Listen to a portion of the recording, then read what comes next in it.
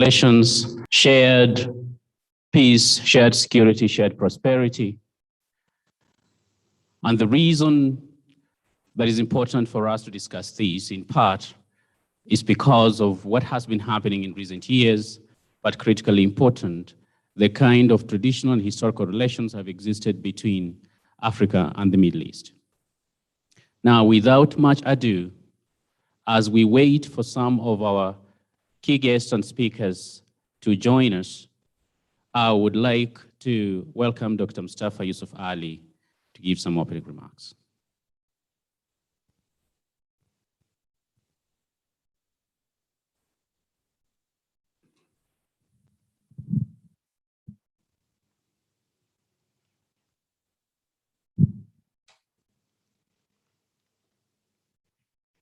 Thank you, Dr. Hassan Kanenje, Director of the Horn International Institute for Strategic Studies. My name is Mustafa Yusuf Ali, and I want to take this opportunity to welcome you to this first conference of Africa-Middle East relations. And today, interactions between Africa and the Middle East has increased significantly, especially over the last 30 years. In the last 10 years alone, interactions between Africa and Middle Eastern countries has more than doubled. But these interactions are not new. Over the centuries, flourishing interactions and influences between African, Arabian, Persian, Byzantine, and Ottoman architecture, language, art, and religious practices shaped relations between these two regions. In late 19th century, imperial and colonial subjugation of Arabs and Africans by colonialists led to relative decline in these interactions. Renewed efforts to restore relations among these nations in the post-colonial period started after the end of colonialism. The Arab League, for example, forged closer ties between North Africa and the Middle Eastern countries through Pan-Arabism, with the Horn of African countries through cultural and religious ties, and the Organization of Islamic Countries, OIC, now Organization of Islamic Conference, by extending its membership to more sub-Saharan African countries. During this time, some countries in the Middle East, especially the Gulf Cooperation Council members, witnessed economic and industrial growth.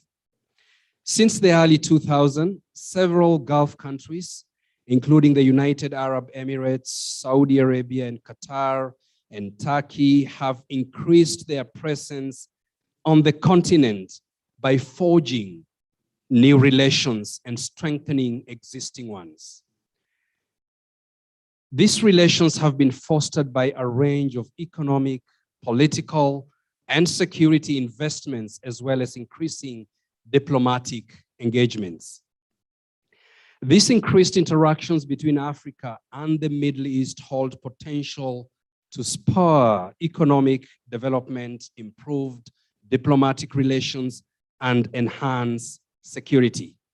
However, geopolitical rivalry and changing alliances between Middle Eastern countries and the pursuit of extremist political and religious interests by state and non-state actors in Africa are threatening the promise of a deeper positive engagements and complicating effective advancement of Africa-Middle East relations.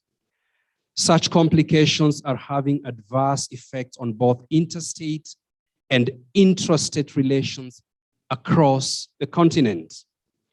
This is particularly because following the sustained war on the Islamic State in Syria and Iraq, and the return of uncertainty following the Taliban takeover in Afghanistan, Africa will certainly emerge again as the next frontier for extremist ideologies. The trend of politicizing is already proliferating across the African continent. This phenomenon is undermining the desired strategic relations between Africa and Middle Eastern countries and heightening insecurity in parts of North Africa, the Sahel, the Horn of Africa, and Southern Africa, especially in Mozambique. There are deeper concerns that the intensified involvement by some Middle Eastern actors in Africa, if not carefully managed, may spark competition that could destabilize parts of the continent. It is for this reason that the Horn International Institute for Strategic Studies is holding a two-day conference. The conference will debate on these dynamics in order to guide and shape the discourse on Africa in ways that can build mutually beneficial relationships between African countries and the Middle Eastern countries. Scholars, experts, practitioners, investors, and policymakers knowledgeable about economic, political, security, and ideological engagements between African and Middle Eastern regions are gathered here physically and virtually, and will discuss key findings of a study by the Horn Institute. The study called Africa-Middle East Relations, Interests, Strategies, Interventions, and Impact from 2010 to 2019. The conference will also deepen understanding of historical, political, economic, cultural, ideological, and security engagements and investments between Africa and the Middle East. Critically examine strategies employed by Middle Eastern powers most active in Africa and the impact of their influence and investments on the development and stability of Africa. The conference will also discuss policy recommendations to further strategic and mutually beneficial engagements between these two regions. This conference will address the following main areas in Africa-Middle East engagements. 1, geopolitical considerations of Africa-Middle East relations. 2, security and diplomatic engagements. 3, foundations and expressions of extremist ideologies in Africa and Middle East. And 4, trade, investment, and cooperation. We hope that after this conference and subsequent follow-up, there will be increased understanding of the current Africa-Middle East relations, including opportunities for shared peace, shared security, and shared prosperity. Expanded network of scholars, experts, practitioners, invest and policy in or focused on Africa.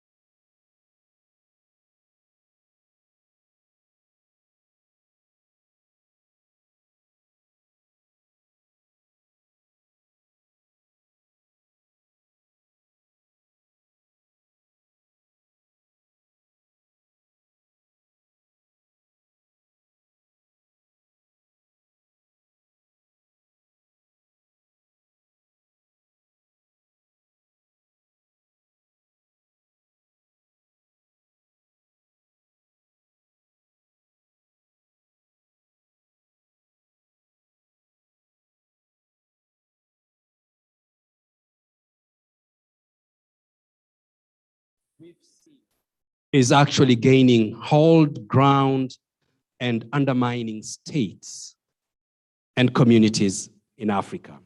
Welcome and looking forward to these discussions with you.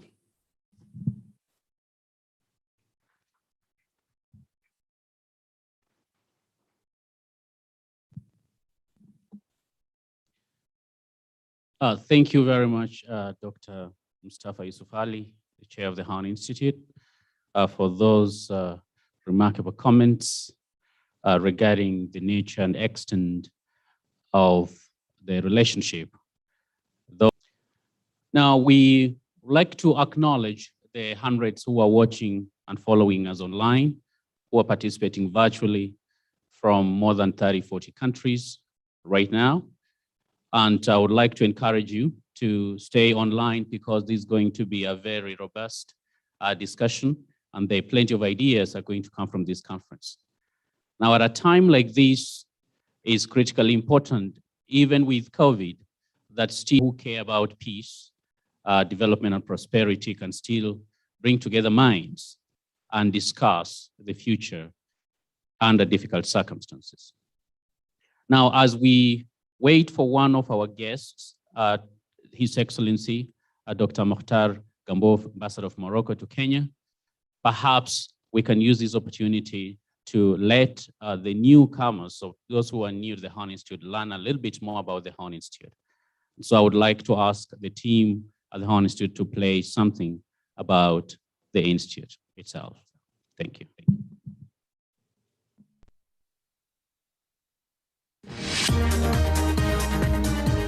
Eritrea, Ethiopia, Congo, Burundi, Sudan, Kenya, South Sudan, Somalia, Djibouti. Countries in the Horn of Africa and Great Lakes region share many common features, but there is also great diversity among them, rendering each of them unique in many respects. While there are formidable social and political constraints that have benighted the region, the Horn Institute believes that action informed by research and analysis could lead to real progress. Somalia has been in conflict for much of the last 25 years. Kenya, where the terrorist group Al-Shabaab and Islamic State continue to lure young Muslims. The Institute exists to contribute to research on multi-directional interlinkages of internal and external factors that would shape national, regional, and international policies. Horn Institute, the Horn Institute, the Horn Institute, the Horn Institute, Horn Institute. Its key focus areas include security, diplomacy, conflict resolution, governance and statecraft, terrorism, and violent extremism. The leadership in Egypt from Morsi. If Kofi Annan had given permission for him to get access to the ammunition, where gains have been made, they should be backed with more of a building community resilience. Other important aspects are establishment of a permanent ceasefire to be monitored by the African Union and to the AU forces. So those are key elements of the peace deal that may actually make it survive. As prisons across Africa fill up with terrorist suspects, that's a question the continent can't afford to dismiss. For in-depth research and analysis, visit the Horn Institute website, www.horninstitute.org. You can also follow us on Twitter, Facebook, LinkedIn, and YouTube.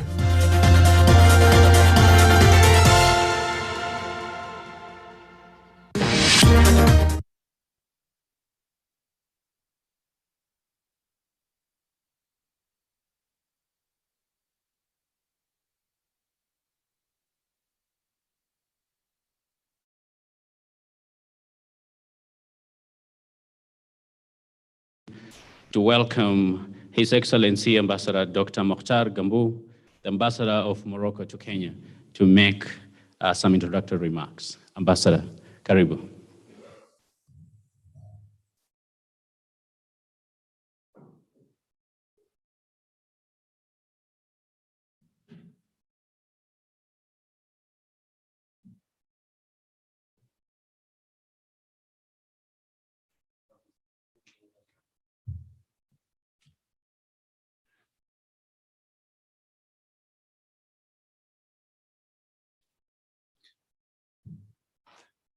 Good morning. I would say Abari Subahi.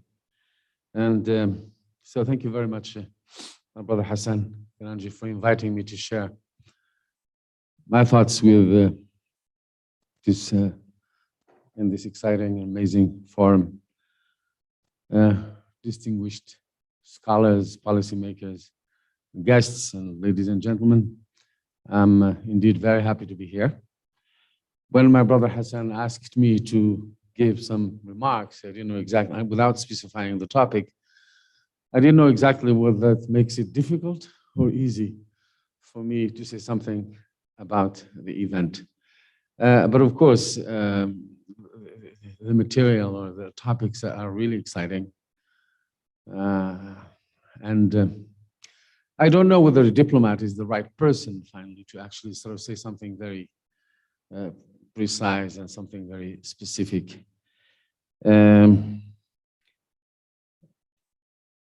But the topic itself, I mean, what I can see is the relationship between the Middle East and Africa, which is a very complex topic. And so I will start with saying, of course, I'm the ambassador of Morocco, and as you know, Morocco is in North Africa. And now, as a professor in the United States, when this abbreviation appeared of MENA region, Middle East and North Africa, so you in programs, academic programs in the US, after that in England and Europe in general, what does that mean to put those two geographic blocks together? Does it mean that they are different from each other, or does it mean that they are just the same? So the problem that we've had in North Africa is the fact that there is always a problem of geographic belonging. Where do you belong? You know? And this has started, of course, a long time ago. Because the problem that happened before, now theories are changing, approaches are changing. There was a certain binarism that if you belong to one, you cannot belong to the other. So even in our schools, as far as I can remember, it was very difficult to actually promote this value or this principle of dual belonging. And now everybody's talking about dual citizenship, about the diaspora. Now it becomes acceptable, but back then there was a binarism, either or. And this really sort of detached North Africa from seeing itself as African in the first place. And when we talk about the 1960s, even if Pan-Africanism or the second wave of Pan-Africanism after or on the eve independence actually emerged in North Africa. You know the Casablanca Bloc in 1961. It was convened by His Majesty, late Mohammed V, the King of Morocco at that time, and founders of many leaders, prominent leaders of Africa, like Nkrumah, Jamal Abdel Nasser, Keita, and so they were there together, and that was actually the first example of looking at Africa as a unified or united continent. This is Pan-Africanism, and eventually in 1963, it even sort of gave birth to the Organization of the African Union. The problem at that same time, there was also the phenomenon called Pan-Arabism or Arab nationalism. So now we should also think about the relationship between these two concepts. Back then they were seen as ideologies, right? And are they the same, or do they work towards the same goal? Or, as I said before, does the binarism prevent us from actually belonging or preaching both? And the problem again was there is this purity of concepts, like if you are one thing, one block, not the other. So I believe that the first thing to do when we talk about the relationship between the Middle East and North Africa, when the Middle East and Africa in general, is we need some clearance. What kind of historical relationship we've had? If you were to look at European anthropologists, most of them actually do not make a real link between the two geographic blocks. And they even talk about complicity of the Middle East or the Arab world. It depends which term you want to use with regards to history, slavery as one. So I remember having all the time discussions with in the US when we talk about, there is this tendency in the US Academy to defamiliarize history, to look at history again from the bottom up, not from the top down. That's where the voices that were marginalized, women, slaves, refugees, started emerging. So they talk about that Arab complicity with slavery. What does that mean? Of course, I mean, nobody can tell you that history is really innocent or pure, but we need to make actually some sort of differences between one discourse and another. Of course, slavery, when it comes to logistics, there were many people involved: Arabs, Africans, Moroccans, Algerians, Egyptians, Somalis, Sudanese, and so forth. But the main point is, when we talk about these things that really sort of seem to create some sort of a problem between the two, between the Middle East and Africa, is the discourse. What matters sometimes is not just the daily practices that might have happened or not. When I read Olaudah Equiano, there's an interesting narrative of Olaudah Equiano, one of the first slave narratives written from Africa. I mean, you'll understand. It's not the fact, I mean, slavery, of course, was some sort of a punishment, never based on race. You turn into a servant. If you do something wrong, they will enslave you. You do work for 2-3 months, and after that, you're free. But when it comes to the European discourse of racism or of slavery, that's one of the most, that's a horrific thing because it's institutionalized. Slavery is not just a spontaneous act. It's a discourse. It's based on racial theories. It has nothing to do with punishment. You can imagine just vessels landing in Ghana or Senegal, just looking at a black man or woman, that's it. That's the market, one. So in this same context of clearance between Middle East and North Africa and Africa, these kind of geographic classifications, I don't know if they are the right ones. You say, for example, we say the Middle East. This is still, I mean, we have to admit that this is also born out of some sort of Eurocentric form of geography. What can Japanese and Malaysians or Indonesians say? They can't say Middle East or the Far East. So we need to look at these geographic terms that we inherited and we see whether they are valid for us or not. So you see, Middle East it means like the proximity of that geography to Europe. So again, this geographic Eurocentrism is something that to really think about. And Africa itself, I mean, I laugh usually because some of my friends tell me, is Morocco African or not? I remember in the US, when I introduced myself, I was a student, that I'm African, people would just look at you and laugh. You're not African. I mean, for them, Africa is reduced to a racial description. You have to be black. That's what it meant. Even again, I mean, when we go back there, it's even if Africa as a term, I always say this, originally the term itself comes from North Africa, a Berber tribe carrying, it's called Afrikush in North Africa, and then Europeans extended that term. They did not extend it to actually create a bridge, but to extend their colonial ambitions.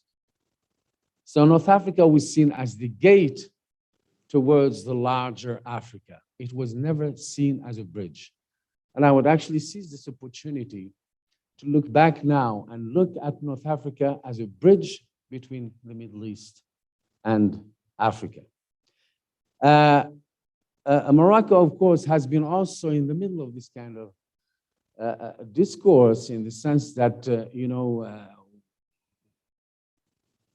geography tempted us to sometimes look towards the north, not towards the south. Morocco just 12 miles away from Spain. And if you go to Tangier, it's 12 miles, you can see actually traffic lights on the other side. So for some people, that was actually a reason enough to look north. Same thing for us, it's geography, not just colonial history. Even if colonial history, as you know, pushed many of us in Africa to still look into that kind of vertical direction. So now when you put Middle East and North Africa and Africa together, we're actually changing the paradigms. We're thinking here about horizontal relationship. We are talking about Southeast relationship, which is going to take actually a new look, sober look towards these thorny, complex issues. So from a Moroccan perspective, as I said, the block of Casablanca, I'm glad when you read history, you see that the major role that Morocco played in the emergence of Pan-Africanism, that was a moment where you could also say how the diaspora comes back home finally. You know, there's always an organic link between nostalgia and diaspora. You know that Pan-Africanism in the Caribbean, Africa, and other parts of the world, all of a sudden in that kind of moment, historical moment, we see as if the diaspora is actually trying to come home in terms of that concept.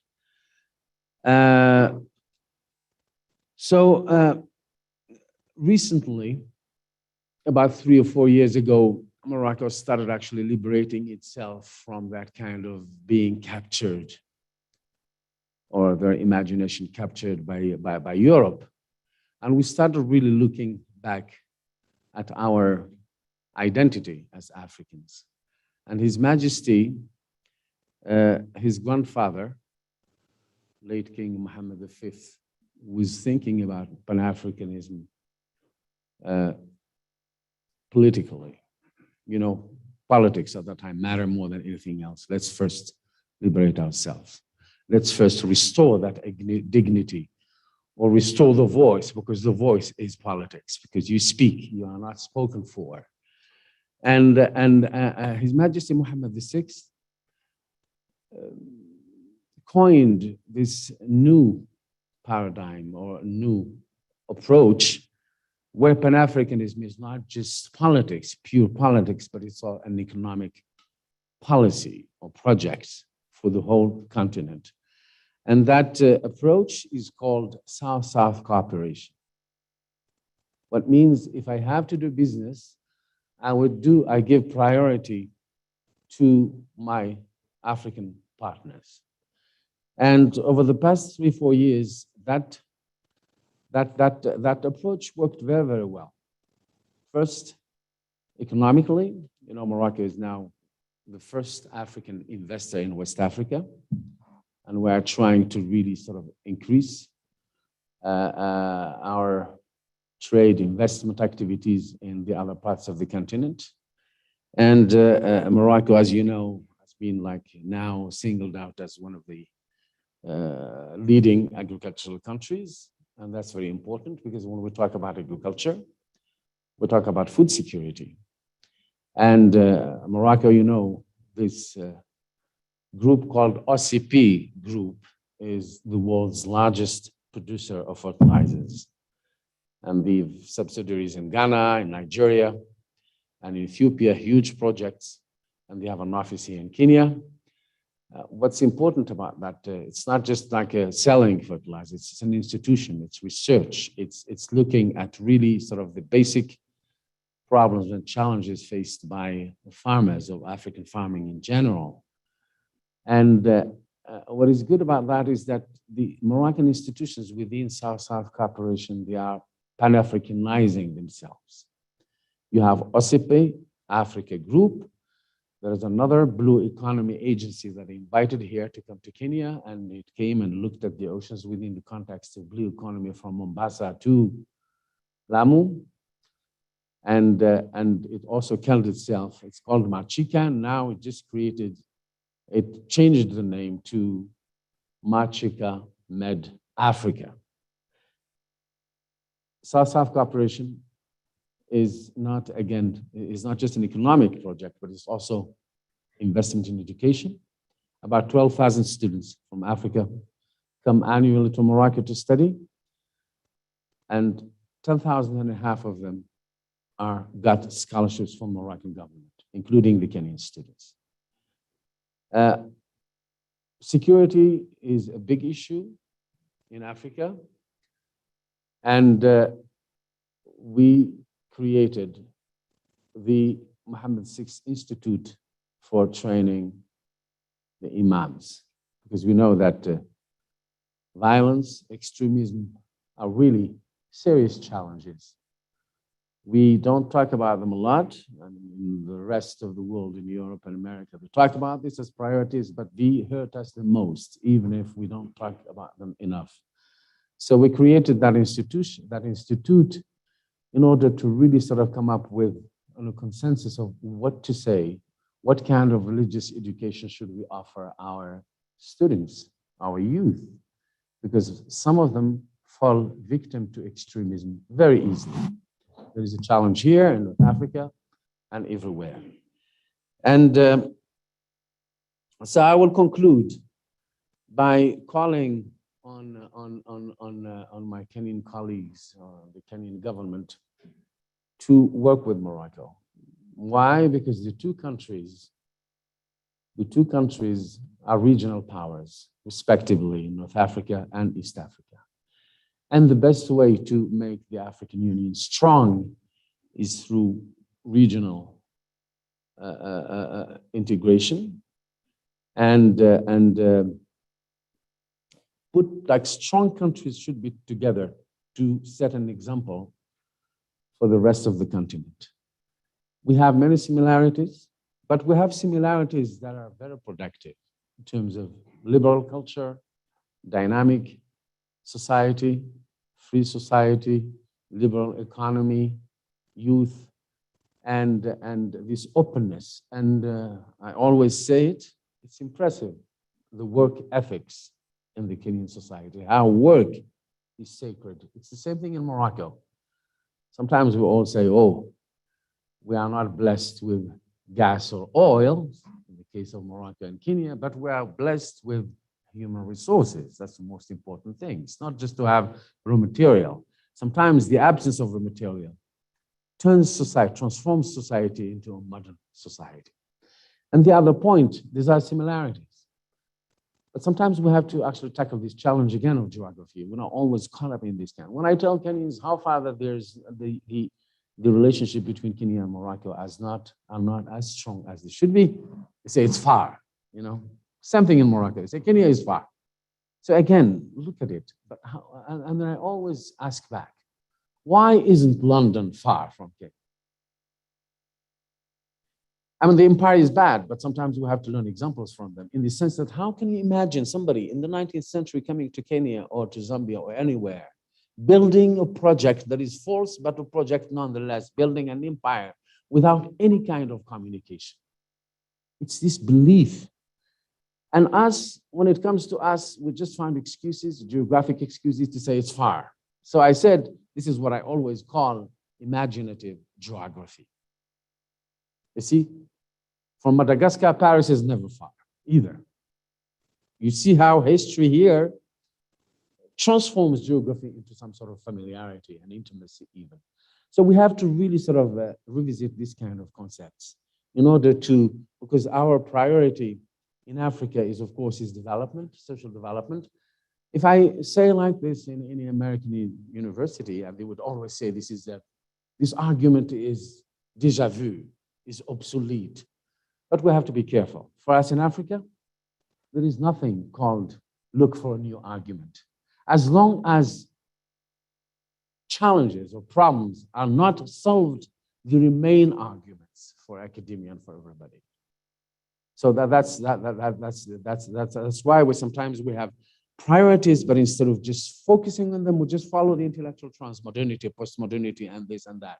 You say, so for us, arguments are problems, and as long as they are not fixed, solved, they remain problems.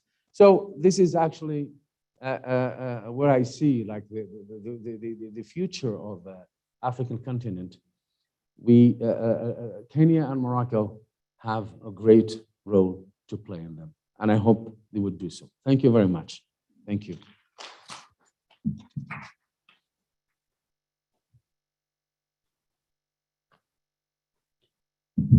Thank you very much, Your Excellency, and for raising the need to deconstruct some imposed sense of geography as we've come to know it, in part because we didn't create those concepts.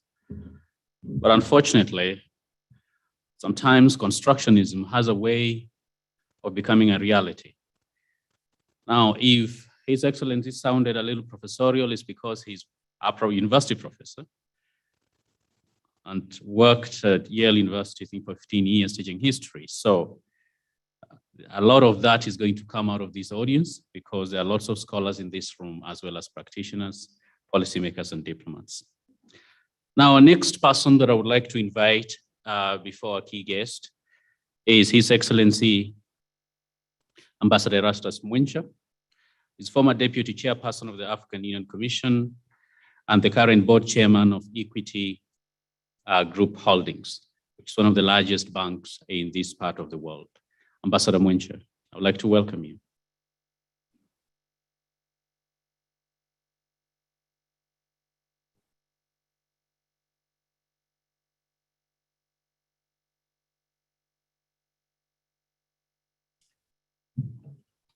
Thank you very much, my good friend Hassan, for giving me this opportunity to address this distinguished gathering.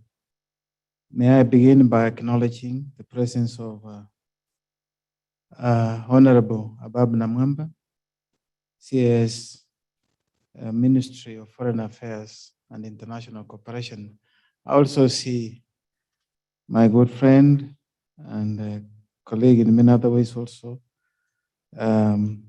Reverend Dr. Kobia, who's chairman of NCIC. I see other important colleagues like Titus, and also recognize comrades who used to be on NTV together. Professor Peter Kawanja, we still have a lot in common. But I want to start by thanking Mustafa Ali and his colleagues for the great conference that they have organized of great relevance to us, but also the achievements of the Horn Institute in a very short while. Those of you have read, and I guess it may have been said before I arrived, that the Horn is now one of the top ranking think tanks in the world. But the Horn has also added something to being just a think tank. It is also a think-do tank, which is a novel, institution, because it doesn't just provide policy instruments, but also is on the ground implementing some of those. This conference not only comes at a very important time, in our times, but also is contextualized in a very important context of our development paradigm.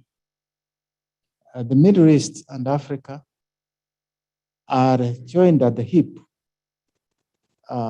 geographically, historically, and I think my predecessor who has spoken here, and I should acknowledge you, Ambassador, has brought it out very clearly that we have a lot in common that goes with trade, with history, some of the recent, but also extremely important aspect of history. And I don't think it is so important for us to look backwards, although the past can inform the present in order for us to project for the future. I think it's important just simply then to say, what do we take from the past that we should inform the future? And maybe for me, I'll just, since my brother here introduced me as a semi-banker, I chair the largest bank now in Kenya. I'm going to concentrate on how we can leverage on the two regions to project ourselves to the future as more peaceful, more prosperous, and harmonious societies. Middle East and Africa, trade goes back to centuries. I don't even think anybody is able to tell us when it started because of the proximity. And part of it would have been the slave trade and the rest, but that is history behind us. But what do we see at present? At present, what we see is a region that has GDP of over $3 trillion. That is the Middle East itself. In fact, it's over 3.5 trillion. But the population is not even 40% of Africa. Africa's GDP is equally big, about 3 trillion. But the population of Africa is 1.2 billion people. And so if you look at in terms of effectiveness, demand, the Middle East is very well endowed in terms of capital that is sitting there. And what do you see in terms of the context that we find ourselves between Middle East and Africa? And I liked the aspect that my predecessor here talked about regarding the definition.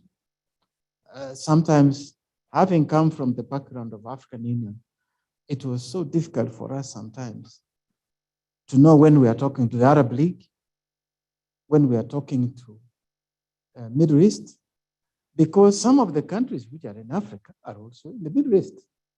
And so that's why I said we are joined in the hip. But having said that, if you look at this proximity, has evolved around 3, 4, 5, what I would call dynamic elements. One of them has been, of course, the economy. The other one has been the socio-political aspect, and which informs us. And the third one is international relations, the context that we find ourselves. In fact, I must say here that dealing with the issue of definition, at the African Union, we always had a problem, whether it was with World Bank or the UN, in the way they defined Africa. Because Africa has always been defined as, in many economic textbooks, you find statistics of sub-Saharan Africa and North Africa, because North Africa has always been annexed to the Middle East. And that has always produced this ambivalence that on one hand you find, especially in the context and in the circles of African Union, countries sometimes arguing, saying, are you in Africa or are you in the Middle East? And that hasn't sometimes sat down very well, especially when Africa is vying as international. For Africa, as always said, we want sub-Saharan Africa and not the Middle East. And that hasn't had its own, it has had its own challenges. But then, what are some of the current dynamics that we see? Because of this proximity and then being intertwined at the hip or sometimes even shoulder, what happens in the Middle East affects Africa on almost on a day-to-day basis. And sometimes you can't tell which are the problems that affect Africa and which are the problems that affect the Middle East. Now, let me take a partial analysis of some of those problems. If you look at the evolution of our cultures, the aspect of peace and security, and the rest. Within the Middle East, when we started to see whether it was Arab Spring before that, or it was the Al-Qaeda and offshoots and what has developed, this has grown almost concurrently. As it grows in the Middle East, it is also growing in Africa. And there is also another dynamic that has also been of concern to Africa. There is no coherent approach to Africa from the Middle East. There is no coherent policy. It has tended to be projected at each national level. Although there is that Arab League or GCC, but when it comes to dealing with Africa, it's not a coherent policy. And what does that mean? It means nationalism plays out in Africa, with the countries pursuing their national interests, sometimes which are contradictory, and Africa becomes a theater of conflict that can be brought by those individual aspirations. These are some of the things which I think this conference should also address, to say how best then can we work with the Middle East so that we can have coherence from Middle East, because Africa tries as much as possible to speak with one voice, except for the aspect I mentioned, that sometimes we have this portion which says we have North and Middle East and we have Sub-Saharan Africa. Those are some of the dynamics that we need to tackle at international and regional level. But having said that, let me come to the economic aspect, and that's where I feel most comfortable. One thing that you notice that the two economies are very much complementary. Complementary in two senses, but if you look at the production, the capital that is sitting in the Middle East, the trade that takes place, in fact, Africa is, Middle East has a net trade surplus with Africa because we buy from Middle East more than we sell to the Middle East. But historically, the dissidents would point to some historical accidents which should have perhaps been better managed. If you look at, for instance, when we had the huge windfalls of the petrodollar, where was that capital from the Middle East sitting? It was in Europe, North America, and the rest. And yet, in fact, if you look at even today, the returns to capital in Africa here is much higher than that. That's one of the complementaries that we should exploit, because Middle East will not invest in Africa for its own, because Africa is so desperate of that capital, but it's also in its own interest. Because if you look at some of the aspects, like exporting terrorism or terrorism having sanctuaries within our territories, it is informed by either social conflict, social exclusion, political, whatever it is, but also economic challenges. And here is one of the most nagging aspects between Africa and the Middle East. I remember at one of the summits, which was in Kuwait, much as that summit had a lot on the table, the elephant in the room was then the huge airlifts we had seen of these economic migrants who had been in the Middle East and who were being dumped at the airports, and which brought in a sense of uneasiness. And so the sense I'm driving home here is, if we invest within the region itself, uplift livelihood, because there's no question about it, Africa today is a beneficiary of huge diaspora inflows coming from the Middle East. And so some of these migrants could be economic migrants. It would be in our interest. But also Middle East, if you look at what you need from Africa, Africa is blessed to have huge land, mass, all these resources, water. And so the complementarity is one of the things that should really drive us to the table. so that we can then be able to address issues of security, even from that angle, harmony. We have that huge commonality that should help us so that then we together can project the same image of the world. That's why I believe this conference is extremely important.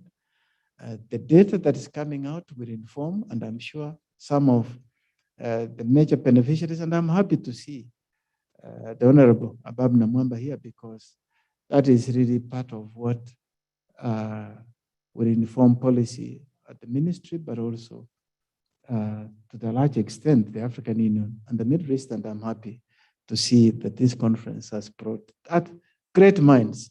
And those of you are out there on the internet that should really bring all those elements for us to work together towards a better Africa, a better Middle East, and a better world. Because if there is anything that is a thorn in the flesh in the world, it is what is happening in this region, in Africa and the Middle East. But together, we also have the capacity and the capability, even not to diminish it, but also to address it effectively. That's why I want to wish this conference the greatest success, and to thank colleagues who are at the forefront in organizing it, and looking forward to the great outcome of this conference. May God bless you. Thank you very much, Ambassador Mwencha, for those beautiful remarks. We hope soon when we come to Equity Bank for some loan in advancing Africa-Middle East relations, it will not decline. Now, there are going to be a number of presentations which are going to be virtual, just so that the audience knows. Actually, most of our international presenters, because of COVID restrictions, they elected to make presentations virtually from the Middle East, from Europe, and from the United States in particular. Those presentations are going to take place today and tomorrow. So we encourage you to stay, and in case you find yourself outside this room, perhaps you can be able to follow virtually.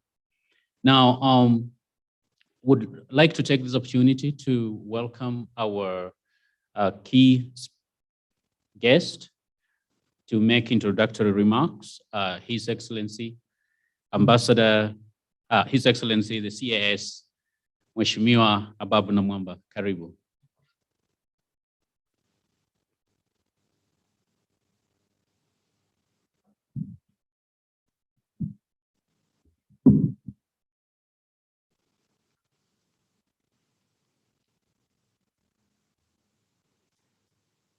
Thank you very much, Daniel.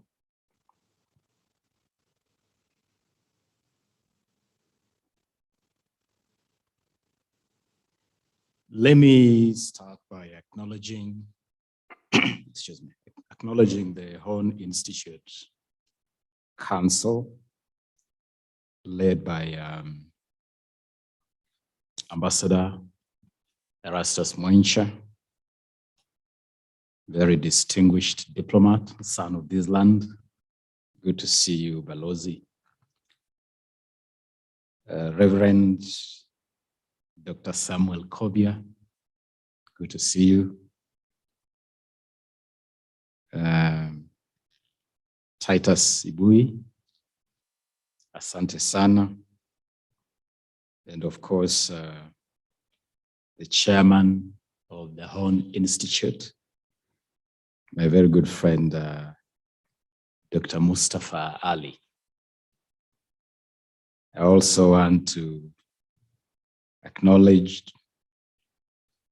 Ambassador Boaz Mbaya in our midst, another distinguished son of this land and diplomat of considerable repute. Ambassador Dr. Mokhtar Gambu, Ambassador of Morocco here in Kenya. And my very good friend and brother, Professor Peter Kagwanja. Professor, good to see you. And of course, Mr. Daniel Iberi, who is the coordinator of this conference. Now, Excellencies, participants, ladies and gentlemen, both in terms of those of us who are here physically and the many participants who are participating in this important conference virtually because of the unprecedented times we live in today, the reason of the COVID-19 pandemic. I want to start by thanking the Horn International Institute for Strategic Studies for the invitation to make some opening remarks at this most important, very timely conversation on the dynamics of Africa, Middle East relations. It's a conversation for those of us at the Ministry of Foreign Affairs that comes at a very timely, strategic moment. In a month's time, Kenya will be taking the presidency of the UN Security Council for the month of October. And among the key agenda that we have tagged or we have flagged is the work of the African Union Peace and Security Council and the various RECs or the various regional bodies, including IGAD, and the role they are playing in the pursuit of peace, security, stability, and for Kenya, especially for our immediate neighborhood. And the immediate neighborhood, in this case, we're talking about the East African region. We're talking about the Great Lakes region. We're talking about the Horn of Africa. And we are particularly keen on what goes on in the Gulf of Aden, in the Red Sea belt, and this whole region, whose situation, whose status will constitute the core of the conversation at this conference. And so Mustafa and team, this is a conference that comes at a very good time. And you can be sure that we will be listening very keenly. And definitely we'll be tapping into the conversation going on here for purposes of the policy posture that Kenya is taking at that global arena of the UN Security Council, and also through our interactions in the region, especially through the work of IGAD and the African Union. Right from the outset, just listening to the opening remarks, I have already picked up some very thought-provoking thinking. I've been impressed by Ambassador Mwincha's reference to the need for coherence in policy, coherence in action with regard to some of the key actions, the key interactions in this region and the issues that we are grappling with today. Now, from the outset, let me make it clear that even though the objective here is to discuss Africa-Middle East relations, I will not create the impression that I'll stand here to speak for the whole of Africa.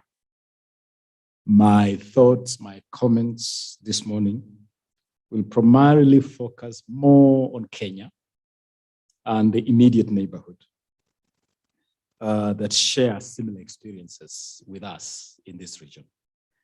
Of course, alive to the fact that as we sit on the UN Security Council, we also do project the voice, the presence of Africa within the context of the UN Security Council. I'll take a moment to congratulate the Horn Institute for your record of excellent intellectual work that involves generating publications such as the one titled Africa Middle East Relations, Interest, Strategies, Interventions and Impact 2010-2019 that you'll be launching at this conference.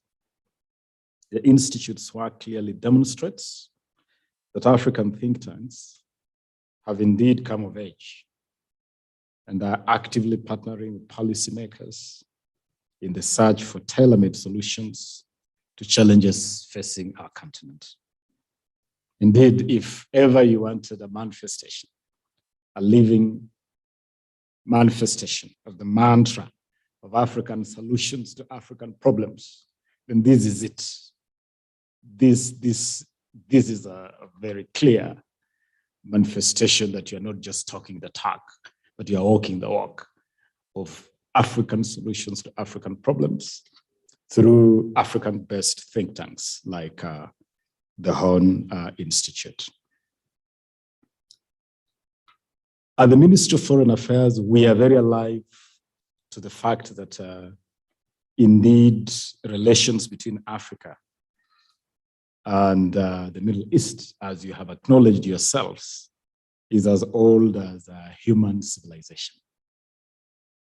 And you can go as far back as recorded history can go to trace the very special ties that bind our two regions. We are connected by history.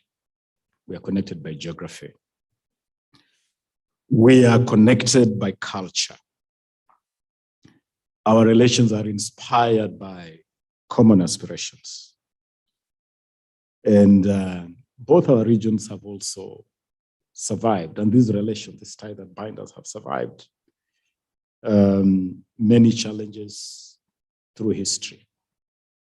Yet those ties have remained very strong.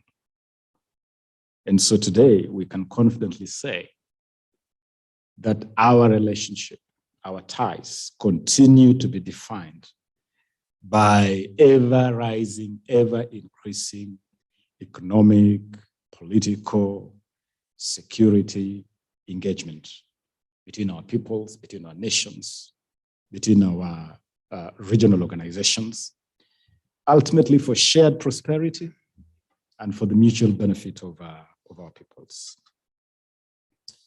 Allow me now to turn my attention to the theme of this conference: shared peace,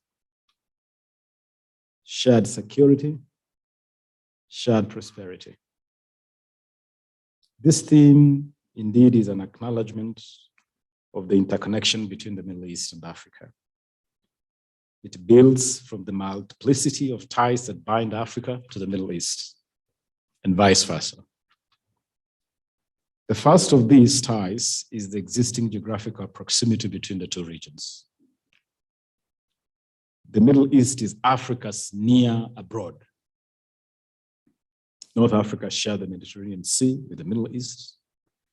The Horn of Africa shares the Red Sea with Egypt, Sudan, Eritrea, Djibouti, and Somalia sharing the Gulf of Aden with Yemen and Oman. It's a well-established fact that contiguous nations typically and inevitably develop increased interactions with each other. And the case has been obvious between our two neighborhoods. And for this reason, Africa has consistently been deliberately making efforts to work closely with the Middle East and vice versa.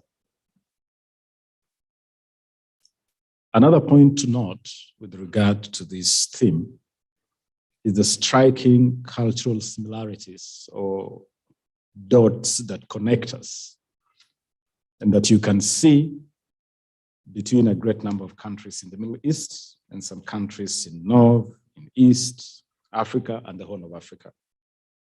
There's a shared ethnic, linguistic, and cultural identity in the form of Arabic and the practice of Islam. Moreover, the development of Swahili language is a result of the interaction between Arab merchants and Africans on the East African coast. It is instructive to know that Swahili has borrowed around about 30% of its words from Arabic. And that's why anytime I'm in any interaction with my friends, brothers from this region, you use words like wazir, and it is exactly the same word in Arabic and in Swahili. you use word like shukran, for instance. It's striking. It's amazing to see the umbilical cord that connects the Arab world and the East African coast through the development of Swahili. It is a powerful cultural connection. And indeed, there are many outstanding factors that make Africa and the Middle East natural partners, neighbors that must coexist and cooperate by reason of by many reasons. The Middle East is abundantly endowed with oil and gas resources, and a lot of these resources power Africa. Indeed, this provides a key economic point of contact between our two regions. The Middle East also shares some critical, vital global choke points and maritime trade routes, including the Red Sea, the Mediterranean Sea, the Gulf of Aden, Straits of Hormuz, and Bab el-Mandeb Straits, and the Suez Canal. These are key maritime routes and global choke points. And indeed, key global players in international trade have a presence in these trade routes and waterways, from China to Russia, Spain to Italy, and beyond. For African countries, such as Kenya and others in the East African region, any occurrence in these waterways do impact our vital economic interests in a very direct way. The Middle East is also a source of investment capital in sectors such as education, infrastructure, and the humanitarian field. Many African countries are forging partnerships in this regard with the Middle East. As has already been noted, migrant labor is another fast-growing area of development cooperation between Middle East economies and Africa. For instance, today, Kenya alone has more than 200,000 of our citizens who live and work in this region, engaged in a wide cross-section of economic activities, working in the hospitality, construction, domestic security sectors. And these are Kenyans who are playing a critical role in our national development through remittances. Economists like Ambassador Mwincha here will tell you that remittances from our nationals living abroad have now overtaken every single export to rank as our #1 foreign revenue stream into our economy. Overtaken tea, overtaken tourism, and therefore remittances by our people working abroad is a key plank of our national development. Middle East countries have also, over the years, forged development cooperation with Africa to finance development of roads, water and sewage infrastructure, hospitals, education and irrigation schemes in Africa. We have also seen collaboration in security. And in Kenya, for instance, there has been close security partnerships with Middle East countries aimed at facilitating information sharing, training for purposes of counterterrorism, countering extremism, radicalization, combating transnational crimes that include cybercrime, human and drug trafficking, and counterfeit goods and products. And we want to on behalf of the government of Kenya, I really want to acknowledge and to thank the countries within the GCC region that we have and continue to forge a very close working relationship in the areas of security and also development cooperation.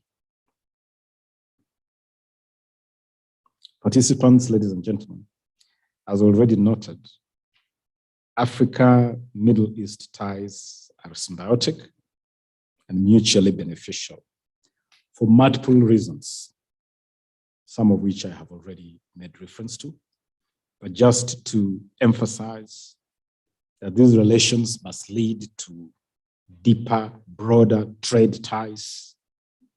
And as emphasized by Ambassador Mwencha, we exist in a state that is perfect for complementarity,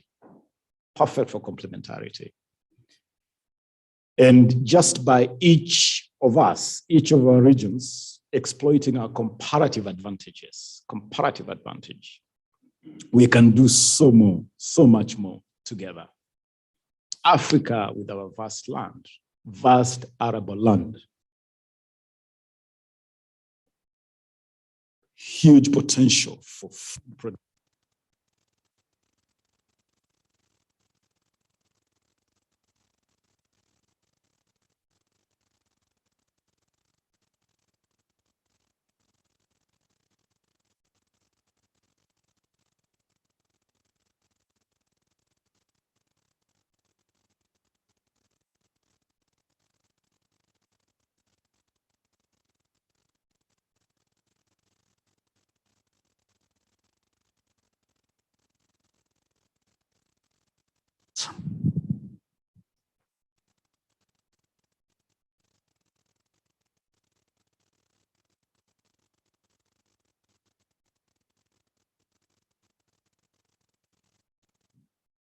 Thank you.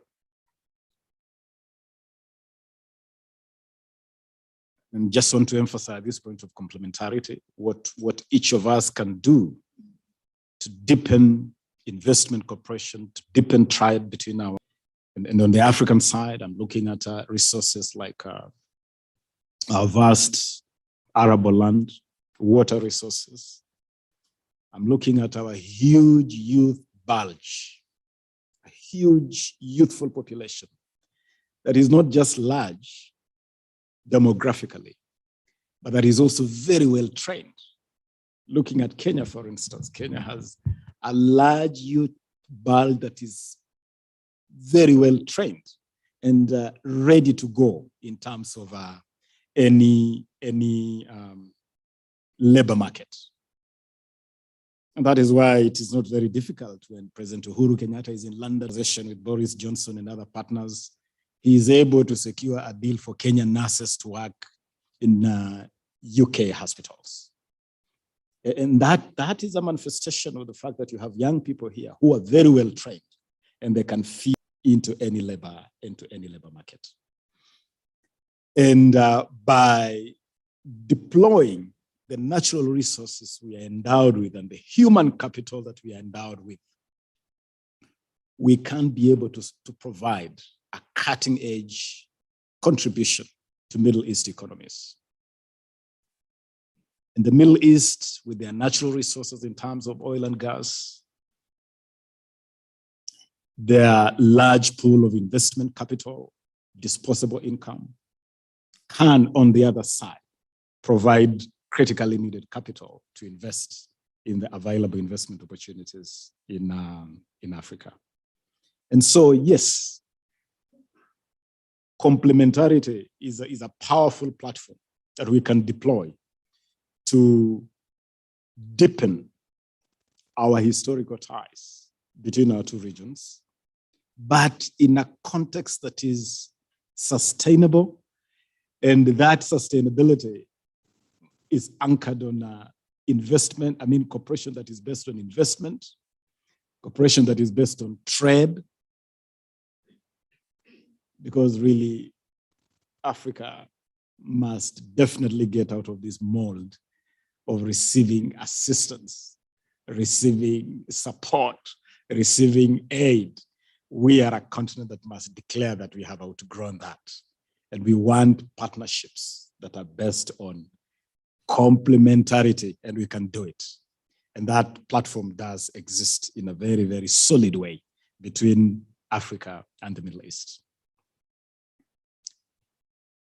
Let me quickly also touch on one crucial, sensitive issue that is important to our relationship with the Middle East. Now, external actors from the Middle East region have recently joined the United States, the European Union, the Chinese, the Japanese, to establish military bases and ports along the Red Sea and the Indian Ocean coastline. The Turkish have taken over a port in Swakin Island in Sudan, eliciting some concerns from Egypt. In the port of Assab in Eritrea, there's a strong presence of UAE forces, while in Djibouti, there are French, American, and Chinese bases. In Somaliland, Berbera port functions as a port for the UAE. Ethiopia is also making effort to enter and establish a presence. In Somalia, the UAE is also based in at least 4 ports.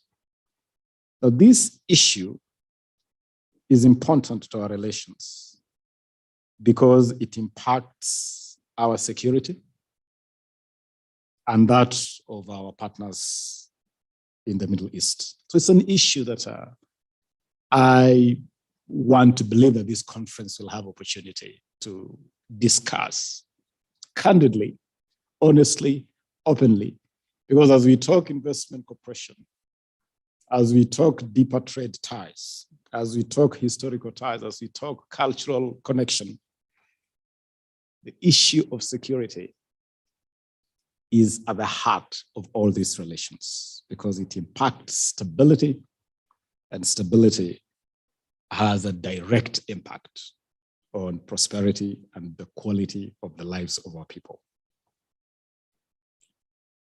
But even as we discuss that matter, and perhaps that matter should also be discussed in the context of the strong multilateral cooperation between Africa and the Middle East, because we do cooperate. We do have a lot of linkages between ourselves and the Middle East on the multilateral front. Both sides are members of important groups such as the Group of 77 and China, the Non-Aligned Movement, the Organization of Islamic Countries, OIC, and the Arab Group. These partnerships have contributed to joint efforts in voting patterns for the mutual benefit of both regions.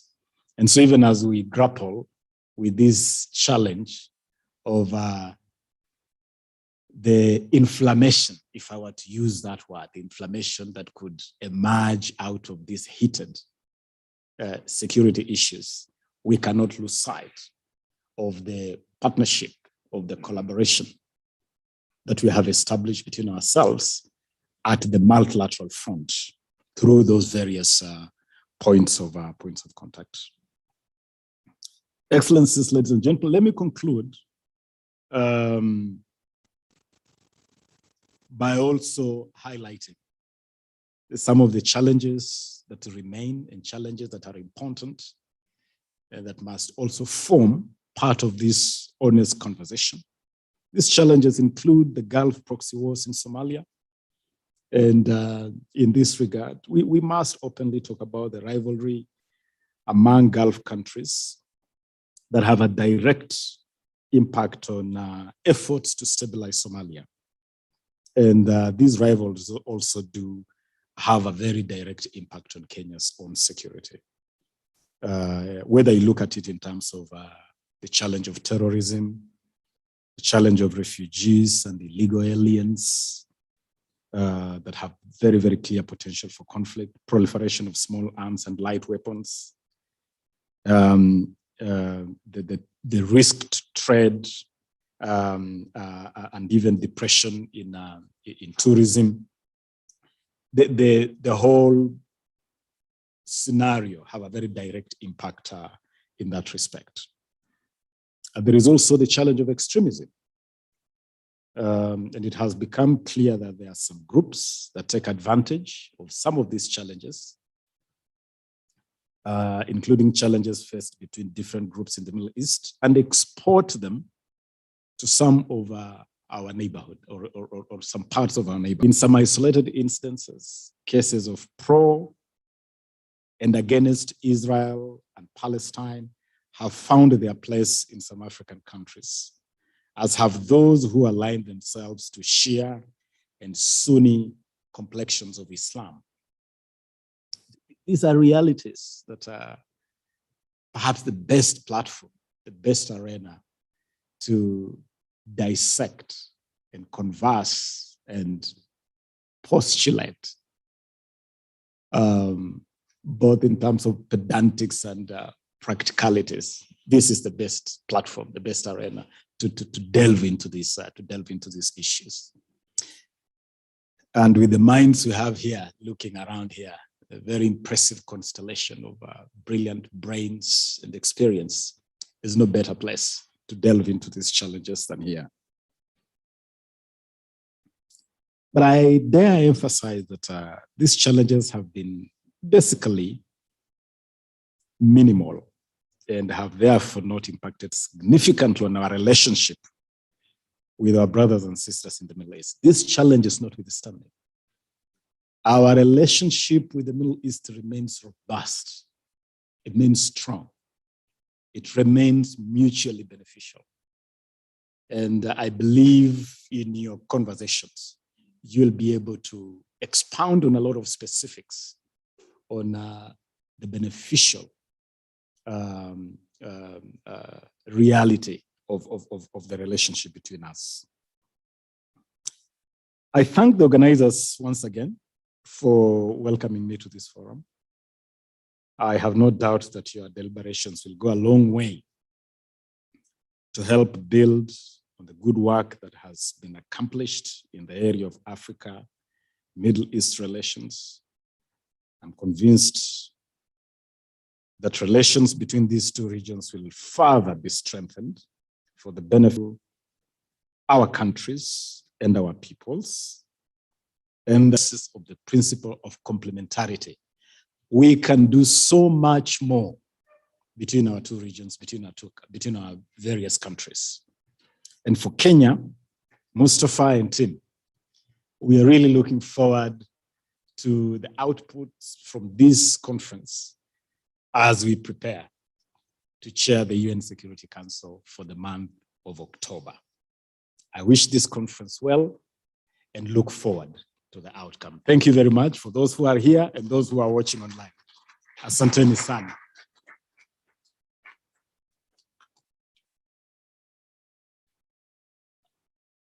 Thank you very much, our Chief Administrative Secretary, Ministry of Foreign Affairs.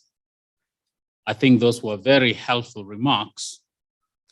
Now, the challenge of planning to make a presentation after brilliant policymakers and scholars have spoken is they tend to steal your thunder. And sometimes you may find yourself lacking what to say, but I want to encourage everybody that the CAS has teased us with a number of things which we actually plan to talk about, some of which is going to be in our presentations. Now, for those who are following us online virtually, we're going to take a short break of about 15 minutes, tea break. Then we're going to be back. Please don't go away, sign back in. And I would like to encourage all our key guests and Honorable Namwamba. You are an intellectual guru in your own right. We would like to have you the entire day if you can. We really appreciate that, and we appreciate your presence here today. Thank you very much, and welcome to tea. It's right to your right or to your left, depending on where you're standing. So please, Let's take a quick break, then come back in about 15 minutes sharp.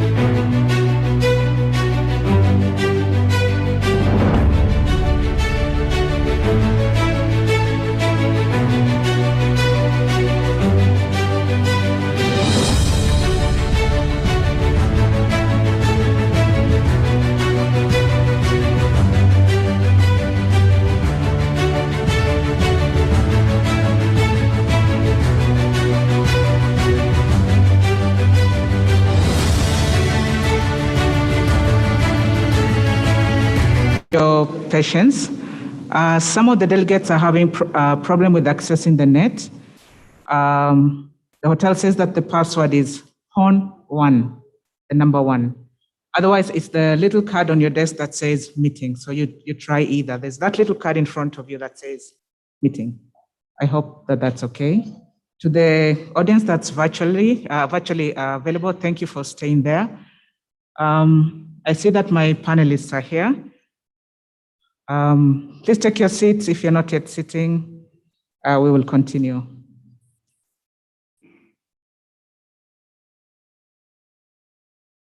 Delegates present here and online, all protocols observed. I am Rosalind Omondi, the Associate Director Research at the Horn Institute, and I will manage this session.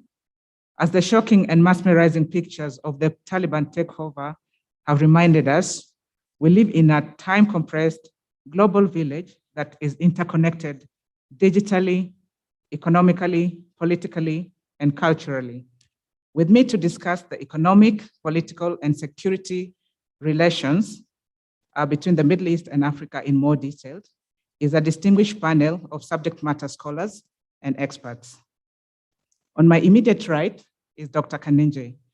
Dr. Kanenje is the Associate Director, Dr. Kanenje is Director at the Horn Institute. He is a Fulbright Scholar who specializes in conflict analysis and resolution. He's also a regular commentator on policy, peace, and security issues, and he usually appears on local and international media. I'm sure a few of you have seen him. If you haven't, you can see some of those clips on the Horn Institute website in the gallery. And I will also want to let you know that Dr. Kanenje will make a presentation on political, security, and economic engagements between Africa and the Middle East. And seated next to him is Dr. Alkano Wario, who is the Associate Director at the Center of the Study of Terrorism, Violent Extremism, and Radicalization at the Horn Institute. He's also a lecturer of religion at Egerton University in Kenya. He will discuss the ideological foundations on violent extremism, again, focusing on the relations between Africa and the Middle East. And then we have with us Professor Peter Kagwanja, who is an expert on security and governance, particularly, I mean, he talks a lot to us about many things, but particularly these ones. He is the Chief Executive Officer of Africa Policy Institute. One interesting thing that you might want to remember about him is that between 2008 and 2013, he assisted the former president of Kenya, President Mwai Kibaki. He was the advisor on reforms on that, the reform agenda. He's on stage also with Dr. Mustafa Ali. Dr. Mustafa is the director of Arigato International here in Nairobi, and the Secretary General of the He is the Secretary General of the Global Network of Religions of Children. He's also an expert on conflict and violent extremism. And what I know about him is that he spends a reasonable amount of time seeking ways to address challenging conflicts in Africa peacefully, particularly the idea of peaceful coexistence of nations. And he's actually won a very interesting award for that. So now I want to just summarize and say that Dr. Kanenje and Dr. Wario will present the key findings of a recent study by the Horn Institute on Africa-Middle East relations. And this study was conducted focusing on 10 years, so between 2010 and 2019. And then Professor Kagwanja and Dr. Mustafa will respond to this. Now, the 4 presentations will then be followed by a comment and Q&A session. To the audience that is virtual, we appreciate your participation from the US, from the UK, from the Middle East, particularly in Dubai. We can see that you're online. We want to thank you for that. We want to thank you for those who are joining from South Africa and Zimbabwe and across the world.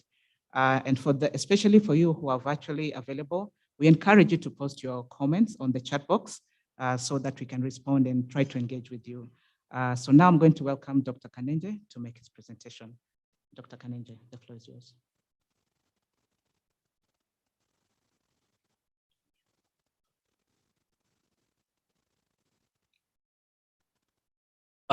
Ladies and gentlemen, distinguished scholars, guests, and practitioners. It is my pleasure to share with you something which I will not pontificate, is going to talk about everything, because no single study can be exhaustive enough to talk about every single issue on Earth, especially insofar as the Middle East-Africa relations is concerned. Now, as just a way of summarizing some of the findings, our team put together a video clip before I make my presentation, and I'll ask them to play it for the audience right now.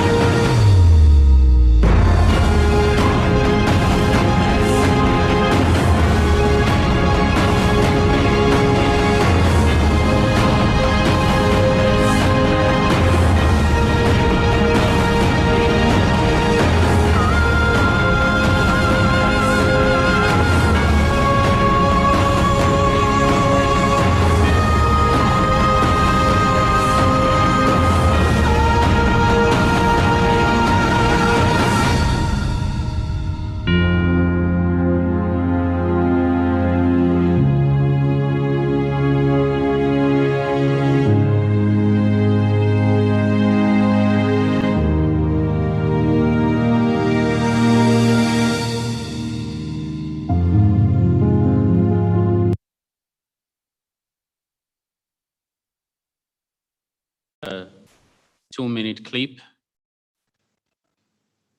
As I mentioned, in no way does it exhaust everything, but I think it sets the stage for us to discuss some issues, including difficult ones, especially insofar as Africa-Middle East is concerned.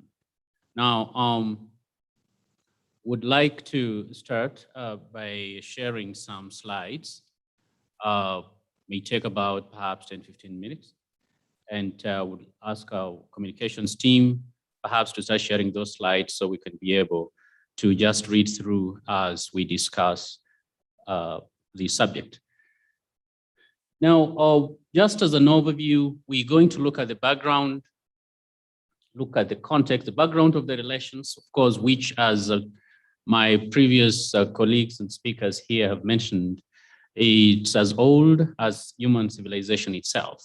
When it comes to the history of Africa, Middle East, it's extremely old. It has contributed a lot to the kind of identity that both regions have. We look at the context within which this study is taking place. We going to also look at the geographical focus, what I call geographical limitation. And the reason why, the way that is important is when we are talking about Middle East, we do not necessarily take the 13, 14 or so countries that make up what is Middle East.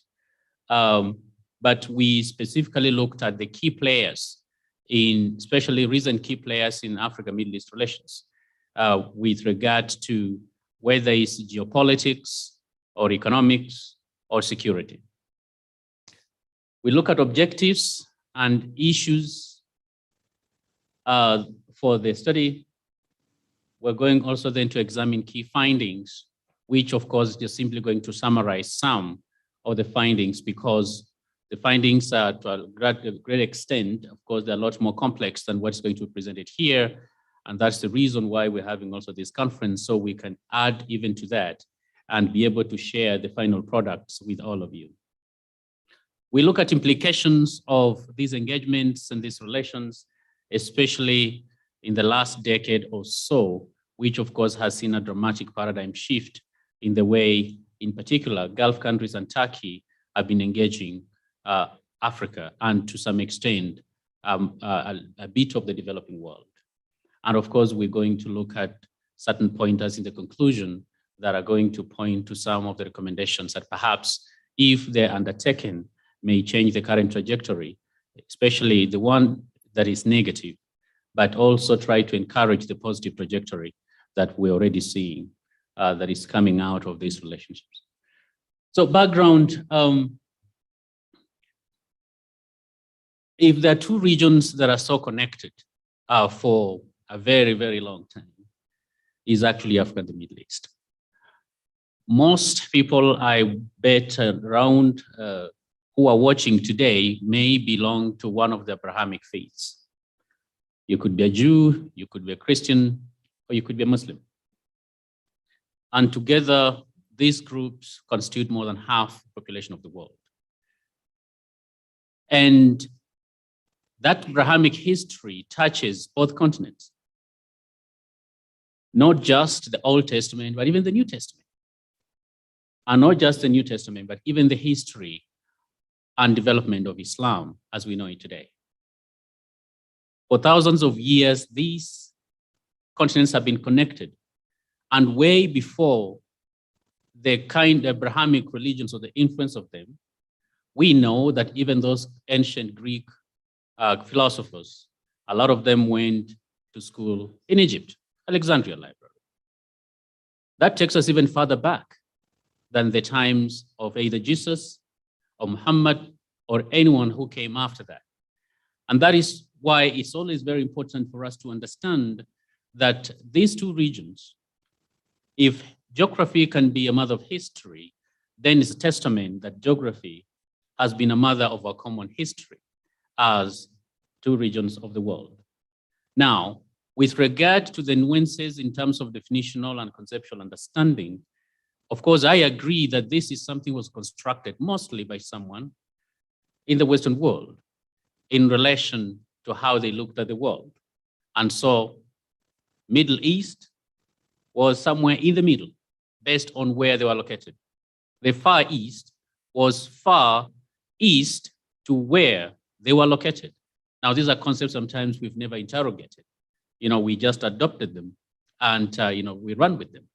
But then these constructs were made not to advantage the people, especially who are dominated mostly economically, socially, intellectually, but to profit people who had designs on writing the international order. Of course, the rest is history as we know it. Now, we've been defined by geography. We've been shaped by religion, sometimes for good, sometimes for bad.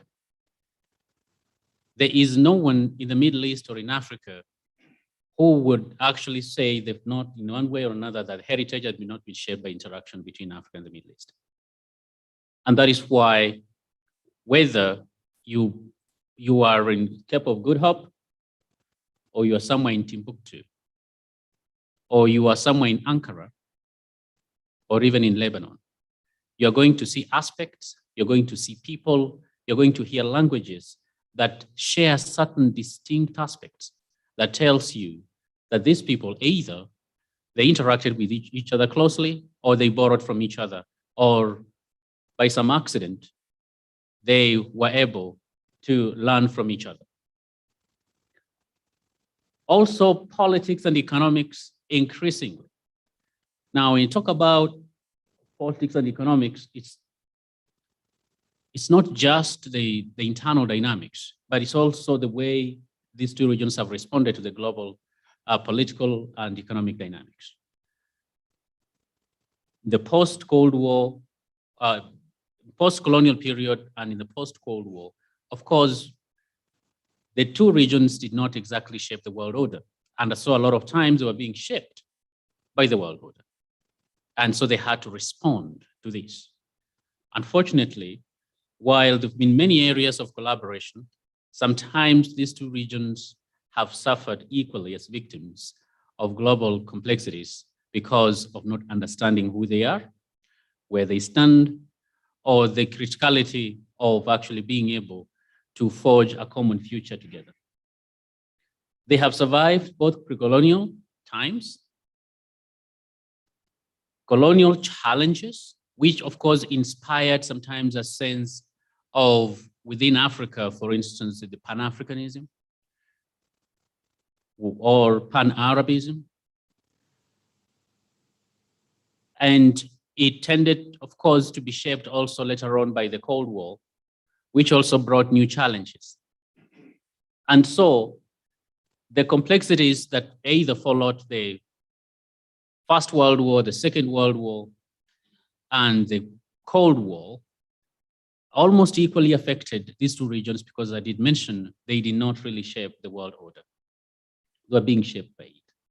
However, one thing that is common is that both of these regions are united by shared aspirations of independence and sovereignty, territorial integrity, of security and stability, and of prosperity and economic development. Now, some have been able to register impressive economic development, while others are still trying to catch up. What is the context? The context is the study focuses on the period, about 10 years, between 2010 and 2019. And the reason we elected this period is because there were sudden dramatic changes that have been witnessed. Now, part of it is not just informed by the dynamics in the Middle East, it's also informed by the dynamics in the international system. In what I think Fareed Zakaria likes to say in foreign policy, that the decline of the West and the rise of the rest. And so the rise of the rest is also informing the kind of engagements we are seeing between Africa and the Middle East, and especially some of the interest that, for instance, Gulf countries have developed on the continent. Now, historically, another context, historically, the relations have been largely defined by trade and religion. Whether you go as far back as before even this slavery period or slave trade period, or the kingdoms of Western Africa and Northern Africa, which were shaped a lot by either the practice of Islam or by the rulers of Islam or by the ideology of Islam. But at the same time, it was maintained by trade and commerce, which of course was instituted in a number of those countries, especially along the coast of Africa. Now, recent years have witnessed exponential growth in political terms, in economic terms, as we're going to see, in security, in humanitarian terms, and important to the continent in geostrategic engagements, because this is not just something that is coming, of course, from the Middle East, but it's also coming from Europe, it's coming from Asia. And so Africa has pretty much become the next frontier for geopolitics. We have to look at it from the global perspective.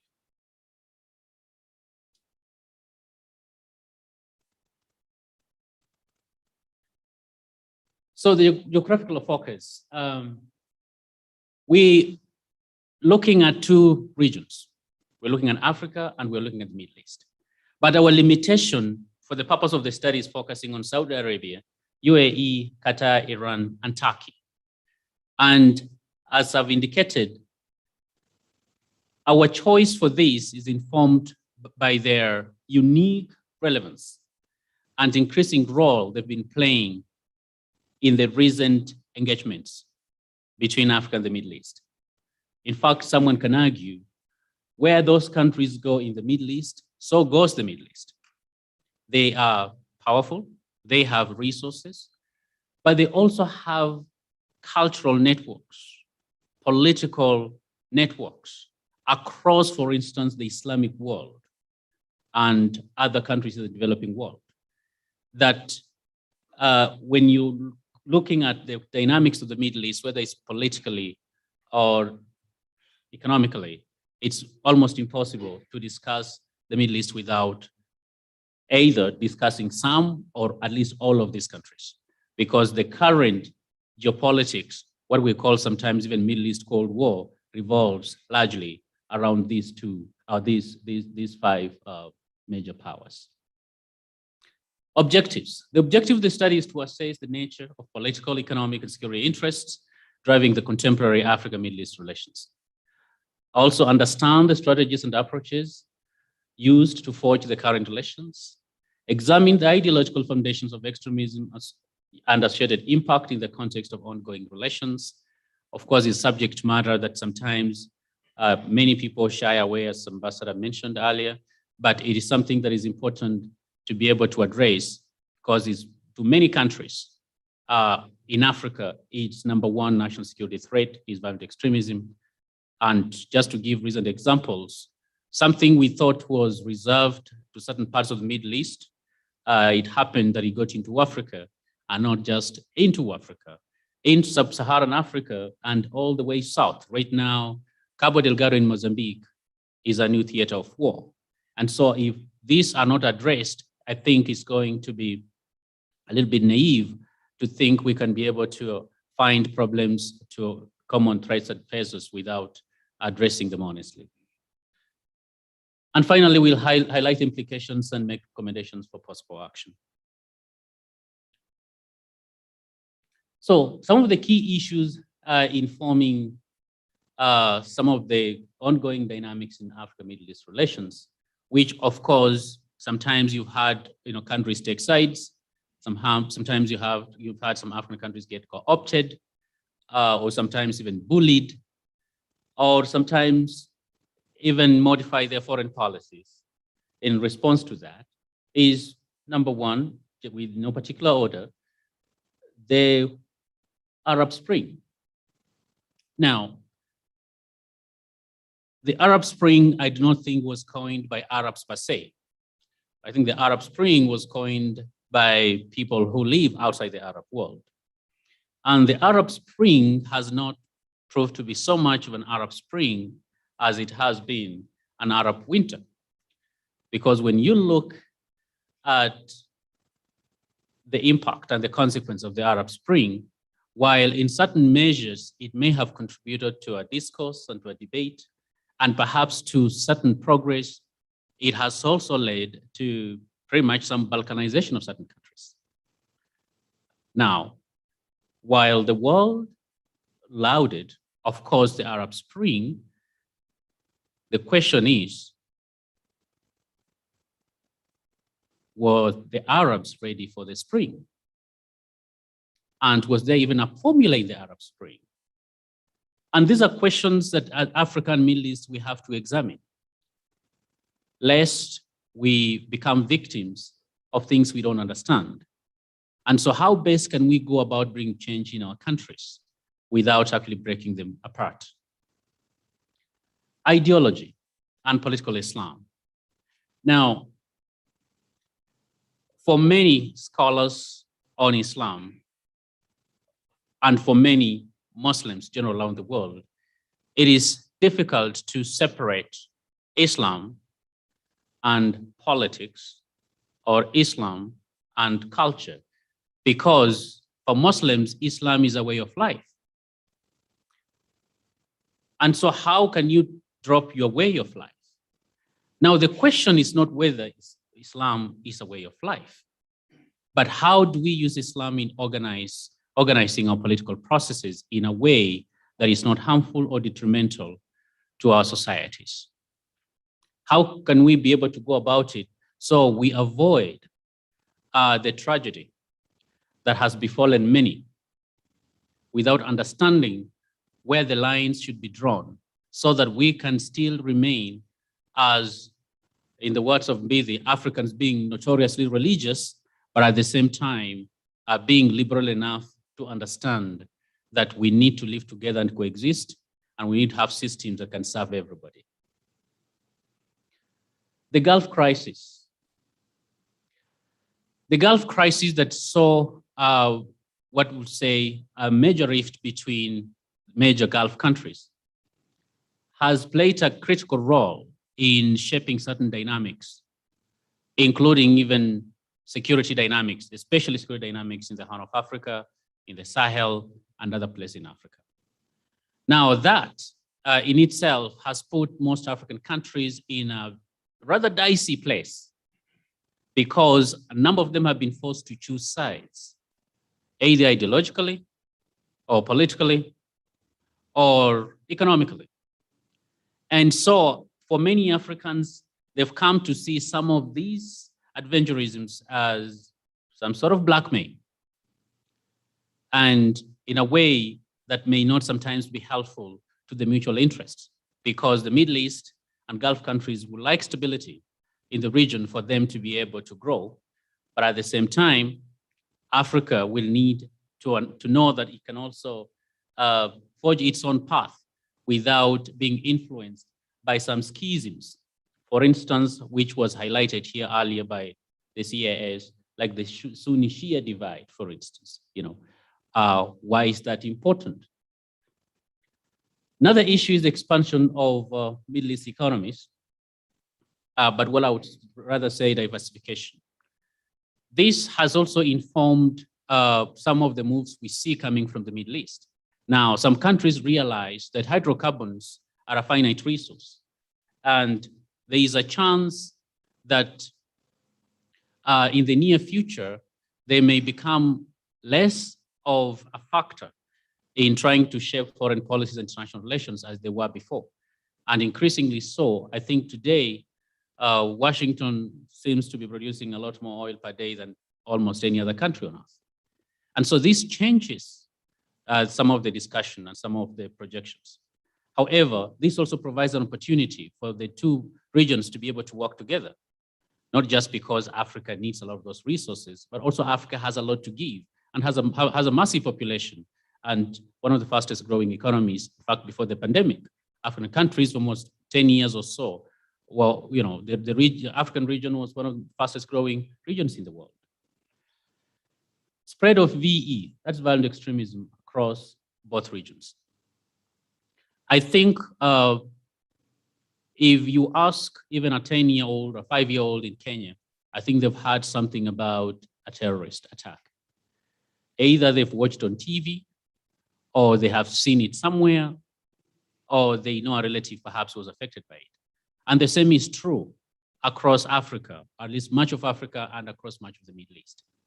And so at some point, this issue was seen as someone else's problem. And so Africa and Middle Eastern countries were being caught, for instance, in the crossfire between Osama bin Laden and the United States. But that is no longer true, because it is still our sons and daughters who are being enlisted as foot soldiers, who are being recruited. It is still our people and countries who are being involved, in financing some of these activities. So how can we be able to confront the problem of terror without honestly confronting how it is perpetuated? And finally, you have growing African populations. The question of the Red Sea, the maritime issues, these are important. The Red Sea, Gulf of Aden area is a critical area when it comes to international trade, and increasingly so, and which I think Ambassador Gui at some point may mention something on that. It has become a vital waterway. And so the increased interest also is a reflection of its increasing vitality when it comes to national interest of the countries concerned, both in Africa and the Middle East. So the key findings are going to focus on economic, political, and security, as well as ideological. But the ideological aspect, I'm going to leave it to the next presenter, who is going to go deeper into discussing it. Now, politically, we have seen political ties with African countries becoming extensions of Middle East geopolitics. Now, the reason we're saying this is in the last 10 years, and especially since the Gulf crisis, the geopolitics that informed the Gulf crisis is increasingly turning certain African countries into mere appendages of foreign policies of our partners in the Middle East. Now, while this may have a short-term comfort psychologically, it has long-term negative impact.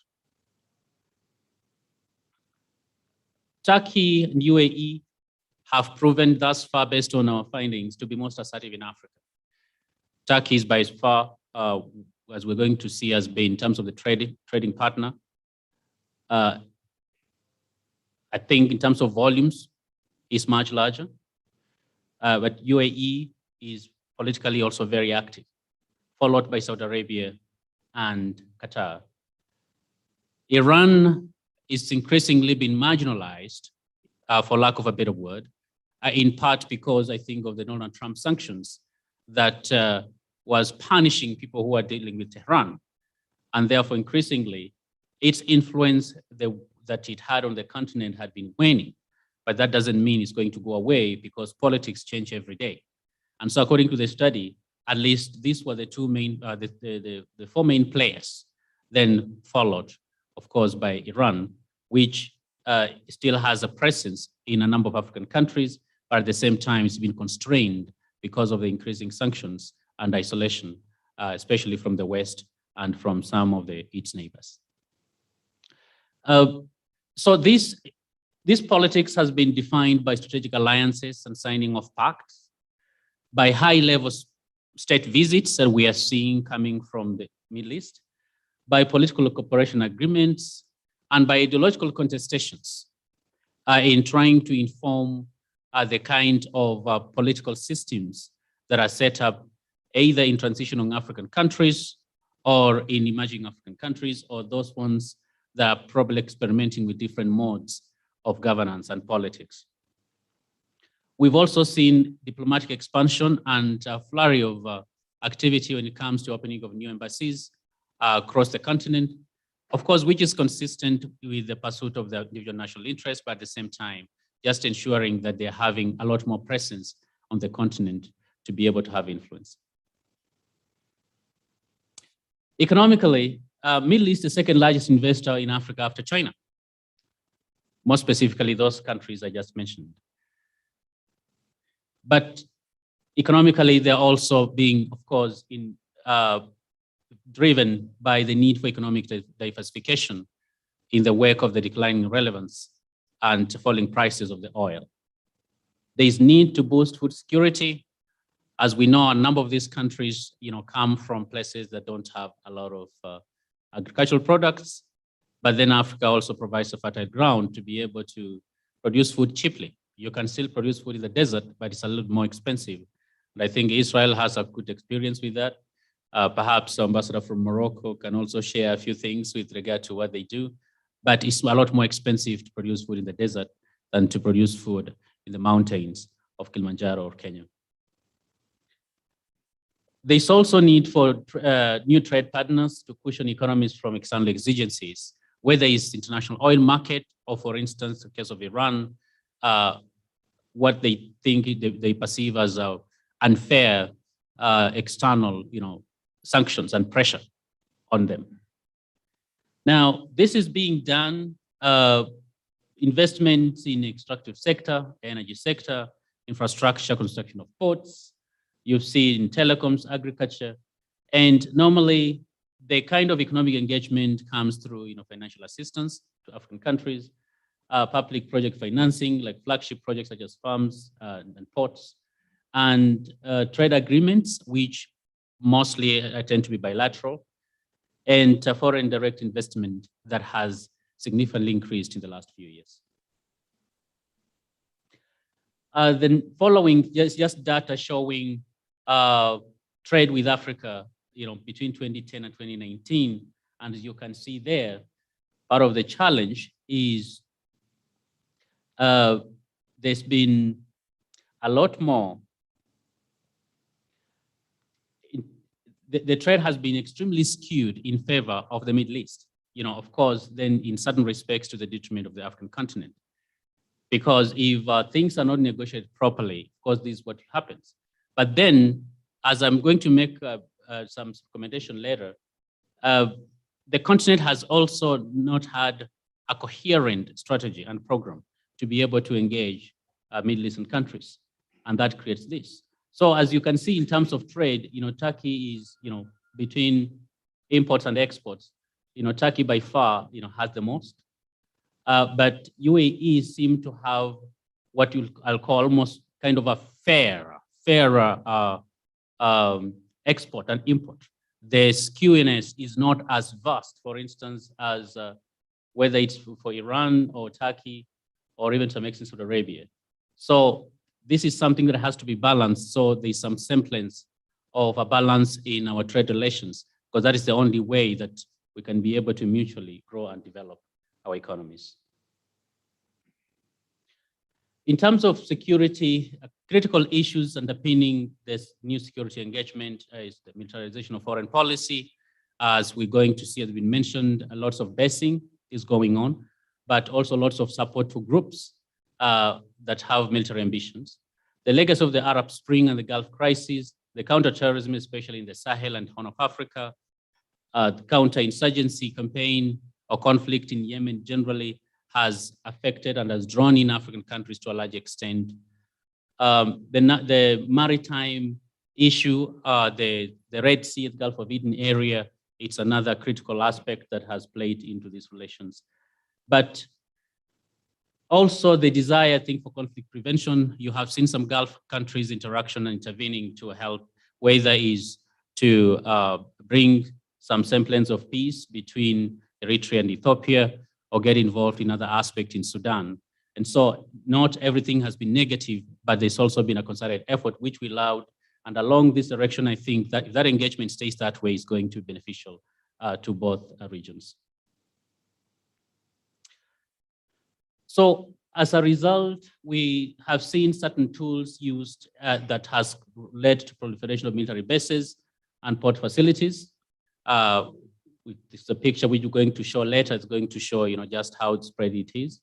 We see training involved security forces. For instance, Turkey's training Somali's security forces.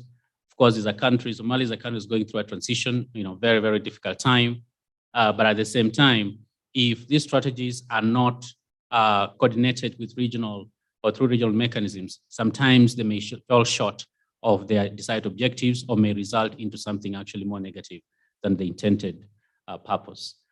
We've seen donation, of course, of military hardware from, especially leading Middle East and Gulf countries to different players in theaters of conflict, but also in places where there's peace. But critically, as I mentioned, enlistment of African militaries into foreign theaters, proxy wars right now being supported, sometimes by competing ideologies or competing groups. But as I just indicated, the mediation role that is also emerging from the Middle East is something that should be encouraged.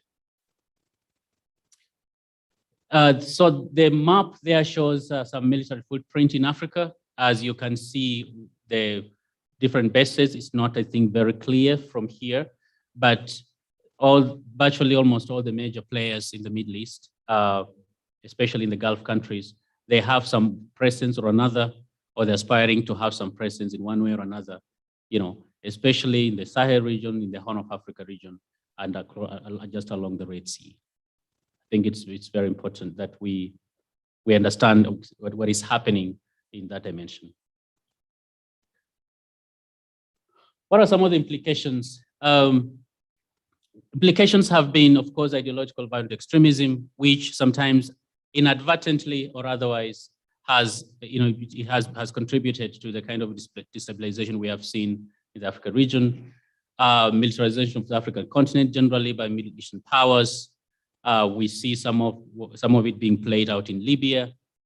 We see regional instability growing in certain places, spillover, domestic regional interference, balkanization of different parts of the Africa into like Sunni-Shia divide, especially sometimes it's intrastate kind of problem that is going on, such as Nigeria.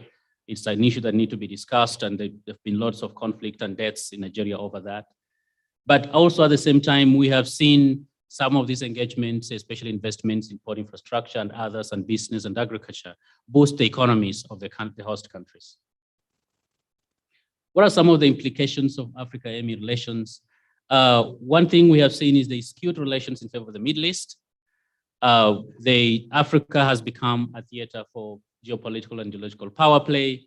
There is increased threat to regional security and stability. There is weakening of regional institutions and multilateralism, because these interventions, what they do is they do not come through regional mechanisms, and therefore it's almost some kind of a divide and rule. And so it's important, as countries which were colonized, all of us, both Middle East and Africa, we understand that that strategy can only take us far. It cannot take us far. It has its own shortcomings. The pros is we've seen it, economic boost in some countries. We've seen some regional peace and security dividends, especially from intervention from some Gulf countries, especially in the Horn of Africa and parts of the Sahel. And we have seen emerging recognition of the increased role of the global South, that perhaps there are new kids on the block who are emerging, and the world needs to pay attention to them. In conclusion, Africa's geostrategic and geopolitical importance to the Middle East has increased significantly, at least in the last 2 decades. And both of these regions, of course, stand to benefit from expanded relations. And it can go a long way in trying to advance the common goal of the South-South relations, something which has been conceptual but has never really been realized in actuality. We have also, it's also important that the parties involved, especially both regions, do not export internal rivalries to the other, because that only brings a lot more instability. It's critically important that we establish multilateral cooperation mechanisms in counterterrorism, in trade, investment, in economic and political cooperation, and especially in the wake of increased interest by, for instance, big powers in Asia and North America and Europe. We will not be able to confront their power if we actually, we are too divided amongst ourselves. We've seen that it's important to intensify efforts to stabilize delicate or fragile regions like of the Sahel and Horn of Africa and parts of Southern Africa as a way for mutual stability. And finally, the ties, while they bear mixed fortunes, they require better diplomatic strategies. They require better discussions. They require more forums such as this one to be able to discuss honestly and frankly and be able to arrive at certain solutions that are going to promote the mutual interests of the two regions. Thank you.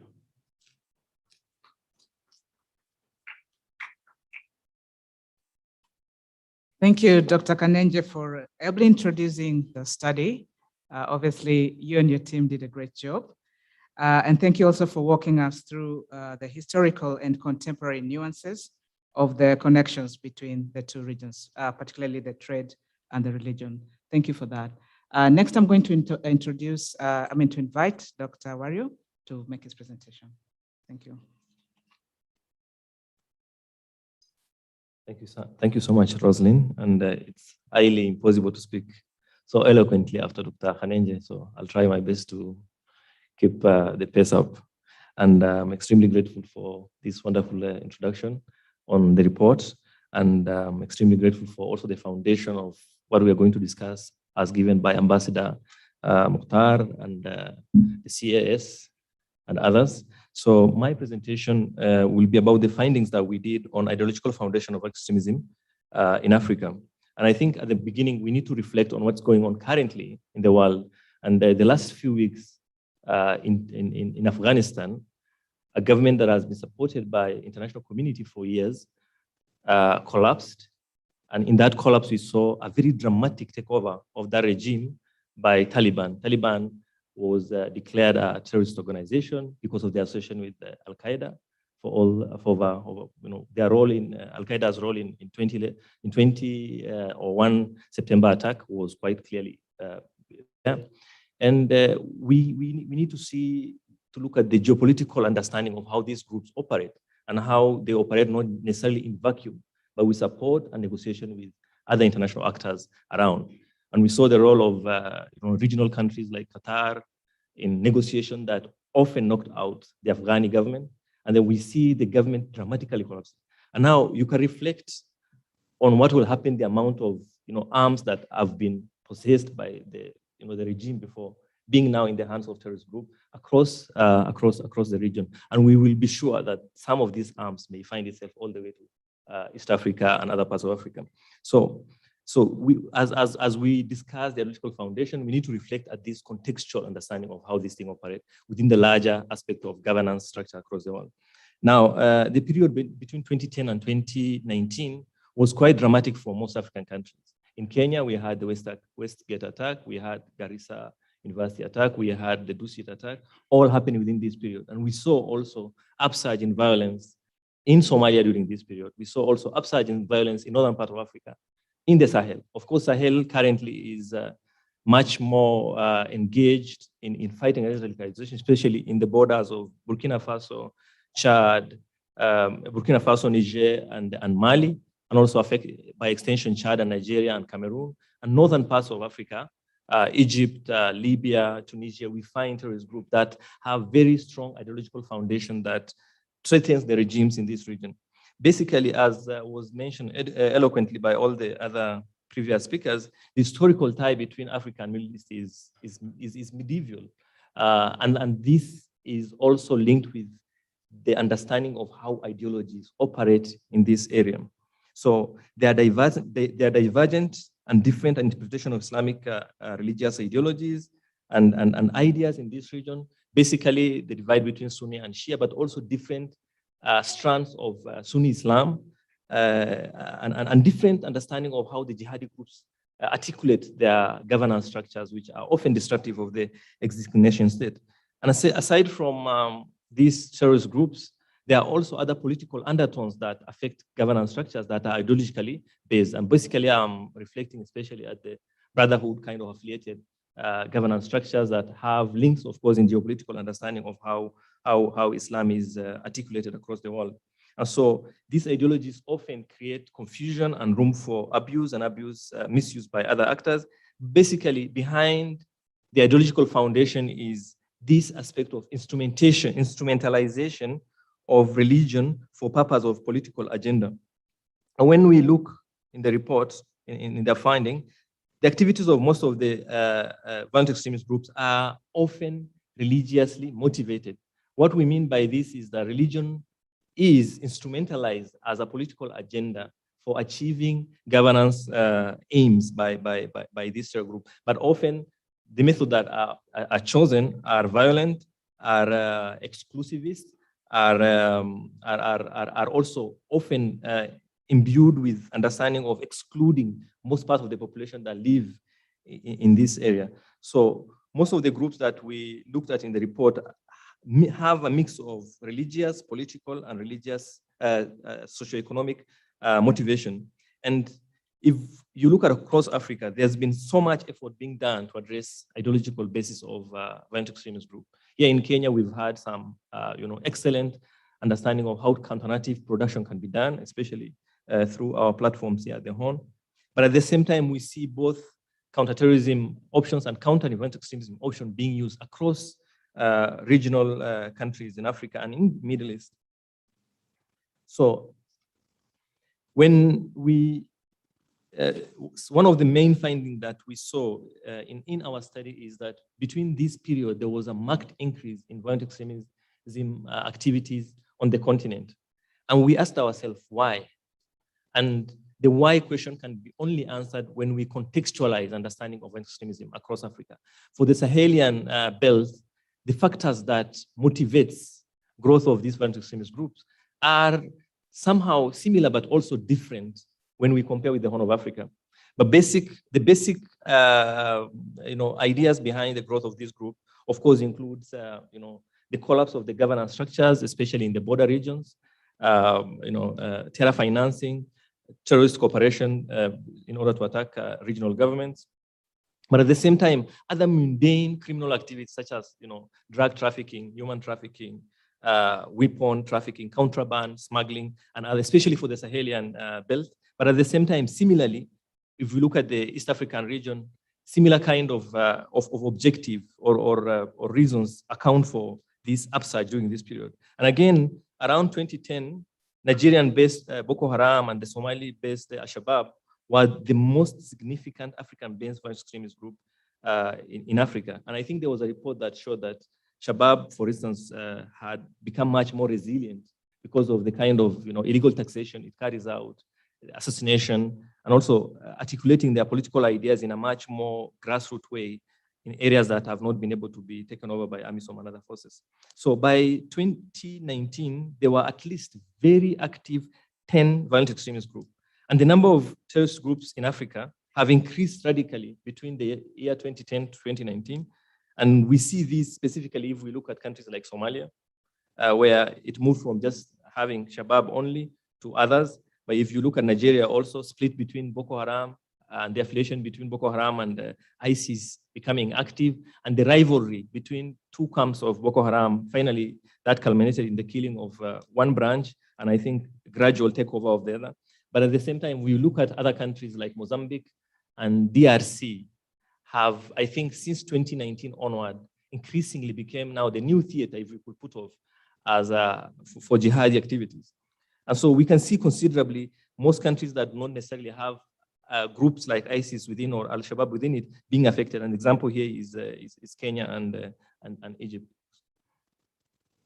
So the notable increase in the number of extremist groups, as we mentioned, were quite pronounced in some of these countries when we look at the study.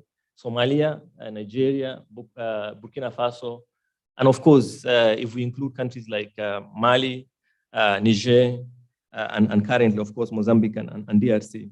So, for instance, in Somalia, Shabaab, from 2019 onward, we saw groups like IS establishing itself in parts of Puntland, but also other smaller groups like Jahba East Africa and others. In Nigeria, there was the split between the camp that was affiliated with Shekau and the camp that was affiliated largely with IS. But again, the recent development somehow shows how sometimes terrorist groups also try to take over areas that are controlled by one and the other.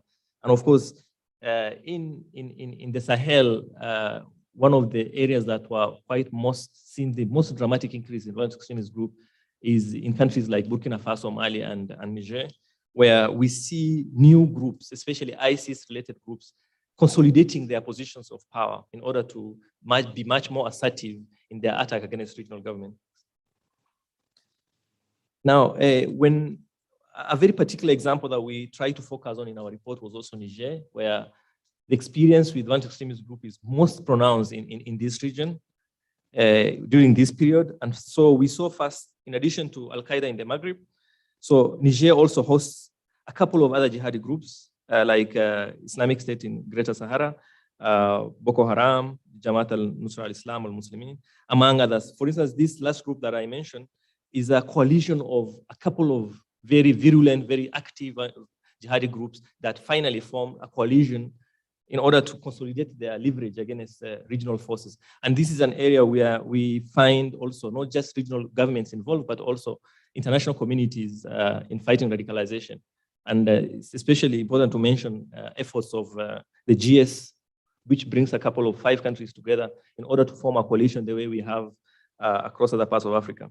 So again, so we see the Islamic State in Greater Sahara and the Jamaat Nusra al-Islam al-Muslimin working together sometimes, putting aside their differences in order to achieve the political end of destabilization of these regional countries. Again, we saw in the report one very unique thing, increase in violent extremist activity in Africa seem to correspond with decrease in similar activities in the Middle East. We need to ponder about this. We saw after the collapse of IS Caliphate in Syria and Iraq, the new theater of violent extremist group became Africa. So while we see considerable decrease in activities of IS, for instance, in Middle East, especially in Syria and Iraq, we see now a similar increment, dramatic increment in parts of Africa. And again, another key finding that we need to point out that it seemed to be associated with continents' increased fragility as a result of other factors such as armed conflict, environmental degradation, especially climate change related vulnerabilities, and political instability generally. And so we cannot just generally attribute such increments to the fall of Daesh in Syria and Iraq, but also other vulnerabilities that are already compounded on the African continent. But we need to see this from the perspective that whenever a group like IS become demolished somewhere, they look for new areas where they can operate. And particularly, we need to pay attention going forward to probably Mozambique case and the case of DRC. And for Kenya and the region, I think we need a lot of lessons that we can give to SADC countries or DRC in terms of how to understand violent extremist group, but also how to address it from the very beginning, especially. This is the stage that we had gone through a couple of years back. And then for all reasons, we can say one of the conclusions that we had in the study is that Africa is increasingly emerging as the new significant theater of terrorist and violent extremist activities. So while most violent extremist groups in Africa are affiliated with either Al-Qaeda or IS, this gives impression that the region is exporting violent extremism to Africa, even though the ideology of jihadism emerged in the Middle East and in North Africa in 1990s, in 1930s, especially with the Brotherhood history in Egypt and the exportation and Sayyid Qutb and the whole bunch of Islamic ideological foundation that finally became part of violent extremist ideas. So one aspect that I think stands out is that most terrorist groups in Africa are part of a global franchise of other terrorist groups that operate across the world. Take Shabab. Shabab joined Al-Qaeda, I think, in 2010, but they have been, having communication. There's a lot of mobility between Shabab fighters and like for instance in Yemen, for instance, or the founders of Shabab themselves were part of the Afghanistan war, and now the collapse of Taliban should give us a list. We need to think around what really comes out in the coming years. Then IS had tried to establish its own cells, and we see Daesh cells in Libya, Daesh cells in Tunisia, Daesh cells in Greater Sahara, which generally doesn't recognize the countries in the region. And now Daesh having very strong link with Mozambique, but also it's affiliated. Of course, there are no foundings, but the DRC, current DRC violent extremist group are somehow affiliated within that global jihadi franchise network. There's also a tendency of violent extremist group on the continent to seek affiliation or collaboration with these greater ideas. This somehow makes it important that we need to look at their credibility and how they try to influence peace and security structure in the region. Now, the next slide, this is the second one.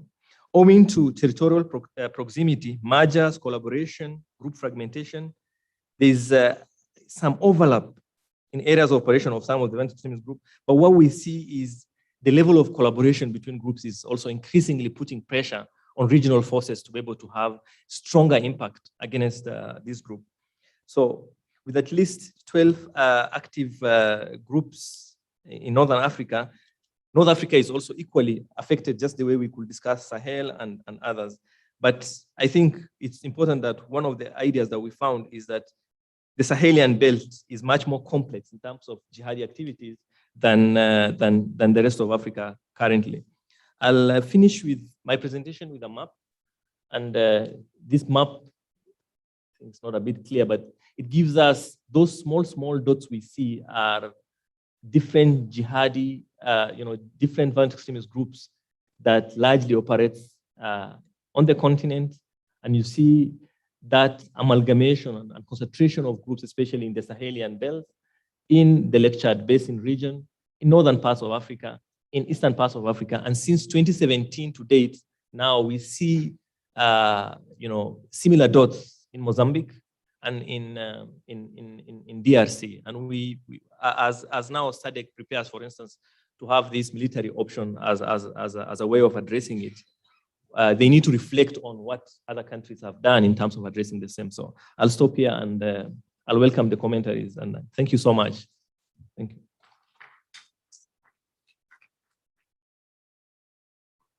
Thank you, Dr. Wario. I must just say that it's very difficult to add or subtract from anything that the two gentlemen have presented. Thank you for doing so. Now I'm going to allow Professor Kagwanja and Dr. Mustafa. You have mics with you there. You might also want to come here if you like, but the stage is yours. Karibu.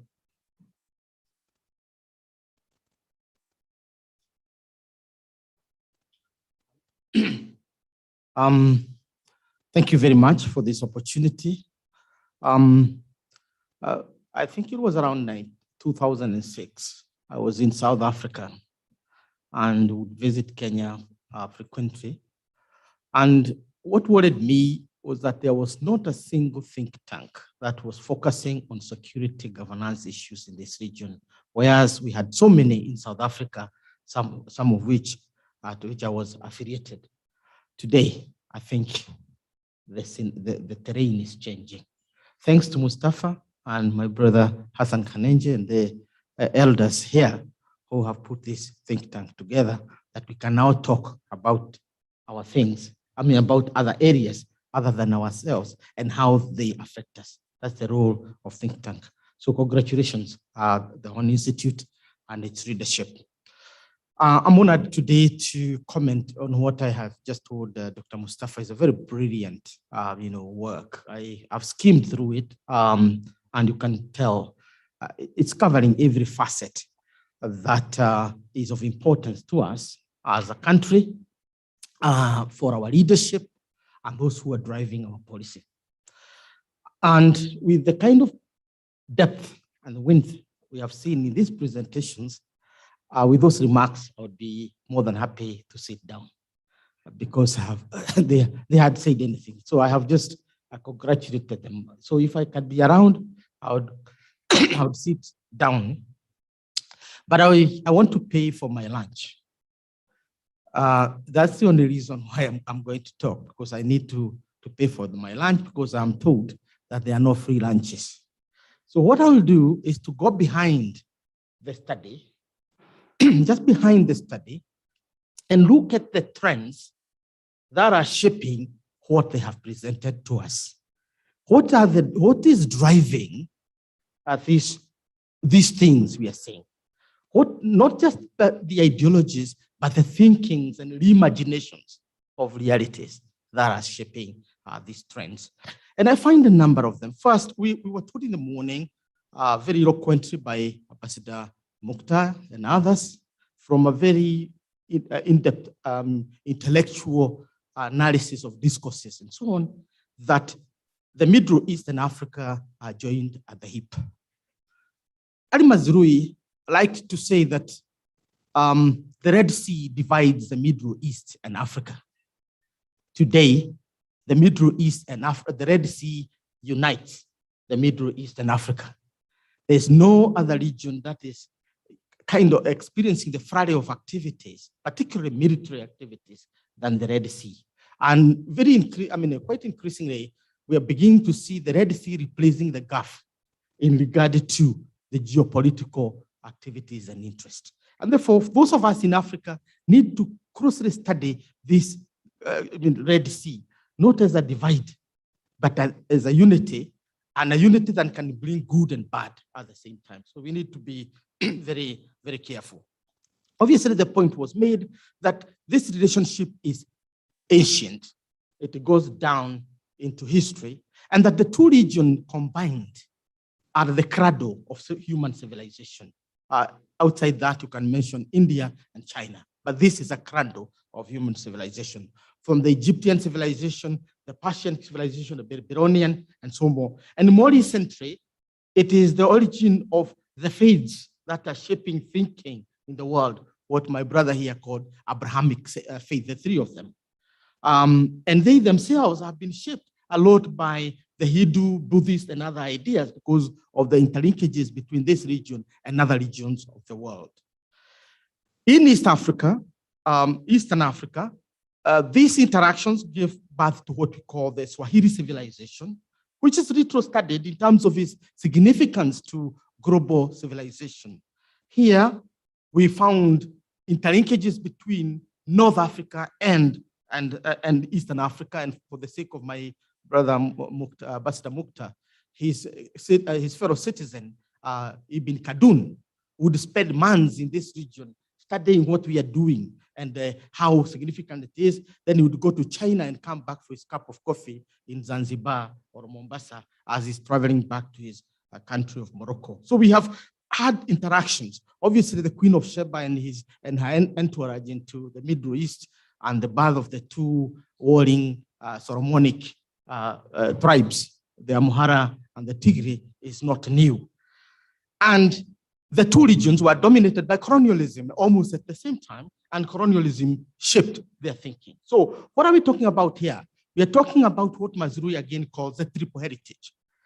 So the region, Middle Eastern Africa, is a triple heritage. Islam, the traditional cultures and faith in the region, then they are either the two the faiths, Islamic or Christian, and then we have Western influence and culture. That's what makes us that triple heritage. I know in the Ministry of Foreign Affairs, the minister talking about the quadruple influence, emphasizing our role as Africans here. Now, so then, if we are interwoven and interlinked as we have demonstrated here in our earlier discussions, and what I'm trying to emphasize, what then are the trends shaping the change that is going on in the region? I identify quite a number of them, but in the interest of time, I want to keep them very, very brief. Possibly we can deepen them as we go. First, there is a problem of definition of this area. Nobody knows what it is. I go to China and they talk about Africa and the Middle East, Africa and North Africa. The World Bank like talking about Sub-Saharan Africa and North. Here we have heard about MENA, Africa and Middle East and Africa. There is a general confusion about the region. And therefore, part of the thing that we have to do as African institutes is to define what we mean by these regions categorically. And one of the things we have to do from a nationalistic perspective is to assert that North Africa is Africa. It is not Middle East. Because the moment we start seeing North Africa as part of the Middle East, we are missing the game in regard to the governance of the continent. So, Ambassador Mukhtar, you are not in the Middle East. Your family in Africa, and your destiny is here because your umbilical cord is here. It's not in the Middle East. Now, that definition is important. Second, in this part of Africa recently, particularly in the 21st century, we're beginning to see a major trend towards deepening Pan-Africanism, right? In the 1960s, we had this trend. The rise of Pan-Arabism and Pan-Africanism in the 60s, there was just an interplay. And our key nationalists wanted to find a synergy. For Nkrumah and Gamal Nasser, the solution was intermarriages. So Nkrumah married Gamal's sister, and I don't know who Nasser married, just to bring the synergy between Pan-Arabism and Pan-Africanism. For Morocco, it was to champion Pan-Africanism as a way of realizing the goals of both African vision and the Pan-Arab vision for those countries that are within the African continent. And therefore, Morocco convened the Casablanca Conference with other African leaders like Kwame Nkrumah. In the 21st century, after escapades in the Middle East, in extreme Pan-Arabism and extremes what you can call Euro-Africanism, basically going to Europe for Morocco, Pan-Africanism is coming home. Morocco is now in the African Union. we are seeing Gaddafi became the champion of the formation of the African Union. And we are beginning to see North Africa and the rest of Africa joined together ideologically by Pan-Africanism.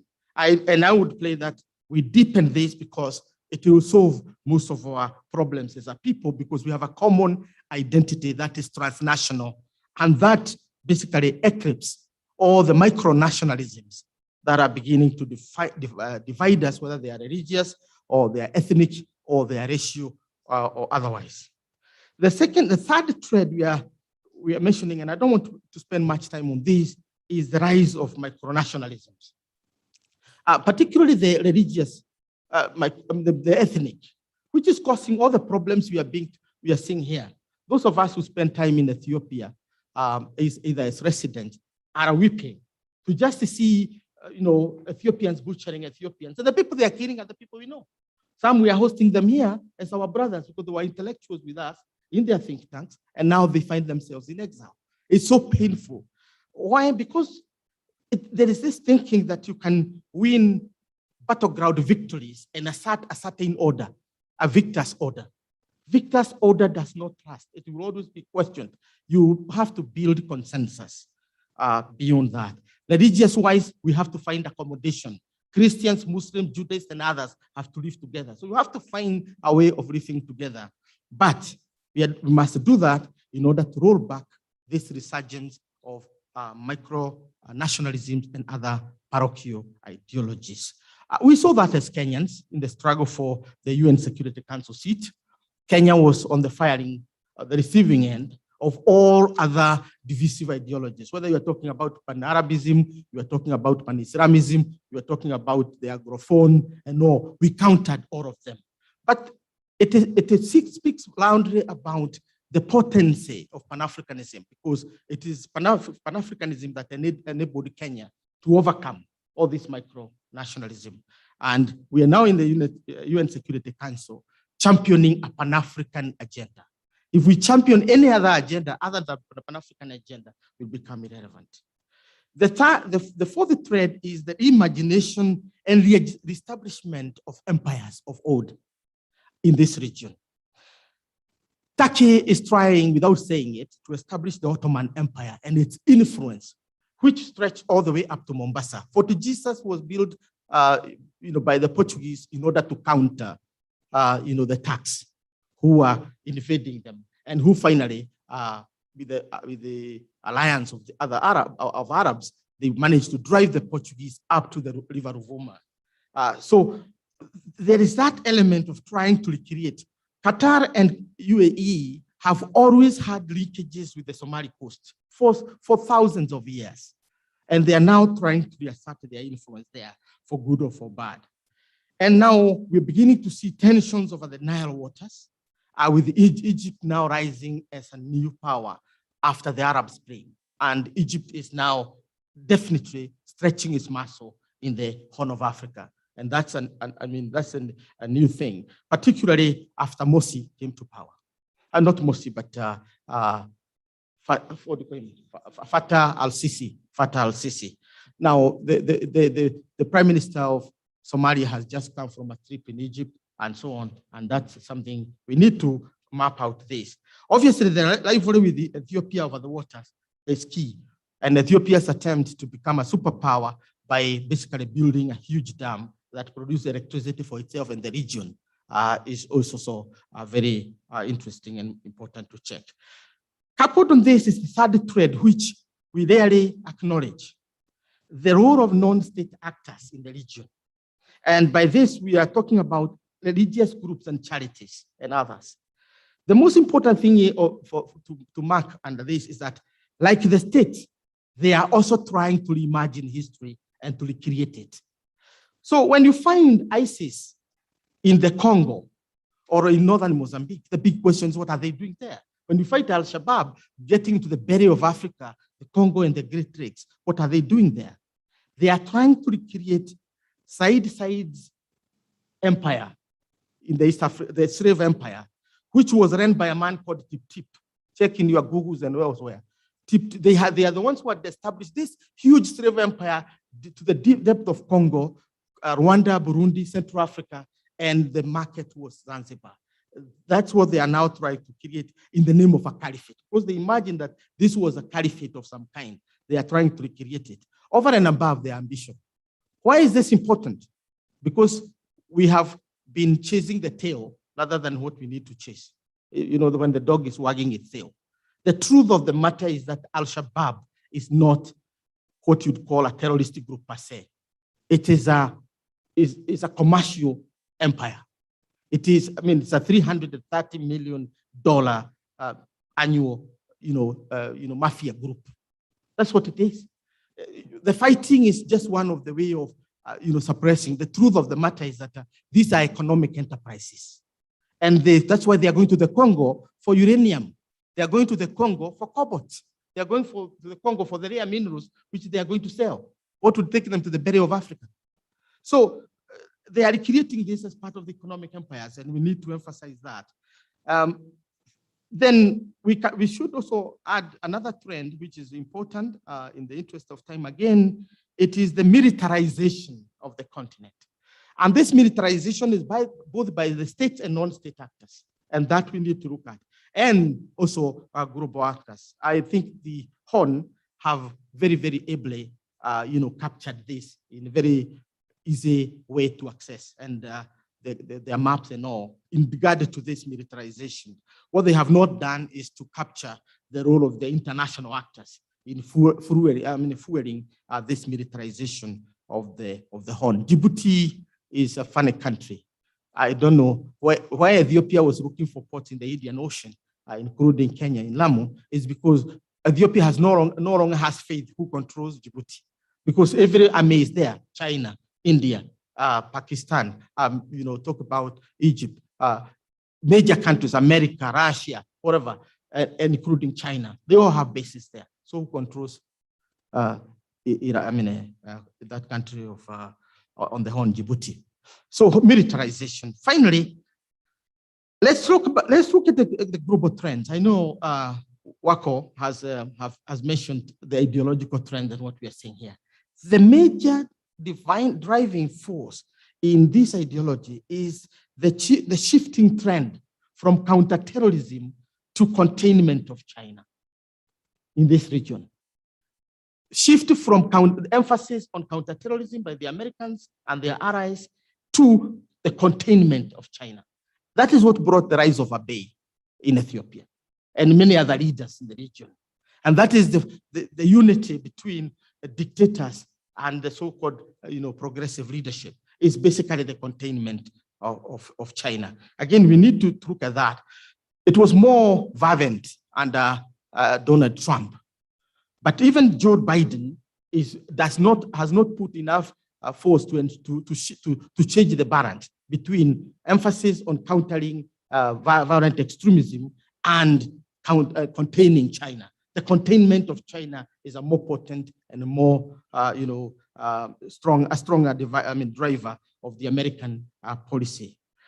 And finally, we have the whole, related to this is also the rollback of democracy and the emphasis on democracy and tolerance of totalitarian or autocratic systems in the region.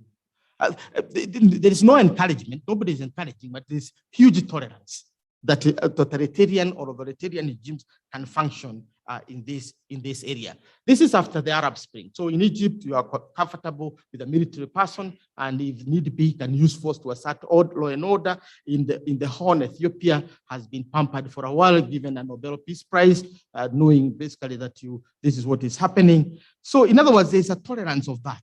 And what is happening? It is what the Horn Institute has indicated here, the resurgence of intra-state conflict.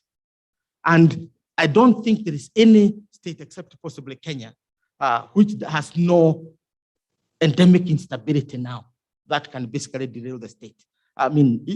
South Sudan was doing well. We are not sure. A military alliance between the military and civilian in Sudan. We don't know how it is going to go as we move into the future.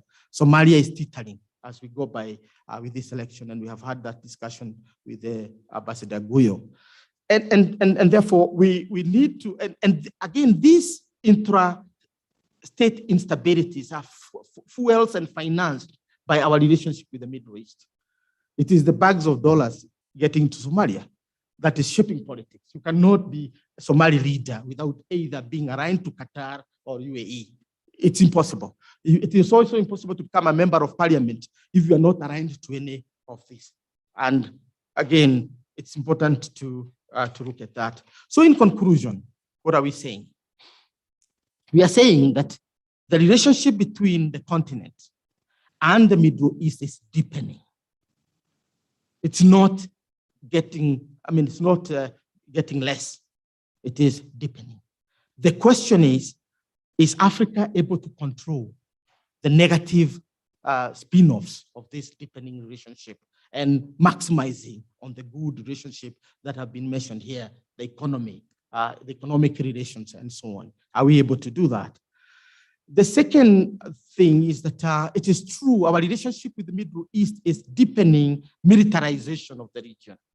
And the question is, how can we roll back this and basically establish a civilian order that is not as militarized as we are seeing today? The third is that terrorism, the threat of terrorism is going to be deeper and more menacing as we move into the future. The triumph of the Taliban in Afghanistan and the rollback of Western militaries from the region, it appears, is creating these forces. The exit of the Americans in Iraq created ISIS.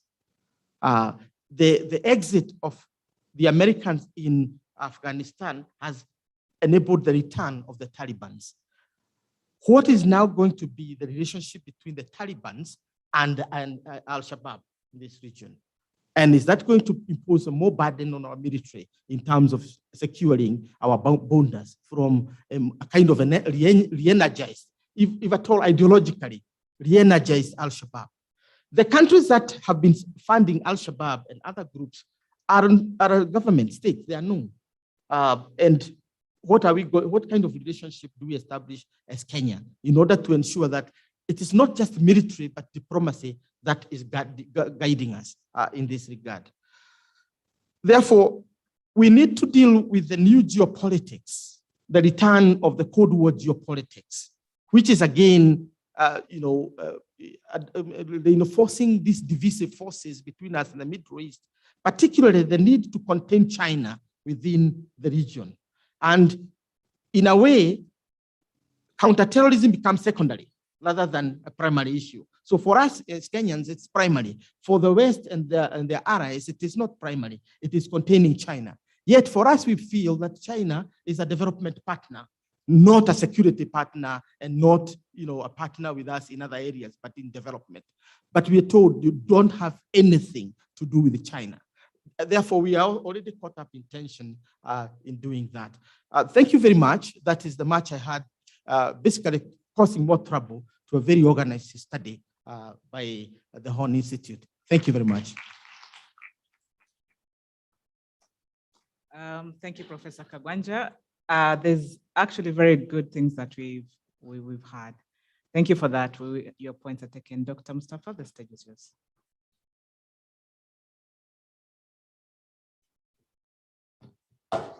Thank you very much, Rosaline. Thank you, Professor Kagwanja, for highlighting the salient issues, very practical, historical, current, that constitute how we relate with each other between Africa and the Middle Eastern countries. And ending that the countries that these groups, the non-state actors, the terrorist groups, they are not without support from state actors. They are not without support from state actors. Whether wittingly or unwittingly, funding always gets, even if it's not meant or directed at terrorist groups, funding from countries, state actors, wittingly or unwittingly, get their way to these groups. A lot of investments that we see, for example, in Somalia by Turkey, by Qatar, some of this funding actually gets to Al-Shabaab through the very government individuals who may somehow sympathize with Al-Shabaab and other groups. And so we have to ask ourselves, as I respond to this study, how should we engage governments that are emerging from failed status? We've just seen what has happened in Afghanistan, where, you know, we thought all along that the government of Ashraf Ghani was going to not allow the Taliban and other extremists to march all the way to Kabul. But that didn't happen.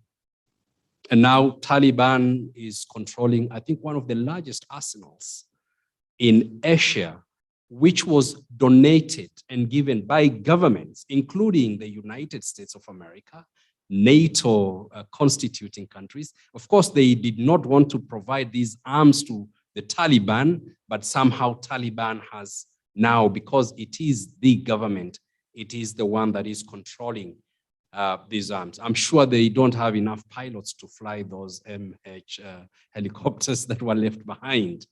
But we always need to look at the, we should always go behind and look at the role of states in augmenting non-state actors that eventually take power and become problematic. Are we looking at the same issues in Somalia and other African countries?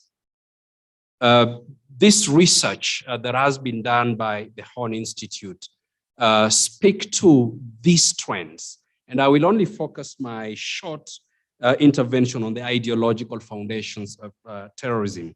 Before that, Middle East, and speaking after three accomplished professors here on stage is very difficult. So Professor Kagwanja, I can as well just actually not even sit down like you're saying you're going to sit down, just go and have lunch now, because all of you have said everything that needed to be said. And I won't spend much of your time. The person who is between you and your lunch is me, so I'll be as brief as possible. Middle East, Ambassador Mukhtar talked about Middle East in the morning, you know, the definitions. Professor Kagwanja did speak to these. The need to actually redefine, what do we mean when we say the Middle East? Middle East actually is not a geographical a concept. It is a political construct. And it is a political construct fixed by military strategists who were sitting in London during the First World War. They were defining or trying to look at around the world who is to the west and who is to the east. And in the context of Far East, the war that was being fought Far East into China, and that's why the word Far East, South Korea, Japan, the Middle East was not called the Middle East, it was called the Near East. So there's been all this, the nomenclature about the Middle East. First it was the Anatolia, the Near East, the Sham, the Fertile Crescent, and then settled around 1915 thereabout to the Middle East as a political construct rather than a geographical construct. If we are to define it as a geographical construct, then it's West Asia. The United Nations documents actually refer to the Middle East as part of West Asia. And so if we are in Kenya and we are the ones who happen to be waging maybe the First World War, how would we define the Middle East? We won't call it Middle East, or we won't call the other Far East. We'll actually have a very different categorization of the Middle East.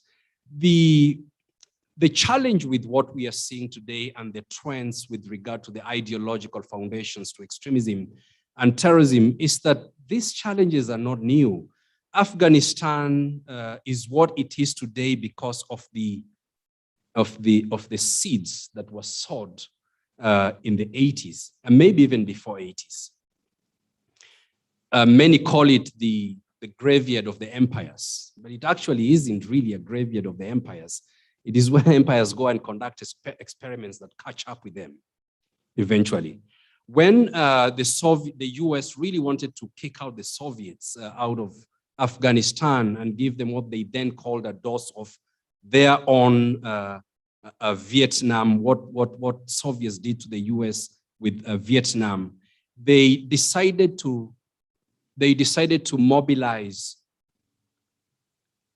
an entire population in Afghanistan.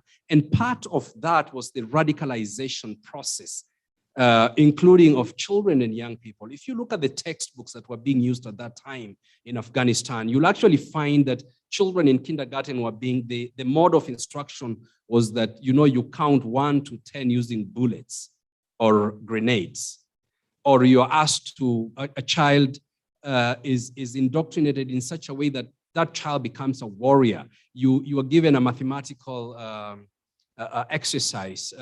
50 Soviet Union soldiers pass through an embankment.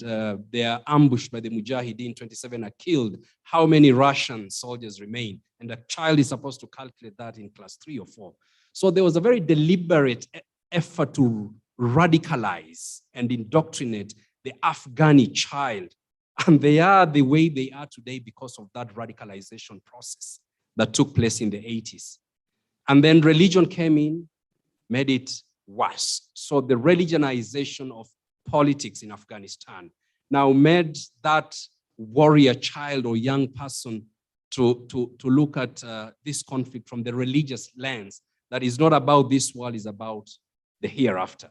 And so they fight with all their might, with everything that they have, knowing that this is not their world. And so groups like Daesh, Al-Qaeda, and others basically have come out of this radicalization process, the very foundations of extremism that we see today. Kenya and many countries in Africa have suffered greatly because of the kind of militants that came from Afghanistan in the late 80s, 90s, when the Soviet Union bloc was defeated, and it was time now for the foreign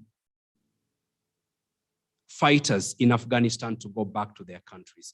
Al-Shabaab is founded by many who came from Afghanistan. The Libyan Islamic Fighting Group, LIFG, Al-Qaeda, and others were all established in Afghanistan.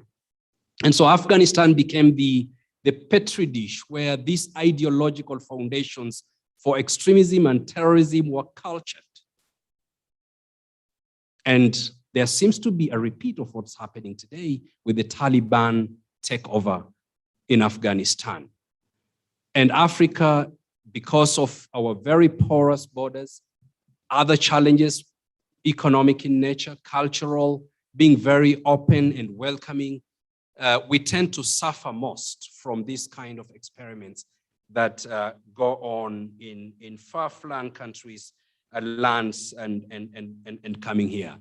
And so what we see today in a number of African countries, and the trends have been provided.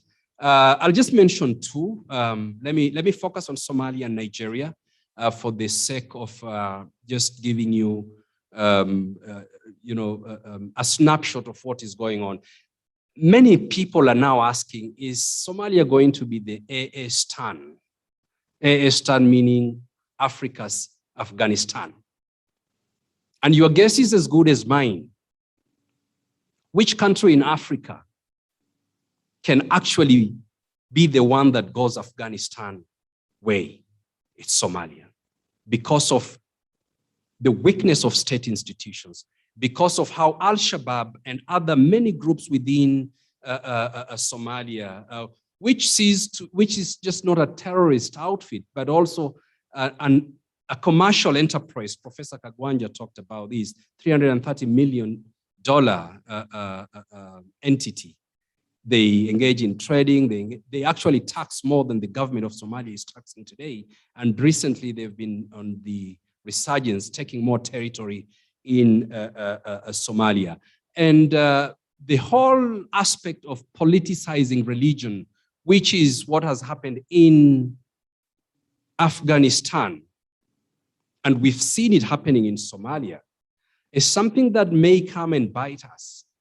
Let us not think that the government that is happening today in Mogadishu is strong enough to actually bulldoze or defeat or degrade Al-Shabaab to a point where it cannot be a threat. No, we all thought that Taliban was not going to go back to Kabul. Don't be surprised that If anything goes wrong, then Al-Shabaab can march back to Mogadishu. There's a call for ending of the AMISOM in Somalia, which in my view is very wrong, is going to be catastrophic. And we will see a rollback in the same way that NATO rolled back in Afghanistan. We will see if AMISOM is going to roll back and draw down in Somalia, then Afghanistan will, Al-Shabaab will march to Mogadishu. And two countries, Turkey and Qatar, have been working very hard to try and prop up the government of Somalia, providing it military hardware. Somalia, I think, has been under sanctions, but the kind of military hardware that finds itself to that government, you start wondering if this hardware gets to Al-Shabaab, what will happen to security in the region? Kenya has been one of those countries that have suffered greatly in the hands of Al-Shabaab and other groups. What will happen in terms of security here, and not just in Kenya, but in the entire region? And as I said earlier, some of the funding, wittingly or unwittingly, from Qatar finds its way to the pockets of Al-Shabaab. And so we have to look at, not just problematize non-state actors, but we also need to look at the role that the state actors play in propping up groups like Al-Shabaab and others. In Nigeria, I think about a few months back, there's a group called IUM that brought Abuja to a standstill. It's the Islamic Movement of Nigeria, IMN, a group that has always been supported, bankrolled by, and built a rather good network of religious clerics in Nigeria, bankrolled, supported by Iran. And we saw what they could do. The kind of a rather exclusive mobilization of religion, instrumentalization of religion along sectarian lines, Sunni and Shia, that caused so much problem in Nigeria. These are some of the elements that we have to deal with in Africa if we are going to address the ideological foundations for terrorism and extremism.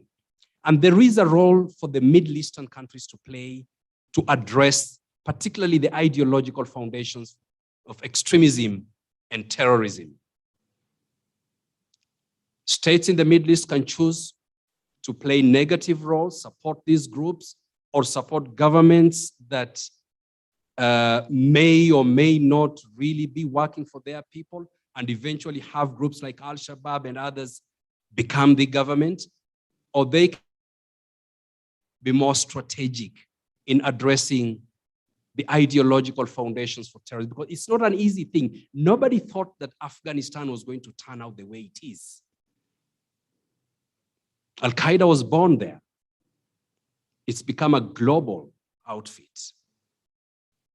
Now groups in Cabo Delgado in Mozambique, very closely associated with Daesh and others, many of those that inspire them were the ones who have been inspired by Al-Qaeda. And so it's very important that as we address security issues, particularly extremism and terrorism, we firmly look at how politics has been religionized and religion has been politicized in this whole enterprise, where now you have non-state actors and state actors with very different interests and working hard to achieve their own interests. And it's important that we firmly focus and deal with a range of issues. One is financing. Two is the indoctrination and radicalization, which does not require a lot of financing. You do not need, many of us when we were growing up, we used to read about some of these terrorist groups. And I tell you, for a young, impressionable mind, some of these ideologies and the way they are presented, especially today in the last 10 years, are very attractive. So it's up to the states to work together to address these foundations and to address those narratives that are used to mobilize and instrumentalize religion for recruitment, legitimation, and intimidation. With these few remarks, I know we're going to have a lot of discussions in the afternoon. Mine was just to provoke you as I provoke myself and others so that we can have a very honest debate about the issues and come up with practical solutions on how we are going to address some of these issues, build those areas that we need to build and stronger relations, particularly in trading, investments, commercial issues, and at the same time address the challenges that we see might affect the very development issues that we seek to get from diplomacy, trading, and investments. Thank you very much.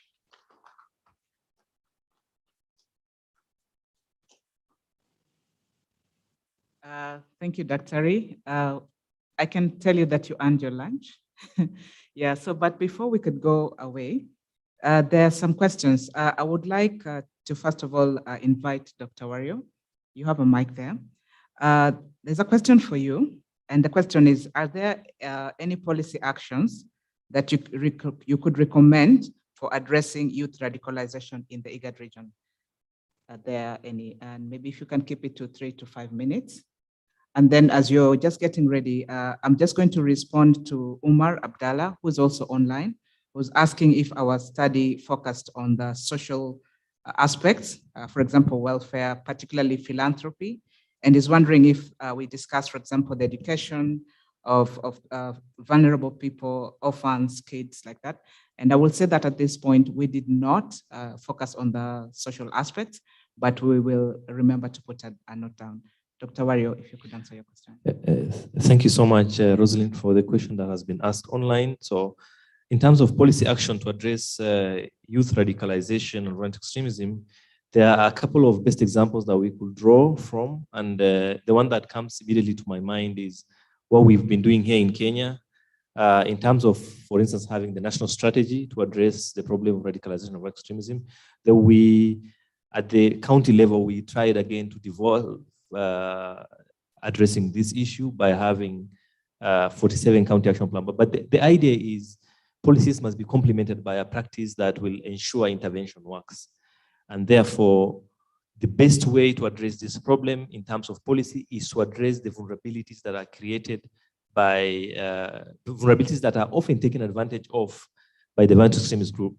So in terms of economic, for instance, programs that ensure youth employment, programs that address social issues, historical injustices, but at the same time, the root cause, the root policy should somehow focus on delegitimizing the radical, exclusivist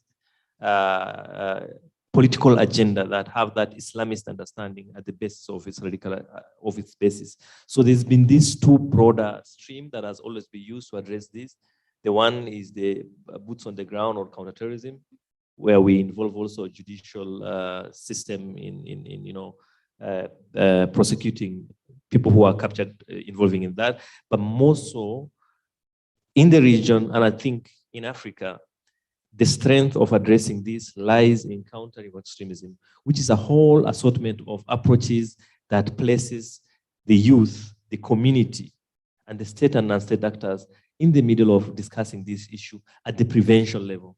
So, and the examples I gave from Kenya are some of the things that appear to work, at least in the region. And at IGAD level, I think IGAD itself had a regional strategy that was put together that is, again, inspired by the United Nations Plan of Action, and which also the county national strategies across Horn of Africa and the IGAD region draws from. So it's a complementary policy document that IGAD applies. And of course, basically, at I think IGAD level, there's continuous engagement of civil society actors, religious actors, in trying to understand and build best practices. So I think it's an experimentation that we keep doing, and with time, I think we are seeing already some minimal results. Why am I saying that? If you look at the period between 2015 to 2019, we see youth radicalization recruitment being high. But let's say from 2019 onward, even with the fall of Daesh and all these new theaters coming, youth in the region are less and less attracted to extremist groups. So, and this is partly because of the interventions and also the fatigue the youth may have with the circulated jihadi discourses that exist. And so legitimizing the narratives that are produced is one of it, but also economic opportunities and vulnerabilities needs to be addressed in addition to historical injustice. Thank you. Thank you, Dr. Wari, for that.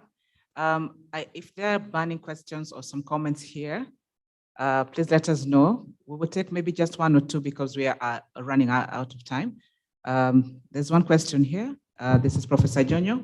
I'll take you, Messenbet, and please keep them quick. And okay, Guyo. So 4, there's only 4 here, there, and there, and there. We'll start there. We'll start there.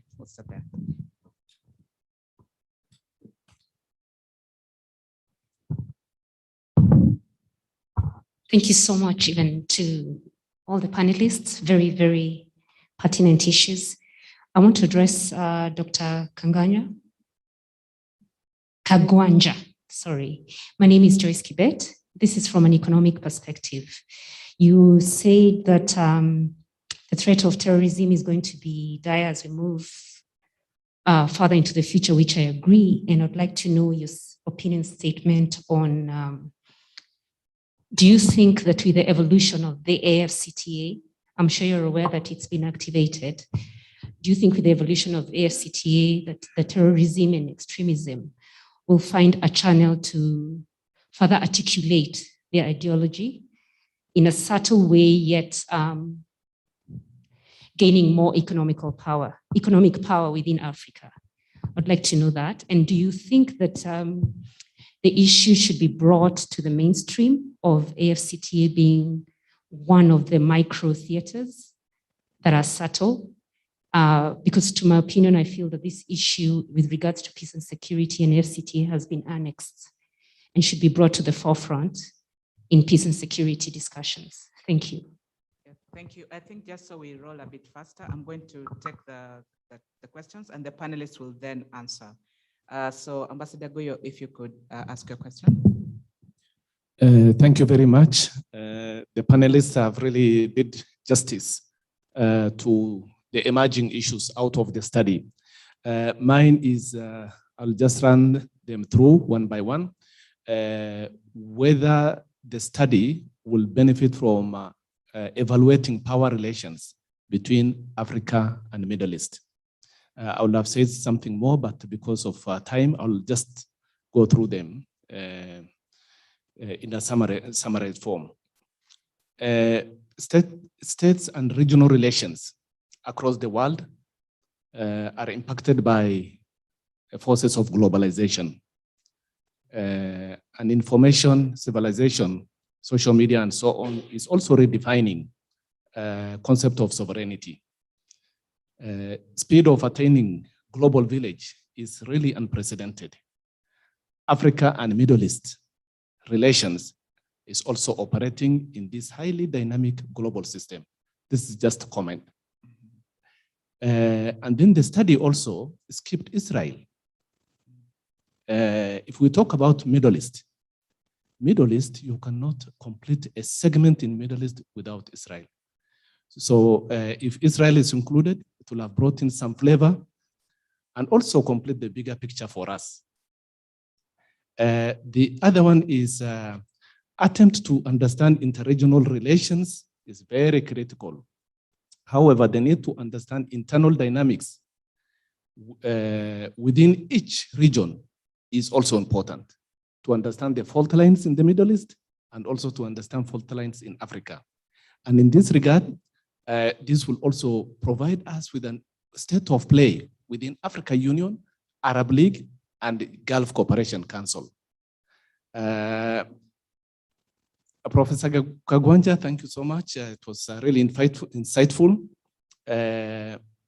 What are the role of external global actors in relation between Africa and Middle East? External global actors, US, Russia, and so on. And in particular, how will the BRI, the road initiative, Bridge Road Initiative of China, enhance or undermine relation between Africa and the Middle East?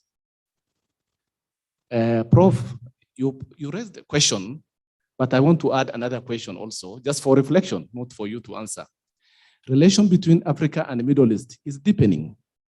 The question is, will it be tactical maneuvers of the moment or strategic for posterity and prosperity of the two regions? I will have continued on ideological issues, but because of time, let me just stop it here. Thank you. Thank you for that. On the ideological, we could pick that in the afternoon. Thank There you. will be a session on that. Okay. But then I will then move to Mesenbet. Please pose your question, Mesenbet, and then to Professor Jonyo. Oh, that's, yeah, like that, in that order. But okay, it's fine. It's fine. Thank you very much. And my congratulations to distinguished panelists. I have two comments. One is more academic, the others are procedural. I think this conference is a byproduct of a study done.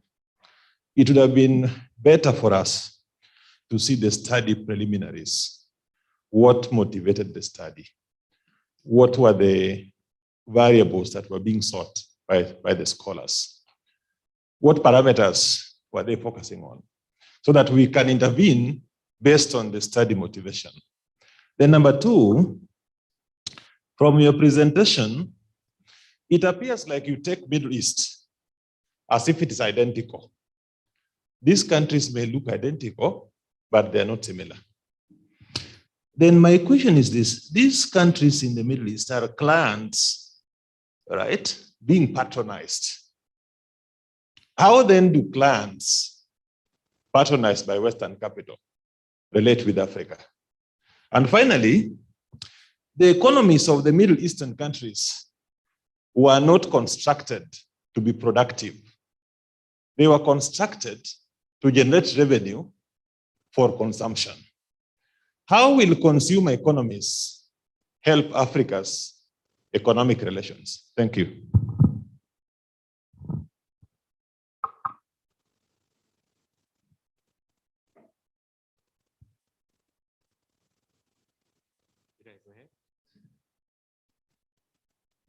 Rosalind, should I go ahead? If you have a mic, please go ahead. Yeah. Thank you. Thank you. Thank you for the opportunity. It's great to be here. I believe this is a topic of great significance. I have very brief questions to Professor Kawanja. I like his presentation also. You mentioned, and because I came also from Ethiopia, I can relate to the topics that you are talking. And you mentioned these parochial or micro-nationalisms. Personally, I believe that one of the state fractures that you see in Ethiopia currently is the byproduct of that micro-nationalism. And there are very ardent supporters of this ideology and stance because, as you know, the state structure in Ethiopia is framed likewise. And in terms of, I think, projecting solutions, you mentioned Pan-Africanism as a way forward, maybe. Can you maybe expand on that? And because it's a major problem. In fact, in some of the conversations I had with Dr. Halcano and others working on CV, I in fact took the idea that even radical political thoughts that are not necessarily related with religion can be framed in the context of CV. Not many people would like that ideal because they think it would be maybe counterproductive to political causes, whatever political causes certain groups may have. But I wanted to get your idea of really containing these micro-nationalisms. How do you do that in terms of political projects in states? So that's my question.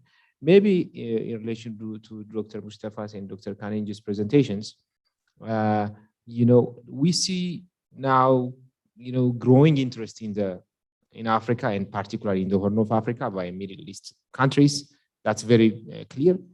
But what added values that increasing interest brings to Africa? That's very questionable. So we need to ask what would be beneficial, what added values this increasing interest is going to have in terms of economic, political, and military relations that Middle Eastern African states have, because if it's going to be another hotspot for contestation, military confrontation, that's going to be another problem also for Africa.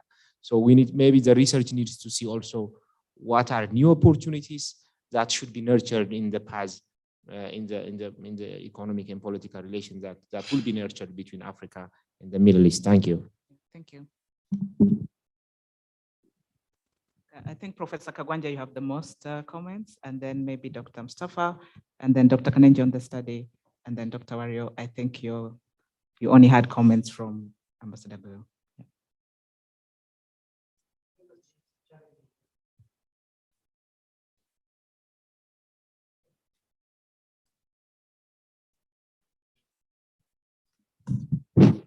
Thank you. I didn't intend to be provocative on a number of issues, but it is true. I guess is the colleague, the lady from who talked about Asta.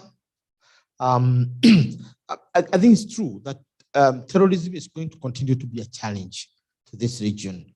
It's going to rise in magnitude if you predict by what is happening in the Middle East. The exit of the Americans from Iraq, led to the rise of ISIS, and ISIS made its entry into this region, complicating a problem we're already dealing with local terroristic groups like Al-Shabaab. You have seen the entry of Al-Qaeda into West Africa and the relationship with Boko Haram and other localized groups. So that's really going to be a problem, particularly with what has happened in Afghanistan. It's something to keep watching. The question is whether we should mainstream this terrorism within the emerging structures like Asta for the purpose of solution. My view is that we are having a problem here because the leadership that we have enjoyed in the past in regard to challenging terrorism is changing, and their priorities are changing. That's basically what I was arguing. That if you ask the Americans and the British, it's no longer important to counter terrorism. It's more important to counter China. It's more of a threat than terrorism. They can wait and have Shababs and others for breakfast, but they think the big dinner is China. So it's important to look at that mindset, because that's why we've seen the resurgence of geopolitics of the Cold War with China.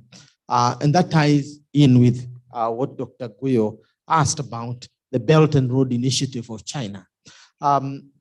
The Belt and Road Initiative, from an economic and political perspective, is the equivalent of a nuclear bomb, which is going to wipe out all the impact of the Americans and the West. I say it's the equivalent of the atomic bomb or the nuclear bomb because it's something they cannot resist. China has more money, has more resources to prowl, and it's willing to transform Africa and the developing countries in Asia into a counter force for Western influence. So the long term, remember, China thinks long term, does not think short term. The West thinks short term in terms of short term gain. China is looking at the next 100 years and is beginning to see as Africa as a superpower and Asia as a superpower, and then combined and challenging the West. That's the big game they are playing. And the instrument they are using is the Belt and Road Initiative. Whoever thought that we would have a road running above us in Nairobi? I mean, you could have imagined this in when Macharia Munene was with me in class, me seated and him studying. Could you ever have imagined that in those years? No, it was not. It was not in our minds. So the Belt and Road Initiative is the key issue, and therefore, issue of terrorism is no longer a priority here. Yes, we'll be worried. Look at, they are withdrawing forces from Somalia. Are they not? Consolidating Kenya as an outpost where they will be going in and out. The rise of artificial intelligence, the drones, make sure that you can wage war from Missouri. You don't have to be in Somalia or anywhere in the vicinity. The drone will come, take over Hussein X or Mohammed Y, and then go back to Missouri after accomplishing that. And they can also see Hussein and whoever else is designated as a terrorist from there. Again, that global village concept is important to look at. Professor John, Dr. Guyo, the relationship between Middle East and Africa is political. The Middle East think, because of the resources, the oil, that it is the patron, we are the client. So Professor Jonyo, it is true, we are clients of clients. And clients of clients are really the wretched of the earth, if you go by Fanon's definition. Why are we saying this? The poorest countries in Africa are Portuguese colonies. Why? Because they were dependencies of a dependency. Portugal was colonized by Spain for many years, and Spain and Portugal were themselves under heavy influence from the British. So by the time you decide you want to have a nursery school in Mozambique, you must have to decide whether you really need a nursery school in Lisbon, because they don't have it. Therefore, you will not have a nursery school. That's why Mozambique, Angola, and other Kivad and whatever emerged as the poorest countries in Africa from colonialism. Bring this very banal debate about which colonialism was better, British or Portuguese or French. Nonsense. The point is that the poor are the colonizer, the poor are the colonized. We are clients of the Middle East, and the poor are the colonizer from the Middle East, the poor are the client in Africa. We need to break that chain, I think. Finally, I think the question that was asked regarding micronationalism. This is a very touchy area, my brother from Ethiopia. It's a very touchy area because for many of us, we worked at the Meles at a personal level, very, very personal level, to be honest with you. He was not the angel that we would look for. He was, if you wish, a very strong person. But I have never seen a person who could sit down and reason. He one time invited me to his conference. They used to have annual conference on federalism. And his solution to the Ethiopian problem was not the ultimate solution, because he saw ethnic federalism as a solution because of the consciousness. Ethnic federalism cost Ethiopia Eritrea. Eritrea is part of Ethiopia, to be honest. Because for many years, the Queen of Sheba left the port of Asmara to go to see Solomon, because that was part of Ethiopia, right? Now, in 1993, Ethiopia wakes up and finds itself a landlocked country. The Amhara were not happy about that. Many other groups were not happy about that, because why couldn't you even negotiate a single port, either Assab or Asmara or another port, so that we are not landlocked? So that's a latent debate. But for Meles, the danger was the disintegration of Ethiopia along the lines of Yugoslavia. And in order to stop that, he gave autonomy to each of the ethnic group so that they can secede or stay in. In other words, you have a choice to stay or go. And his challenge, therefore, was to make staying in Ethiopia attractive. Something that our friend in Sudan, Omar Bashir, failed to make the union attractive for the Southerners. Therefore, they preferred to go. For Meles, it was a success because everybody decided to stay and fight inside. So that was the success of federalism. Abiy comes and thinks that you have to abolish federalism and bring in centralism. And he very quickly centralizes the state. What is the reaction? People begin to resist. And that is the origin of the Tigrayan War. Tigray is basically asserting itself. Oromo is asserting itself, and the others are asserting itself. What is the solution for Ethiopia? You got to have to sit down in a convention to hammer out a new social contract as a country. A new social contract that defines the status of an individual Ethiopian and Ethiopian collectives, whether they are ethnic groups or regions. Then you put it in your constitution, and that constitution now governs you. A battleground victory, as Abiy is pursuing, either in Tigray or in Oromia, is not going to be sustainable, because it's just going to bring back the monarchies of old, the Meneliks and others. and that is outdated. I know Abe believes very strongly that his mother told him that he's going to be the next emperor, and that dream is driving Abe. So he wants to centralize to become the next emperor. That's outdated. We need a convention in Ethiopia. We need the African Union. We need the UN to come together and decide to mediate the issue, not just to mediate the issue in Ethiopia, but also to hammer a new social contract. That's the way I see it. Ethnic federalism is not sustainable. Unitarism that brings back the monarchy is not sustainable. A new system needs to be midwifed by Africa. Thank you, Professor. And maybe that's a good note to end. We need to birth more ideas. And so I will just ask us to stop for a while. The audience that is online, thank you for staying there with us. We are taking a 30-minute break now. We will be back in a short while. For the people who are here, it's safe to leave your things here. The hotel has assured us of that. We're going to have lunch on 3rd floor. And please,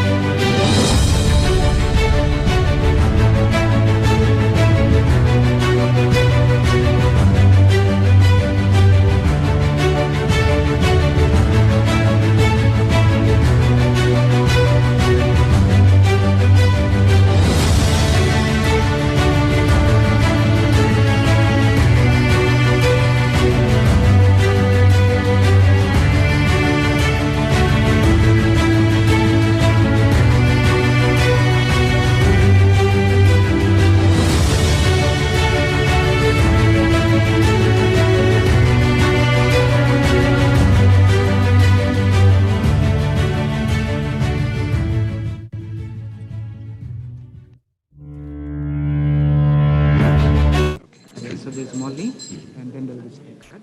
Who's starting? Molly starts, then Fatma. Okay. You need a pen. Molly, Fatma, capture the hat. So Molly, Fatma, second. Good. You and then there was a question that. All right. Thank you. Thank you. Good afternoon and welcome to the afternoon session.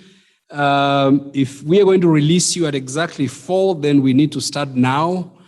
We are now looking at we are on session 3, ideological influences in Africa, Middle East relations. And as we spoke in the morning, we were more general in the morning, and I hope that this afternoon we can now be more specific on the ideological influences in Africa and Middle East relations. What are those ideologies that actually influence relations between African countries and the Middle East, both state actors, non-state actors? What are those ideologies that help?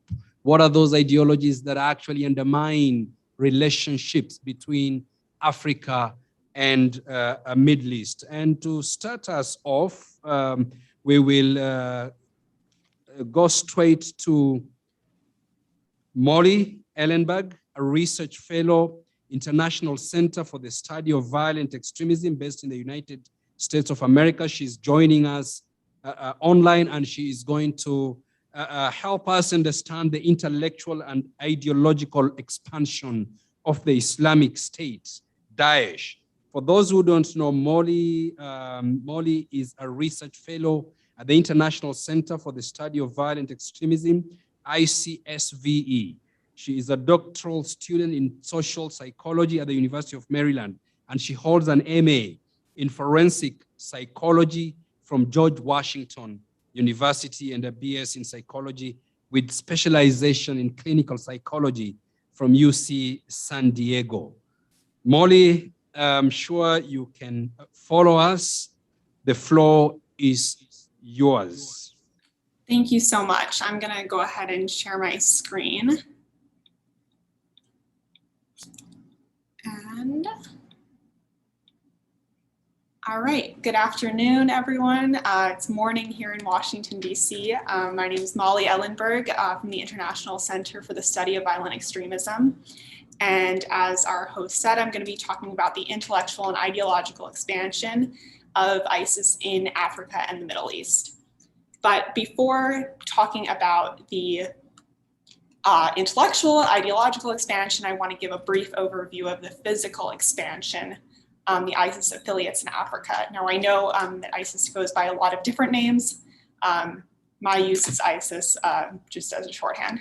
So the Islamic State in the Greater Sahara is in Mali, Niger, Burkina Faso, and it can be considered part of the Islamic State West Africa province, which is primarily in Nigeria, but with expansion into Niger, Chad, and Cameroon. Then the Islamic State Central Africa province has 2 distinct wings in Mozambique and Democratic Republic of Congo.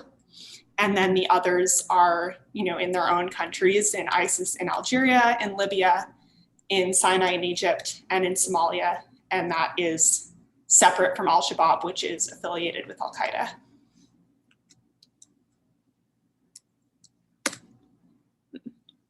All right, so why is Africa important to ISIS in general, which, in its name here, Islamic State of Iraq and Syria, is originally focused on the Middle East. But Africa has a large recruiting pool. If we talk about people who are more vulnerable to terrorist recruitment, that's young, vulnerable people. 60% of people in Africa are younger than 25, so that's a big pool of people from which to recruit. North Africa in particular was also a very big source of foreign fighters for ISIS when it had its caliphate and when it was building its caliphate. Some experts estimate that approximately 10,000 of 40,000 foreign fighters came from North Africa. So already they know that that's a place where they have followers. There's also an opportunity for unification and regionalization of individual goals. So especially when we look at the Islamic State in Central Africa, that is unifying kind of these local insurgencies in Mozambique and Democratic Republic of Congo and bringing it into a more regional goal. There's a shift to more religious rhetoric rather than political rhetoric, which then brings in more foreign fighters, and also the establishment of a base in Cabo Delgado in Mozambique provides then access to South and East Africa, particularly South Africa and Tanzania. And then lastly, Africa is important to the Islamic State, to ISIS, because of their counter messaging. Obviously, there's a lot changing right now in the Middle East, but generally for the past few years, ISIS was losing a lot of territory in the Middle East, which doesn't look good for them. So being able to use victories in Africa, taking of territory, winning battles in their propaganda is very helpful for them to say to their followers and to their enemies that they're still alive and well. So what are their tactics for expanding their ideology throughout Africa? First is winning hearts and minds.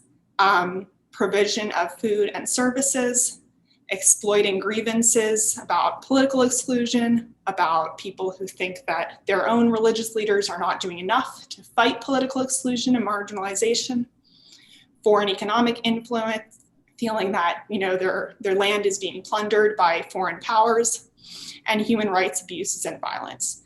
And a lot of these grievances were really exacerbated by COVID, when people felt that they could not, that their governments were not able to provide the necessary services to them.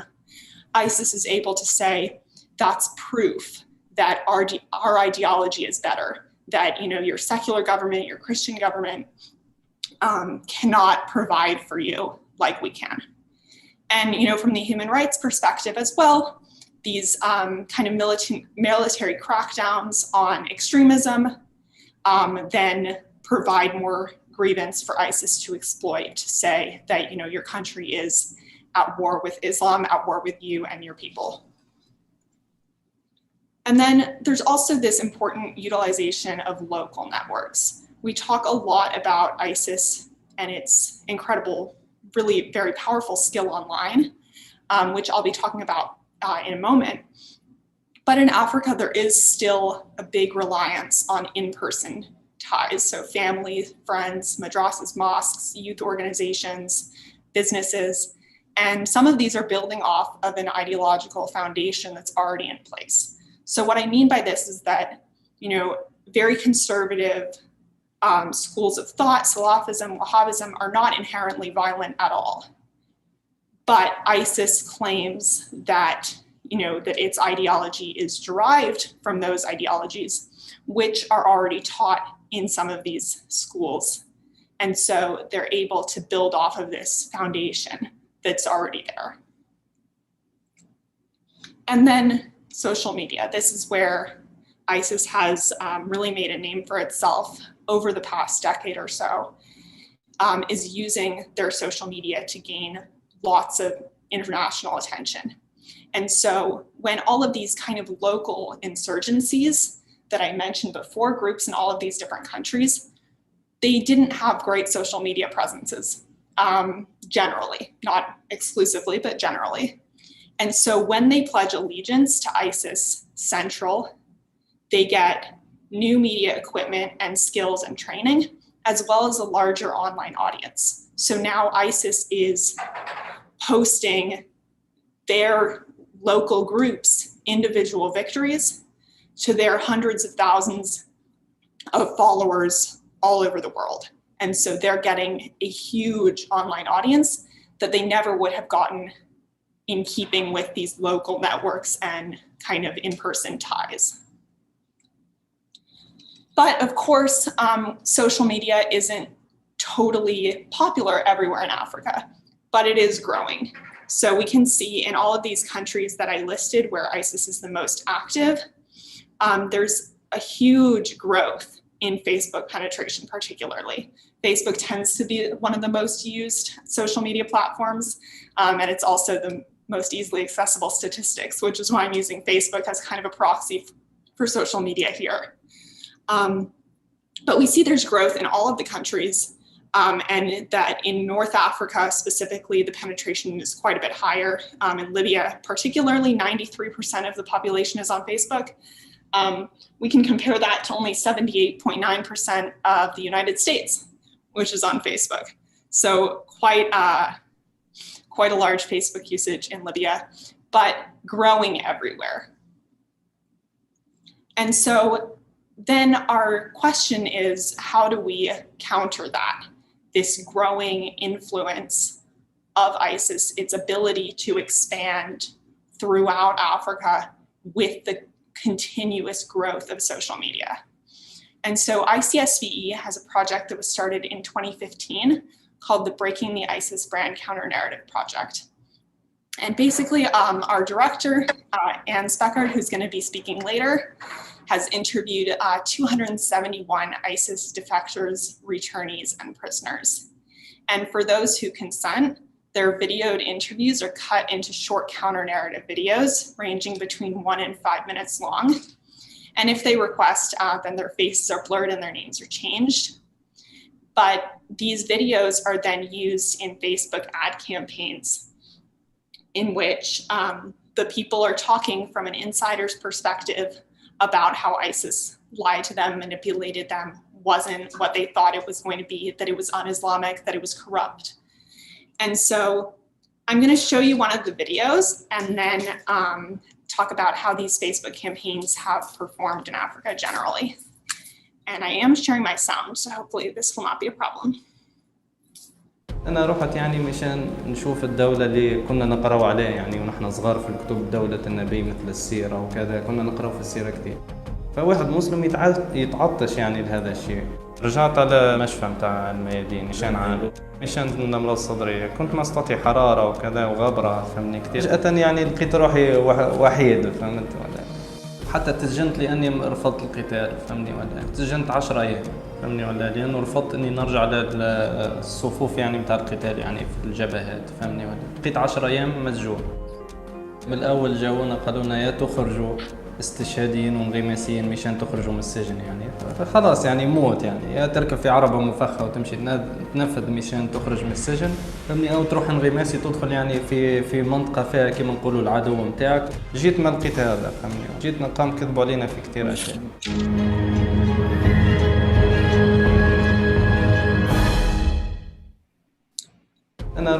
So that was one of our short videos. That video in particular received over 100,000 complete views in a Facebook ad that ran in Libya, Algeria, Morocco, and Tunisia.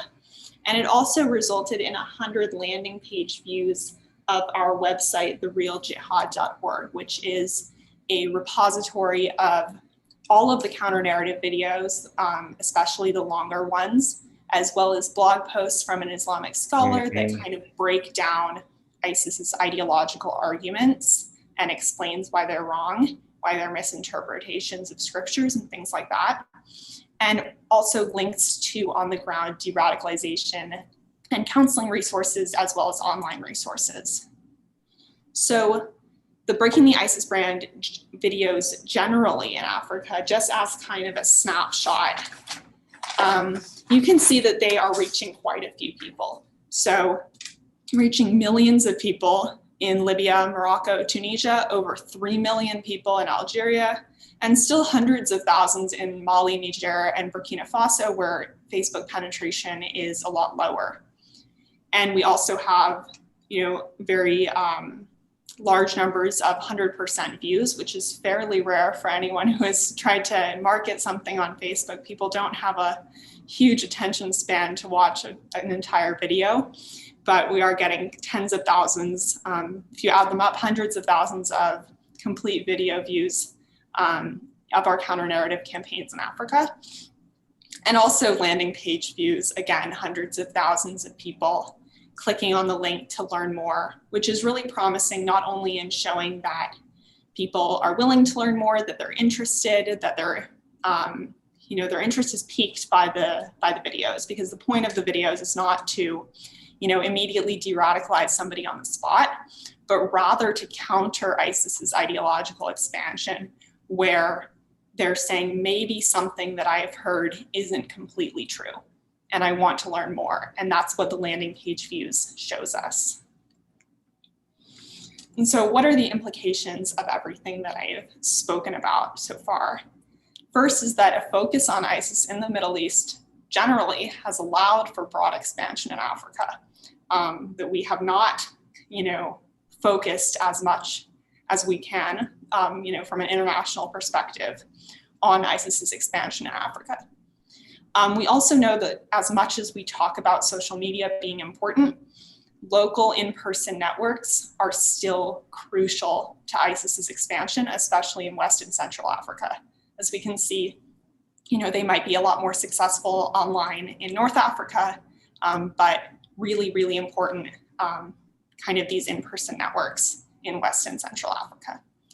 We also can see that ideological expansion of militant jihadism benefits from government corruption, from human rights abuses, and from lack of public services, because they don't need to, be showing this hard power, but rather showing that their ideology is a better option for people who have legitimate grievances. And finally, we know that increased internet and social media penetration, that says presentation, but I meant penetration, will be useful for ISIS affiliates. It's already useful and it's growing, but it will also allow for a lot more counter messaging, because it is hard to get counter messaging narratives across when so much recruiting is happening locally and in person. But as internet penetration increases throughout the continent, then international groups, national groups are also able to counter message online more effectively. And thank you so much. Please feel free to contact me, and you can also view all of our counter narrative videos at youtube.com/ICSVE. Thank you so much. I'm going to stop sharing my screen now. Thank you. Thank you very much. Excellent presentation, and what captured my eye at your last slide, and how corruption actually helps in diffusion of militant jihadism, and what a better example than what we are seeing today in Afghanistan. Because of corruption, it became easier for the militants to actually just overrun a very corrupt government. The next speaker is with us in the room, none other than Professor Fatma Ali, who is going to help us understand violent extremism in Africa. She is a professor at the a professor of international relations at the United States International University of Africa. Professor Fatma, you are also a visiting faculty and external researcher in the University Institute for Social Development and Peace in Spain. You hold a European doctorate with distinction from the same university. Your areas of specialization is in the field of international relations, peace, conflict and development studies, gender, security, and preventing violent extremism, as well as countering extremism, including expertise in foreign policy and politics in the Horn of Africa, where you practice. Welcome, and I'll give you 15 minutes. Thank you.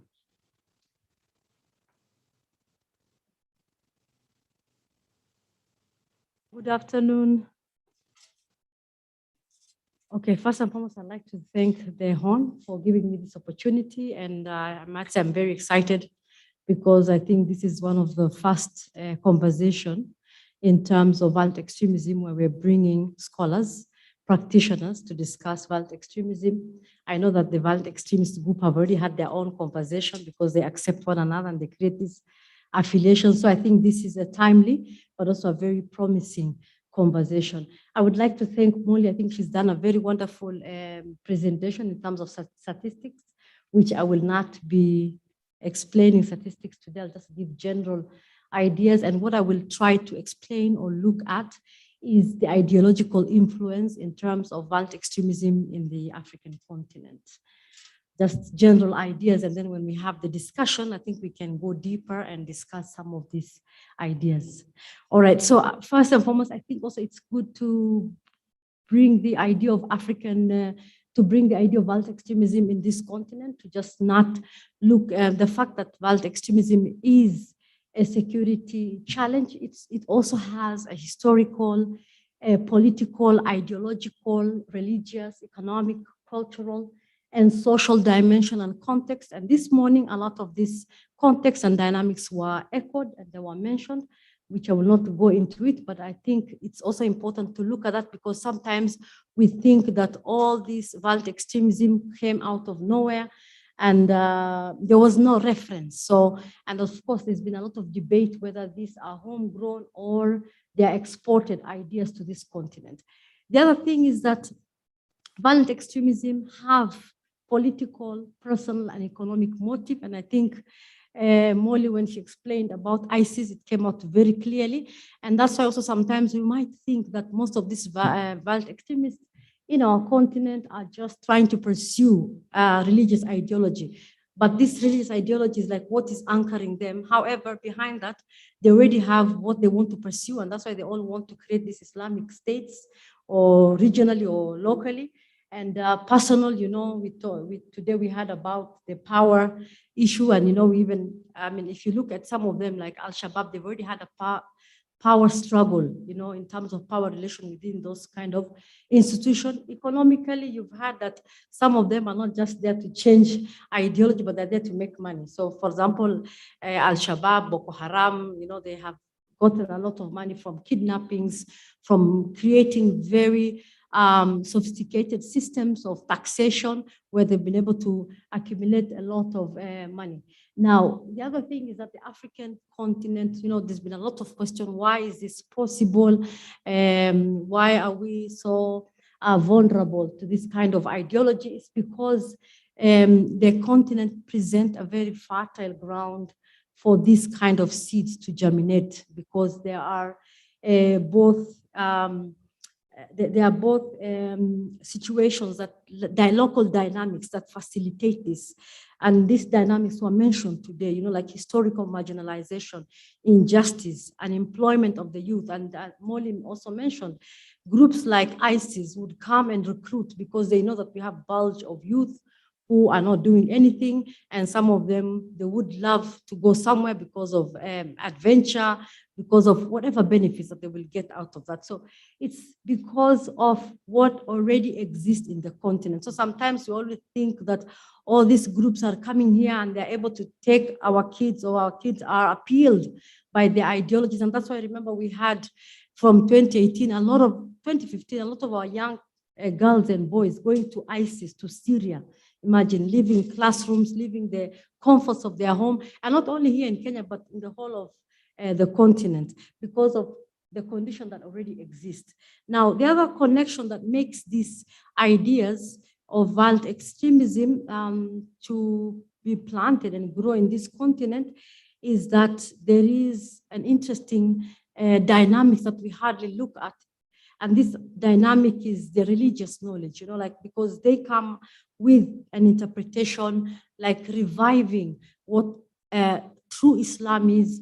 And in this context also, where people now find themselves that they're not very religious literally, and we have all these, duksi, ma'alims, from the madrasas or whatever, who specialize in interpreting certain texts, certain things. And then this is kind of like fits very well. And that's why groups like Boko Haram could easily appeal to people, because they could easily say that the Western education is not the right education for you, because the hereafter, when you meet your Lord, your Allah, what will you tell him? And now people start to think of the future. So they're able to actually go and look at the gaps and realize this kind of ideas that can enhanced with education.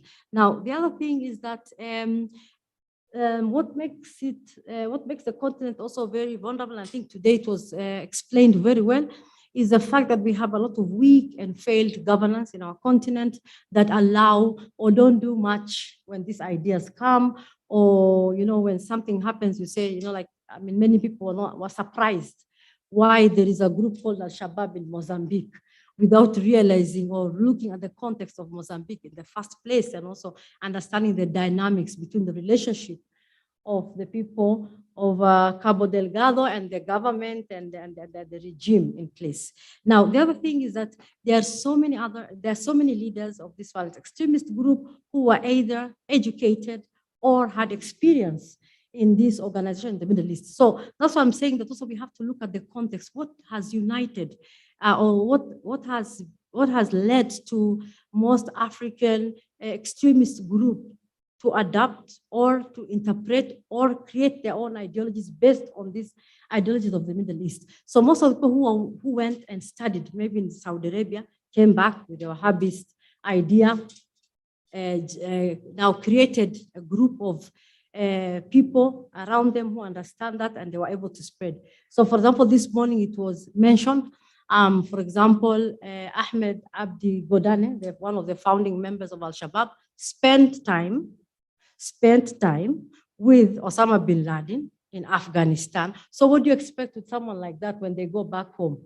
Of course, you have to come back with the experience you brought and try to plan that. So it's also this dynamic. So sometimes we need to look at the profile of these people who are behind this ideology group, understand where they're coming from, and understand why they have this need and what is the connection to where they come from in this case, okay?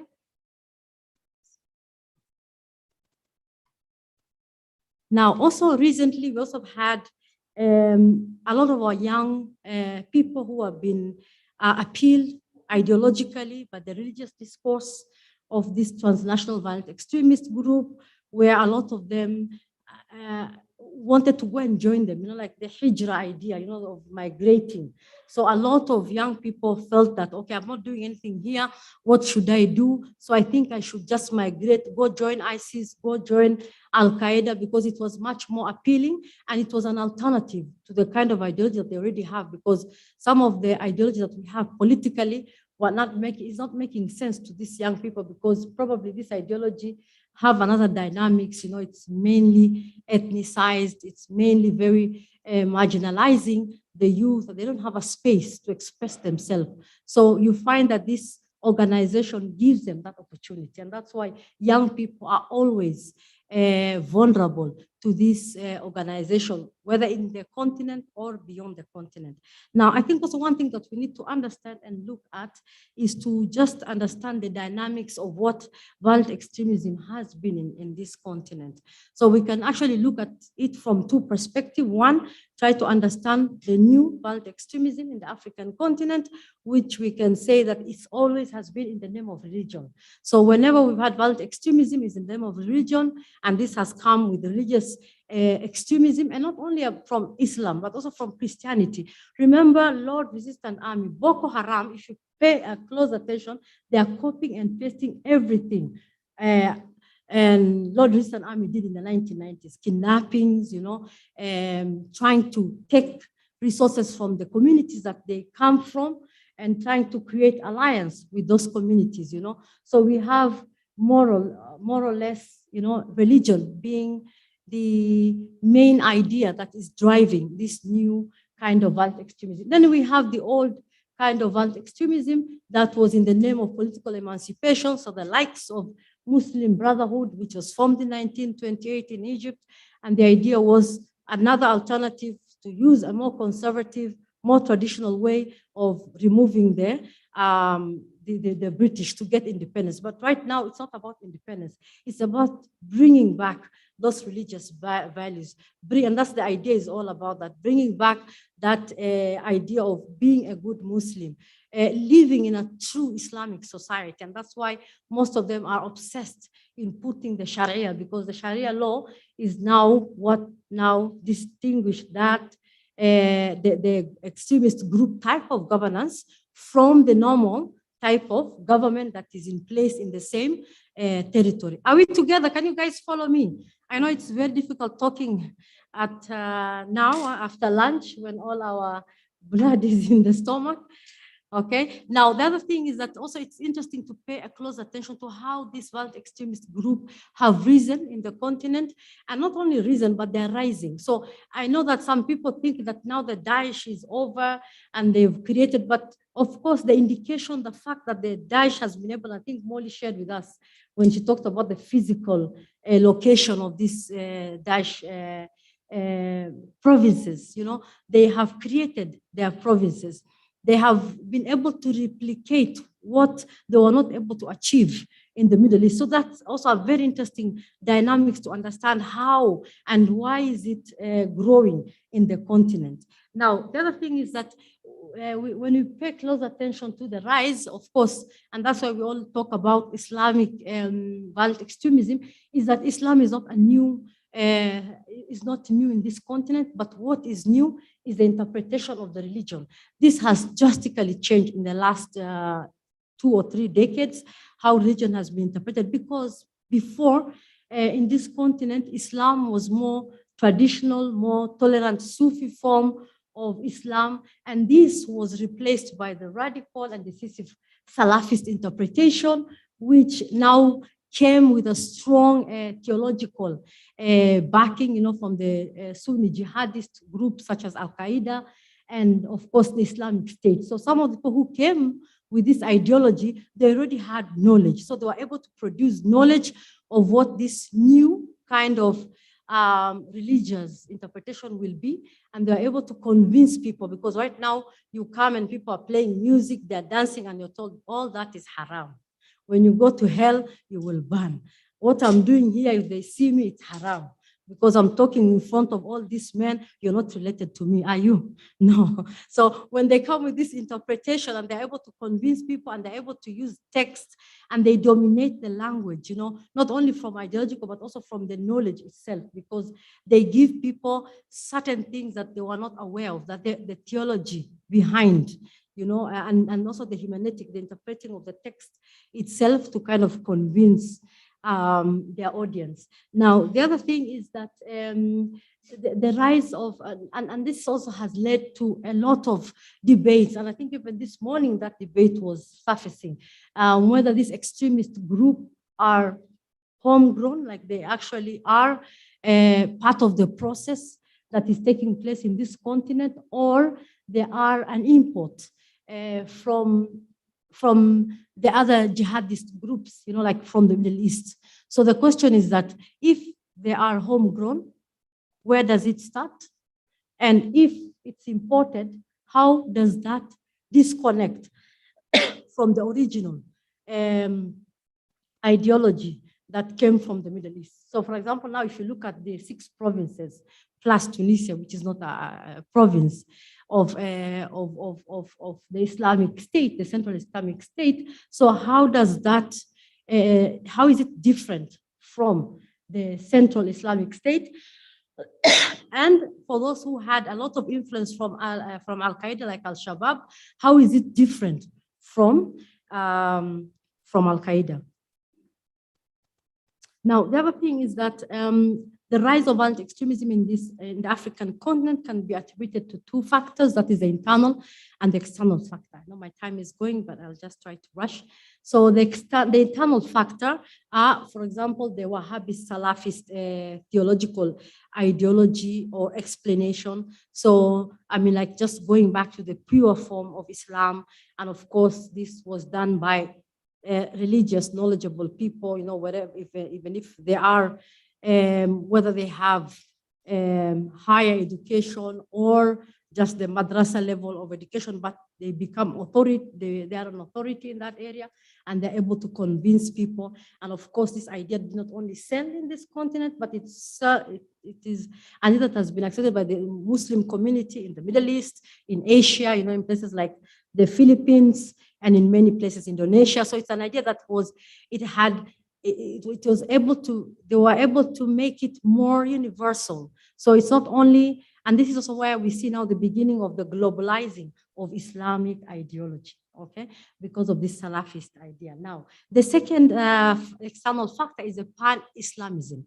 So pan-Islamism is the idea that all Muslims, wherever they are, they should rise up in jihad and wage a holy war to create a single Islamic state. And this was an idea that was created in the 1970s by a Pan-African scholar called Abdullah Azzam. And this is some of the people who actually inspired people like Osama bin Laden to pick this idea. And the idea is like to create this identity for all the Muslim, wherever they are, and to take Islam, rise Islam above religion, and not only it's a way of life, but beyond that, that it can have a state, it can create its own political entity. Now, the internal and the third external factor is the politicization of religious interpretation. I will not discuss it. I think this morning, Dr. Mustafa explained it. So I think that is another very interesting dynamic, because if you look at whoever is interpreting this, they are always interpreting Islam or religion from a political perspective.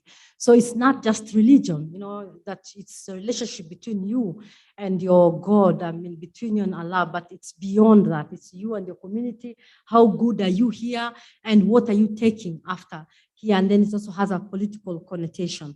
Now, there's also internal factors. The internal factors, we all know, these are social, political, economic, religious, and structural vulnerabilities that have allowed for many people to believe or to accept these ideas, or even to think that probably this ideology fits them well. So they adhere to this ideology because it makes sense to them.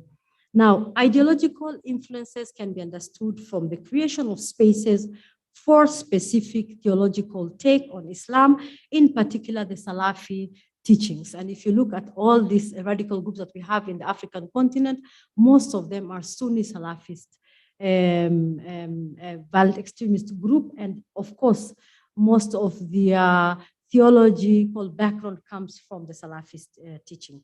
Now, also violent extremist organization or groups in the African continent have used the Salafist interpretation of Islam to describe who their enemies are.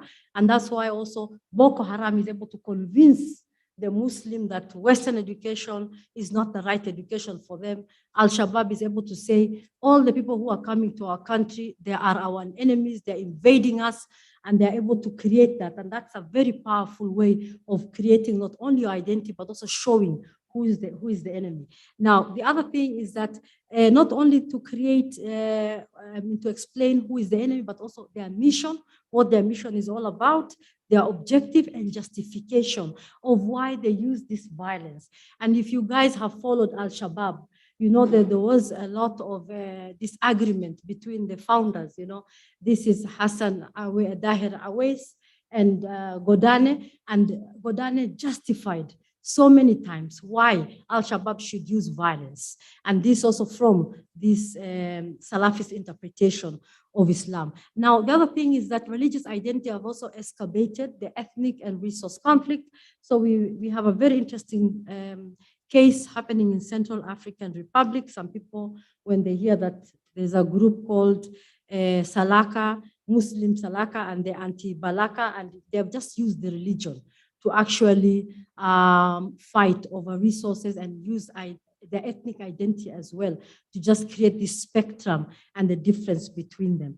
And also the same thing has happened in Nigeria, so where you have the farmers and the herdsmen clashing. Historically, this was a resource-based conflict. However, now it has taken more of a religious and ethnic dimension. So one interesting thing why violent extremism is growing in this continent is that it has many other dimensions. It's not like in the Middle East, it's just been political and religious. Here it has taken more of a resource route. It has taken also more of identity such as the ethnic identity. And that's why if you go to Somalia, you will see that also the clanism is also manifested in the Al-Shabaab itself. So there are so many violent extremist groups in the African continent that affiliate themselves with a major international violent extremist group, mainly the Al-Shabaab and the ISIS.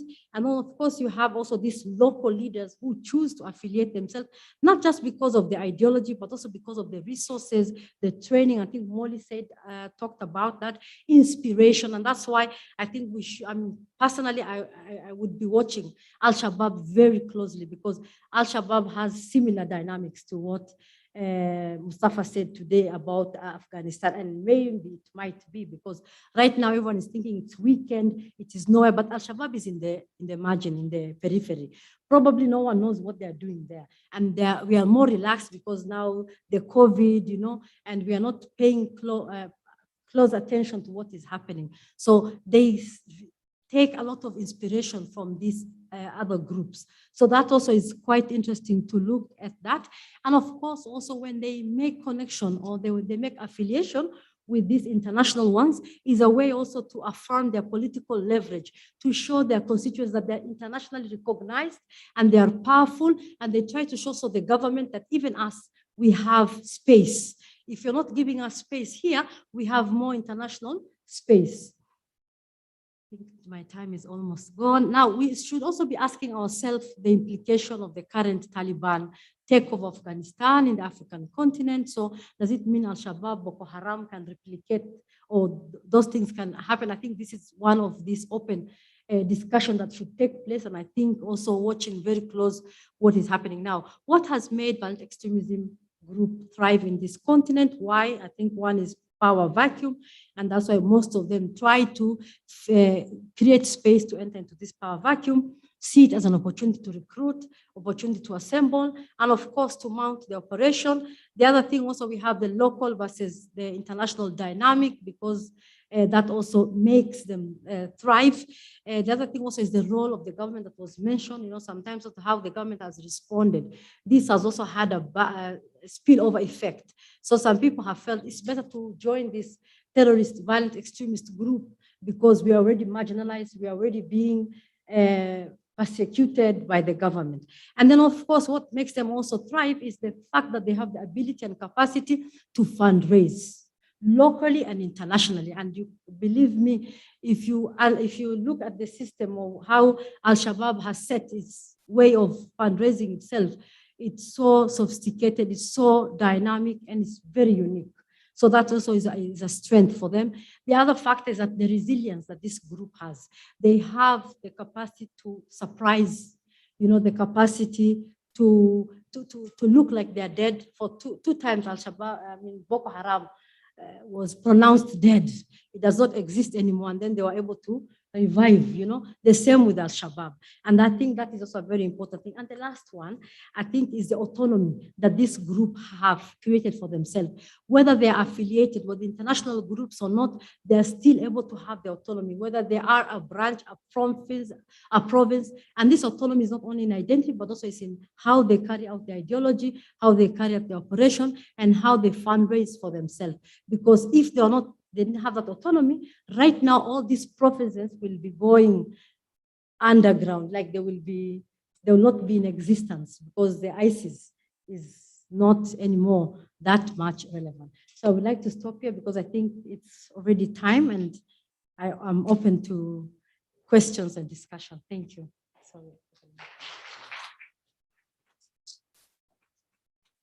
Thank you, Professor Fatma Ahmed Ali, for that very robust exposition on violent extremism in Africa. I must say you have a lot of details that you shared, and I believe much more if you were given more time to actually share everything that you have prepared for this particular conference. We are running about 30 minutes late, but we will catch up.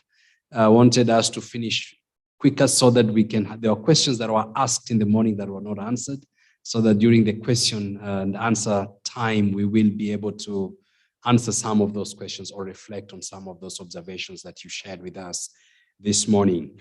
The next speaker, who is going to share with us, present on terrorism in Africa and the Middle East, Challenges and Prospects is Professor Anne Speckard. Professor Anne Speckard is the director of International Center for the Study of Violent Extremism based in the United States of America. She is also an adjunct associate professor of psychiatry in the School of Medicine and has taught psychology of terrorism for Security Studies Department in the Foreign Service at Georgetown University in the US. She is a member of the United Nations rosters of experts for terrorism prevention branch office on drugs and crime, and was previously awarded a public health service fellowship in the United States Department of Health and Human Services. Professor Speckard has also consulted for NATO, Organization of Security, Cooperation in Europe, foreign governments, and the US Departments of State, Defense, Justice, Homeland Security, Health, Human Services, FBI, and many other institutions. She is author of several books, including Talking to Terrorists, Understanding the Psychosocial Motivations of Militant Jihadi Terrorists, Mass Hostage Takers, Suicide Bombers, and Martyrs, and a book on Bride of ISIS, One Young Woman's Path to Homegrown Terrorism. Professor Speckard, the floor is yours. Thank you. Thank you so much. And I want to say hello to Dr. Hassan, Dr. Roslin, Dr. Mustafa. Thank you, Professor Fred. Really good to be with the Horn Institute again. And I remember fondly, I think it was 2 years ago when we were looking at Mount Kilimanjaro together, and it was lovely then, it's lovely now. I think I recognize the hotel where we are. And thank you for having us again, and thank you for including more of us from ICSVE. I want to also say that Azi is attending. She's one of our research fellows as well from Morocco, looking at and trying to go in the prison, although it's been a bit tough right now with COVID, but looking at rehabilitation issues in the prisons. So I will share my screen here. There we go.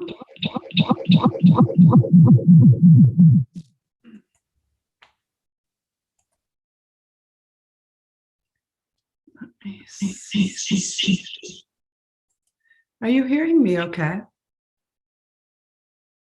I hope so. Okay, so I'm speaking on terrorism in Africa and the Middle East, and there is a great crossover. Most of these concepts and these groups live in the Middle East, but they have spread themselves over to Africa. So let's see. One of the things that I found in studying terrorism, I've been doing this for over 20 years, and we always go for primary data. So we try to actually talk to the terrorists. And what I found in interviewing, I think it's 800 terrorists, or if they're dead suicide terrorists, talking to their family members or a close associate, is that there's 4 things that come together to make a terrorist. And I call that the lethal cocktail of terrorism. Eric Kruglansky has another name for it. I think it's the 3 M's. But in any case, I always say there's 4 things that come together: the group. And in the Middle East and Africa, most of the groups, we see the alignment with ISIS and with Al-Qaeda. So we see Boko Haram having made its affiliation with ISIS, Al-Shabaab with Al-Qaeda. Although we do know that Al-Shabaab was also talking to ISIS. ISIS members went there and recruited from Al-Shabaab, and some of their ideologues were talking to Al-Shabaab, and Al-Shabaab gave permission for their members to go over to fight in Syria. But first of all, there's the group, then there's some type of ideology. And this ideology in this case is militant jihadism. And the ideology provides a narrative, and it gives permission to engage in violence against a supposed enemy. And in this case, to to carry out violence against civilians. And most people won't naturally attack other civilians. They have to be convinced that it's righteous. And in the case of militant jihadism, it's almost always an argument that it's defensive, that look, we have to do this because we're being oppressed. We need to rise up an army. We need to use our bodies in suicide terrorism. But there's some sort of oppression. The West is going against Muslims. Islam is under attack. God calls us to defend ourselves. Of course, it's not defense, it's offense. And then there's social support. So nobody's going to join a terrorist group if they're the only, very few people are going to join if they're the only one that's supporting it. But if you get a whole group of people, perhaps in a mosque or among Palestinians, at one point we saw where a whole football team joined. One by one, they went to suicide terrorists. So if the people surrounding you are saying this is a good idea, you're much more likely to join. And terrorist groups know that, so they try to get people to engage with their ideas. So, for instance, al-Suri, who was one of the ideologues in Al-Qaeda, said we should spread all this ideology out over the world. And then as a result, we will see leaderless jihad, we'll see people rising up. And he was right. If you spread the idea of suicide terrorism, which wasn't accepted 20 years ago, but is now highly accepted in many parts of the world in some circumstances, then it's easy to rise up terrorist groups if the ideology is already out there and there's social support for it. Then the fourth thing that I find is you always have to look at the individual. Terrorism is a group phenomena. It's definitely political, as Dr. Fatima pointed out, but it's got to resonate with the person. So the person has needs, they have motivations and vulnerabilities that resonate to the ideology and to the group. So let's look a little bit about that. What I found when I looked at individual vulnerabilities, that they're very context specific. So if you're in a conflict zone, it has a lot to do with trauma and a lot to do with a desire for revenge. So if there's an occupation, someone's taken over your land, your territory, if they've raped your sister, if they've killed your brother, you might go to a terrorist group and say, equip me, I'm willing to go take a bomb. If you're frustrated in your aspirations, you can't go to university anymore because of conflict, or if you are so highly traumatized that you're just having PTSD reactions every single day. And here's a group that says to you, suicide's forbidden in our religion, but you can go straight to paradise carrying out a martyrdom attack, which is suicide, but suicide killing other people. You might say, that sounds like a good idea to me because I don't know any other way to treat my PTSD. Because in a conflict zone, it's unlikely that you're going to have good access to psychological health care. So that's how it breaks out in conflict zones. And of course, there's all kinds of other things going on as well. And then in non-conflict zones, you often see issues in the individual of marginalization. So when we made our 16 al-Shabaab interviews in Kenya, we found that people that were in marginalized communities, people that already were Muslims, but felt that Muslims perhaps didn't have a place in Kenya or were marginalized because of poverty, lack of education, felt discriminated against, could start to believe lies from al-Shabaab recruiters. We see the same thing in Europe among North African communities that are living on the fringes of society and feeling frustrated and angry. When ISIS came to them and said, we're putting together this utopian caliphate, you can be a leader there, look, you're not appreciated here. Many young men said, that sounds good to me. Same thing with unemployment or underemployment. And for young men, adventure. If you tell a young man that doesn't have a job, listen, you're going to get paid, you're going to be able to have a gun, and you'll be able to get married, that's really powerful. We found that, I can't remember, Tunisia is either the #1 or the #2 most highly represented in terms of numbers to ISIS. And a lot of Tunisian men were finding it hard to get married. And ISIS was saying, come here, you're guaranteed a wife. Not only a wife, we'll give you a sabaya, a sex slave. so that was a draw. A feeling of alienation. If you don't belong somewhere and a group is telling you you can belong with us, or if you're given a sense of significance, you're going to be a leader, you're going to be somebody.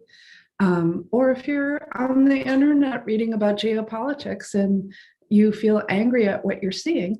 I mean, right now, everybody's watching Afghanistan and not particularly pleased. I mean, even Americans aren't pleased with American foreign policy, and the rest of the world isn't either. And if you're getting angry over geopolitics and then you happen to stumble across a website where a terrorist group is telling you, well, we have an answer to that, you may resonate to it.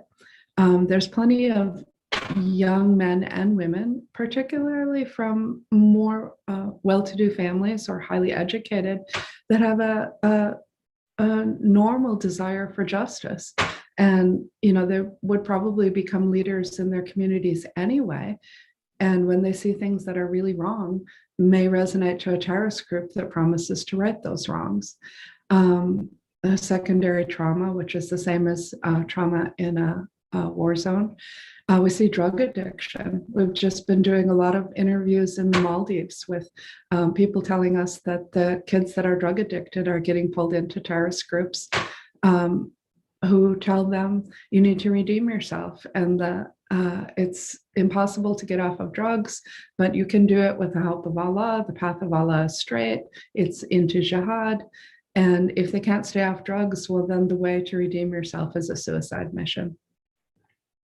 You may be looking for a sense of purpose. You may have empathy for others.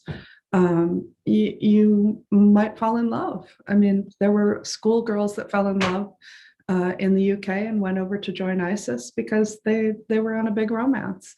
You may have a need to escape. We talked to people that joined Al-Shabaab that were trying to escape abusive family situations. And then there's a desire to solidify your religious or your gender identity. In the case of religious identity, ISIS has been telling, and Al-Qaeda, that you have to take hijrah, that you can't live in a non-Islamic country, that you have to help build a caliphate that will be ruled by Islamic Sharia laws. Trust me, it's never truly Sharia, it's never truly Islam, but the claim is that it will be, and that your individual obligation is for jihad. So people that begin to believe this believe that that's their duty. So when we look at terrorism from the Middle East, and that's occurring in Africa, and I always feel uncomfortable saying Africa because, you know, Africa is so many different places, right? And terrorism, we can describe it as global, and there are global groups.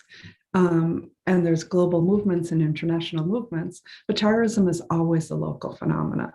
And it may be as local as your neighborhood. So what happens in your neighborhood may be very different than what happens a kilometer away. And terrorist groups are always exploiting local grievances and their culturally specific vulnerabilities. And I think Dr. Fatima did a good job in describing a lot of what those are. So I think I'm off the hook on that one. And then we also need to know that, as Molly was telling us, that terrorist groups use the internet, but they also hook up with local groups, and local groups hook up with international groups because they see the benefits of doing so. They suddenly have a brand that's internationally recognized. They're suddenly advertised all over the world, and they gain access to these things like weapons and training. I was noticing in one of Molly's slides, it looked to me like brand new boots that the Al-Shabaab guys were wearing. I was thinking, where did they get those? So as Molly told you, we make these counter-narrative videos. So I go out all over the world, and thank you very much to the Horn Institute and to our Kenyan partners who helped us to get the Al-Shabaab interviews. I spent a couple weeks in Kenya and visited a lot of the prisons, and we got access to Al-Shabaab prisoners and also to some returnees that were under asylum and still under investigation that spoke to us. And all of them wanted their faces covered, but we were able to make out of a 2-hour interview a very short counter-narrative video. So I'm hoping that this will play, and I'd just like to show you another example. When I was growing up, I can say I was a bit disappointed with everything around me. I was born in the Kibris and Gateway slum. There was like anti-establishment, anti-government. Always view the government as the enemy because in the streets the people survive on selling changa. So the police were always coming and hitting people. Whenever we saw the police, we used to run away. I ended up doing a lot of bad stuff. Smoking weed, clubbing, playing women and stuff like that. I decided to seek divine intervention. I went to the mosque and started repenting for my sins. I started learning the religion and following Islam.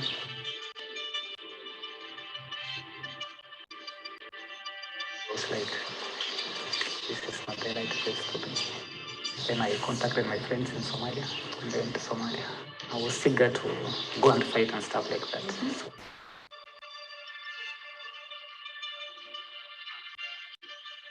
the timetable was saying we have to wake up at 4, but sometimes you wake up at 3, at 2, sometimes you don't sleep at all. It was just hardening. So when the food came, maybe you are starting to eat and they tell you to stop.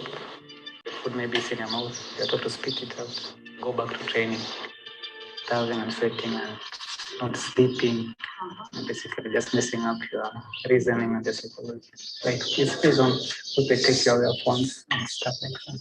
I think in the training they took something away from us because you are not resting, you're not sleeping, you're not feeding, you're not cleaning. So you're just like your mind is just racing all the time. So by the time you are done with training, I think we are not the same people. After that, now they take you to the battlefield to fight so that they can know who really wants to fight for this cause and die for this cause. The people who did not want to go to war are taken away by the intelligence. Most probably they were tortured. I fought well. It reached a point that I got so tired that I just let go. I'm going to follow these people.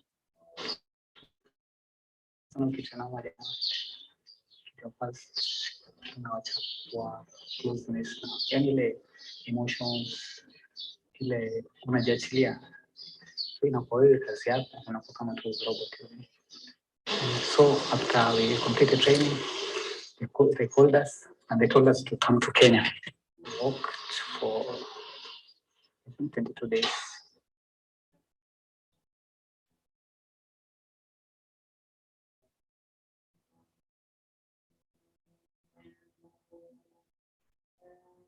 There's a club in Mombasa, it's called Bella Vista. We had hand grenades. He said we should just throw the grenades into the club. So I told him, let me try and pass and see if I can pass.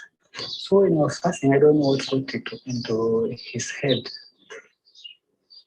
Just threw the grenade. I don't know what happened, but I think when it threw it, it hit maybe the roof and came back. Now I was just looking and I saw something rolling on the ground and smoke coming out, and I knew this thing is not a good thing. I tried to dive, but one of my legs was left behind and I was blacking out. I was losing a lot of blood, so I took the pins and I threw them under the vehicles that attacked them. After that, I had a gun, I threw it away. I had a phone, I put it into the door. And I think I blacked out. After maybe a week in hospital, the police came.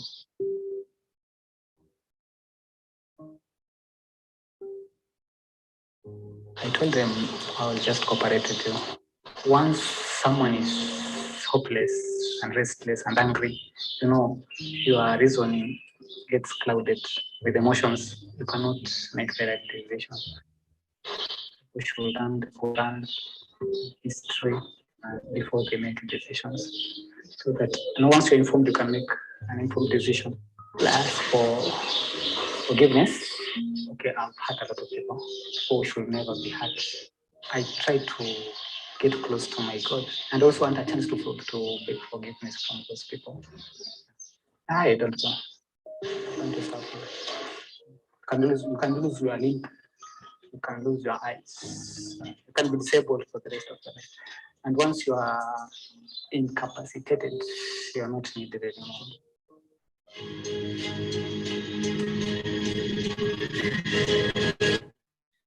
So you see in this one how, a story of trying to seek redemption, feeling marginalized, discriminated against, and falling for the lies of a group. And then once in the group, getting really hardened so you don't feel anything anymore and you can go and attack civilians.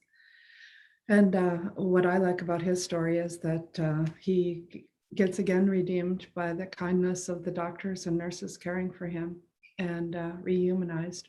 Still in prison and probably should be, but that's one example. So, oops, I hope that didn't play again. So with our Kenyan partners, we were able to make these 16 Al-Shabaab interviews. And you can read our article. I think it's Al-Shabaab in their own words. It's on the website. It's on our website, and it's also on the journal's website. So it's open access, and it's quite in depth about all these interviews. But we see that Al-Shabaab offers young Muslims and new converts training, employment, purpose, a sense of significance. Recruitment, we found, was also often face-to-face and through personal connections and networks. Didn't see it coming over the internet. And the vulnerabilities and motivations included anger over discrimination, anger over security measures, injustices. Some people told us they thought Muslims were just shot outright by the police instead of investigations happening. Financial incentives, believing that they were going for a job when they were actually going to join Al-Shabaab. Familial and relationship dysfunction. We had one kid that his father actually sent him into Al-Shabaab, saying the whole family was going to follow, and it wasn't and didn't. Religious fervor, being convinced that you have to take hijrah, that you have to go on jihad, that there will be a utopian caliphate and you're going to be part of it. Repentance, as you see in the case of Abu Layth, new beginnings. Some people falling in love, this is particularly true for women, seeking adventure, more for men, some for women. Revenge, a little bit. And then going through peer and community networks. And we also saw that if they're isolated from outside the group, it can reduce the risk of defection, and Al-Shabaab was really good at that. When Dr. Fatima was asking what are some of the differences, I would say I was really impressed by how Al-Shabaab kept people in. I mean, you just did not have a chance to leave, a lot like ISIS, where you haven't seen that in these other groups the same, and more cult-like tactics with the propaganda, the Sharia training, food and sleep deprivation. You know, you heard him say you got to eat like for a few minutes, you even had to spit your food out. And fear, increased commitment to the group as they go psychologically numb, as he pretty well described in that one, and normalization of extreme brutality. I listened to a lot of ISIS stories. I think we have 271 ISIS interviews, but Al-Shabaab sounded much more brutal to me. Women were generally recruited to be wives, but occasionally served in other roles, couriers, suicide bombers. And we heard mixed reports regarding slavery and rape. Oops, let's see. I somehow have blocked myself. Oh, okay. Let me see. I start to follow weeds, smokes. This is ISIS. I do all this stuff from Science 40. We have a mosque in front of our house. You know, these people, they have long beard. Always I saw them, you know, and they always talk to me. You have to stop these things, stop these naughty things. I never prayed in my life. I don't know how to pray. With time, I start to understand this is what I'm doing is wrong. So I quit alcohol. I stopped weed. I stopped even to go to disco. I say, okay, let me pray, okay? I say, this is not life. If I finish like this, I'll destroy my life. I start to pray. I start to go to the mosque. In Tunisia, they speak about jihad is normal in the street. We see the videos about Syria. I feel emotionally. I feel that I have to go. Me and my friend, we decided to go to Syria. We went to Libya, to Istanbul. And from Istanbul, they took us to Rai. They took my passport, my driver's license, my ID, mobile. They moved us to the camp in Tabqa. We make military camp and Shari camp. It's nothing, just workout, running, some sports, the position of the Kalashnikov, bombs. It's not a lot. I wasn't like to go fight, you know, because I was scared from death. I would believe that anyone who died with ISIS, that he would go to Jannah. I didn't understand a lot. I just know how to pray in that time. I have problem in my ears from when I am young. The right report that he cannot handle the big sound, like bombs, like the bullet of the Kalashnikov. So they sent me to Raqqa. They chose me only better. I didn't make any weight crime. I don't go to fight. I don't have any bullets in my body. They kill them that carrier disbelievers because the kafir know that he will go to fire.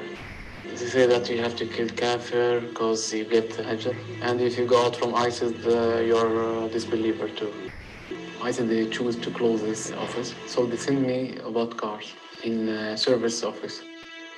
And then ISIS, they put me into prison for 3 months.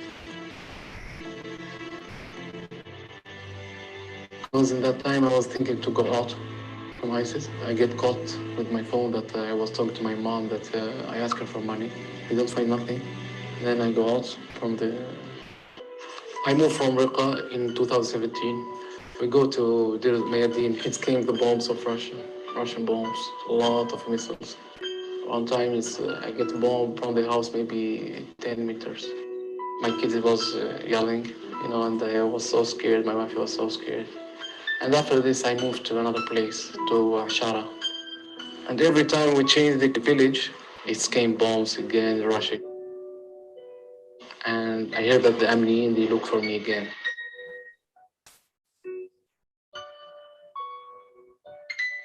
يعني فأنا ننصح يعني كل أخ كل أخت يعني ما يجي ينضم لداعش وما عاد يفكر حتى يروح لأي مجموعة. What can I do? It's better than here. I'm here, there is no thrill, there is nothing for me here. And my wife is in the camp. I go back to my house with my wife because I have family there. I will take care about my wife, take care about my children. يعني إن شاء الله نحن نكون إن شاء الله أخذ درس يعني من هذا التجربة اللي عشتها يعني الآن 3 سنوات يعني مع الدولة. يعني صح غلطنا لكن يعني خلاص هذه المرة يعني هذه أول غلطة إحنا عملناها وإن شاء الله راح تكون آخر غلطة يعني.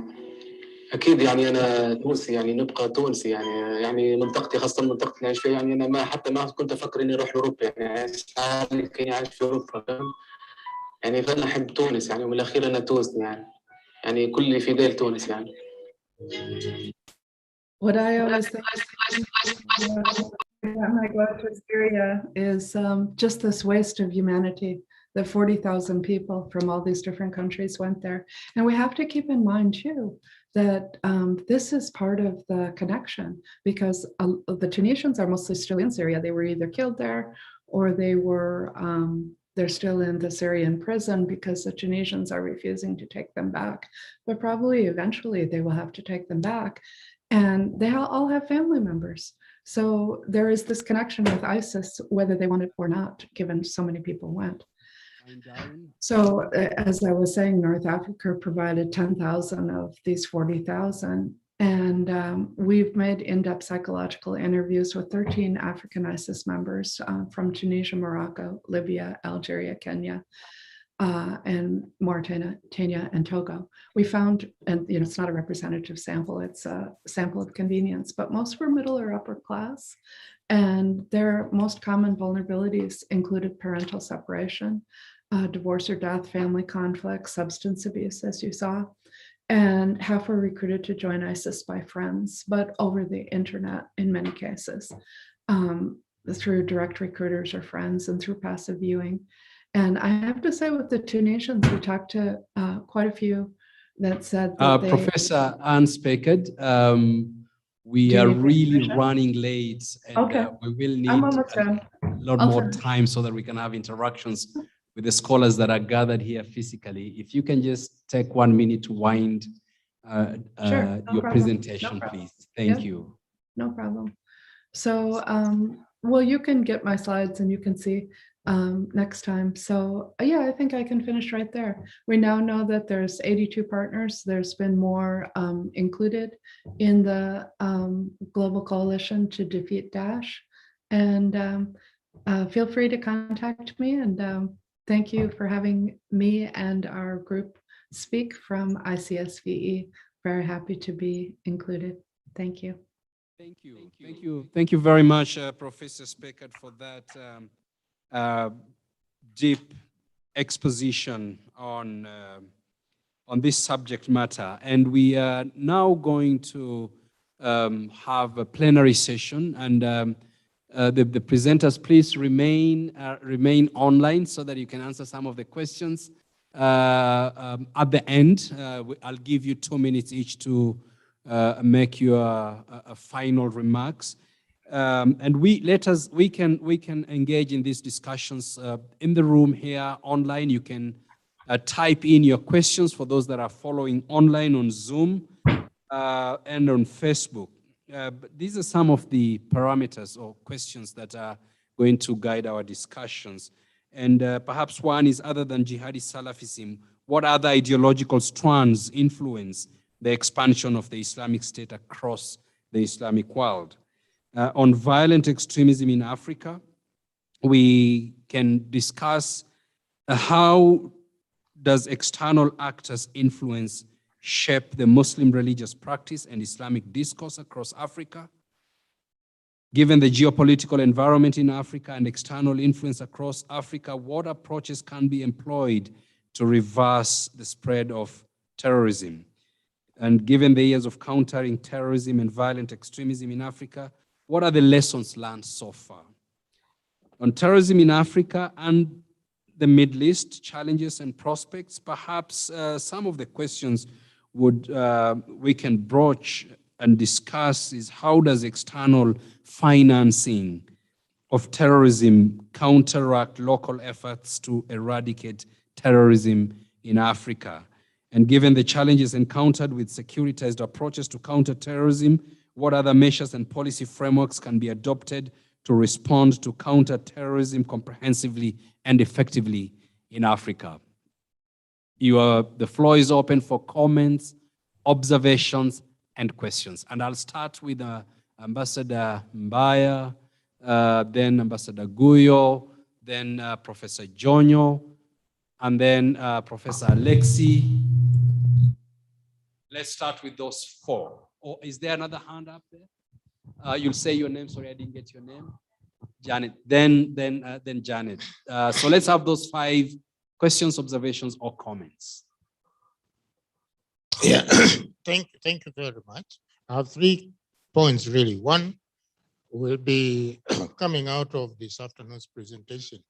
And if our friends in the United States could probably help us answer that question.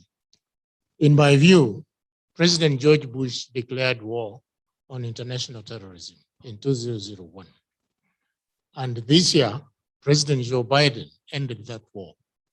But I don't know whether the world has made any significant inroads in terms of addressing the problem. And if not, it looks like President George's view was, if you are not with us, you're against us. President Biden said, America cannot fight a war that the owners are not willing to fight. So in this case, we noticed that international terrorism has metamorphosed into regional enclaves. You have Al-Shabaab, you have ISIS, you have Boko Haram, and so forth. Are we saying the United States is no longer interested? Are we saying the international community has given up on international terrorism? And are we saying, therefore, that because most of it is inborn in the countries that the terrorists are now being found in, those countries should deal with the problem specifically? Number 2, it comes from the general discussion. I think Erastus Mwenche raised it, and I think Professor Kagwanja also. Are there any structural linkages between the Middle East and Africa? Or are we talking about individual bilateral arrangements between the countries of the 2 regions? And finally, I think again, Professor Kagwanja touched on it, overcoming the Berlin Conference biases and influences. How do we do that so that Africa-Middle East relations can grow into some concrete form? Thank you, Ambassador Baya. Next question is Ambassador Guyo. Thank you very much. Mine are mostly comments, but with 2 questions. And thank you very much for the presenters. Really, you have done an excellent job on this. Historically, throughout the historical timeline, a group based on religion has always, emerged and gone down, emerged, peak and like that.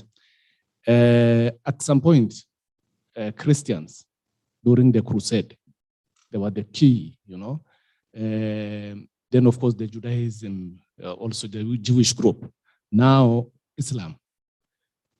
So there's need to complete, and a full understanding, holistic understanding, by understanding the ideological posture of all this group.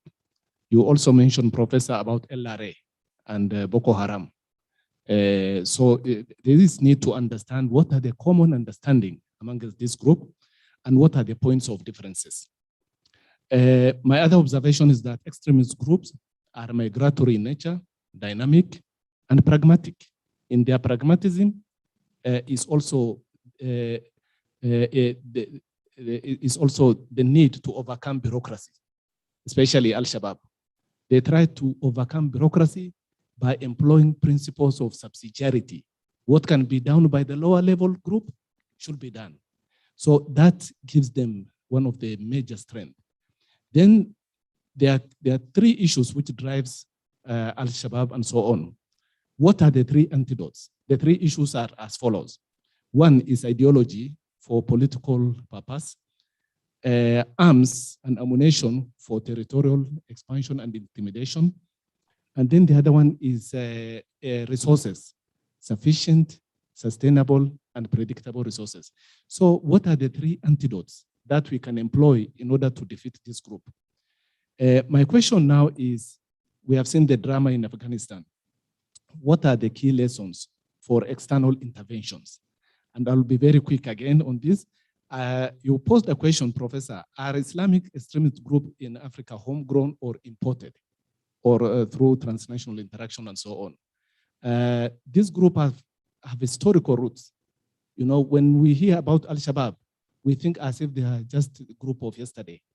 But if you look at the history of the Horn of Africa and Somalia, you'll find that the 15th century jihad of Ahmed Ibrahim Al-Ghazi, whom Somali call Ahmed Gurre, was critical in the current Islamic political movement. Look at, for example, Muhammad Abdullah Hassan. The jihad of Muhammad Abdullah Hassan in northern Somalia was very, if you look at the comparison of Al-Shabaab and that jihad, they call him Mad Mullah, it's also, you can get a replica. Look at the Bardera jihad of 1810 to 1836. It's also very clear. So all this, we can learn something from it. These are historical group. Look at, for example, Boko Haram. They are a complete replica of the jihad of Usman Don Fodio in West Africa during those times. So then my last question is to all of you is there local stroke homegrown solution to this problem? For example, is militarization of Sufi group a solution? Is militarization of a Sufi, which is a tolerant group, a solution? Thank you. Thank you, Ambassador Guyo, for those observations and questions, and they will be taken. The next is Professor Jonyo. Yeah, thank you very much, Doc, and may I congratulate the presenters for wonderful work. My question is it true really that if you're radicalized, you must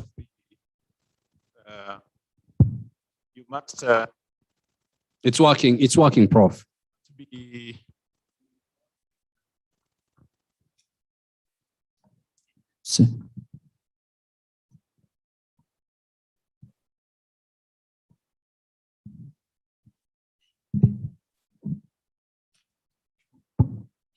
sorry for that. Is it true that because from the presentations it looks like radicalization automatically leads to violent extremism? I tend to disagree.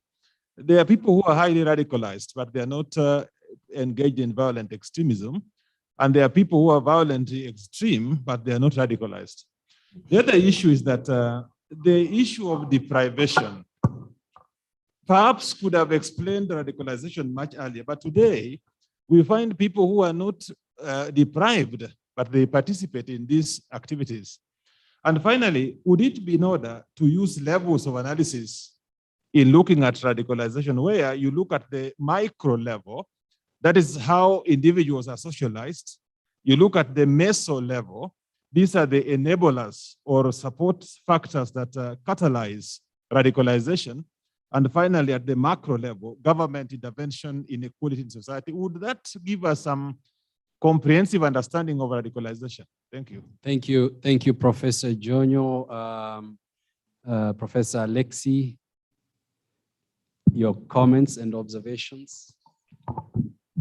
Okay, thank you very much. And thank you for the presenters. Wonderful, very, very enlightening. Now, I have two questions, and these are more related to ideological aspects. This issue of, it was already raised that what might, actually there was a question that was already said, are there perhaps other ideological ways of justification that would be different from Salafism or Wahhabism in this regard? But I would also like to ask, if we look at these views, and particularly if we look at Africa and Sufism, from your perspective as experts, how do you see the ideological resilience against, for example, Salafist tendencies arising from Sufism? Or is Sufism particularly vulnerable to these kinds of interpretations or not? And then secondly, I'd like to hear a bit more about this justification of attacking Muslims, the idea of kafir, and this idea that we see that most by big majority the victims of these kinds of actions are Muslims. So how feasible, how do you see this kind of justification actually is? I mean, does this go again to the sort of the ideological brainwashing, or how do you see this from your perspective? Thank you. Thank you, Prof. And pass on the microphone to the next scholar. Thank you to the panel for the discussions. I would want to ask, make a comment, but my question is first, can you really discuss violent extremism without looking at the anti-Zionist movement in the Middle East? Because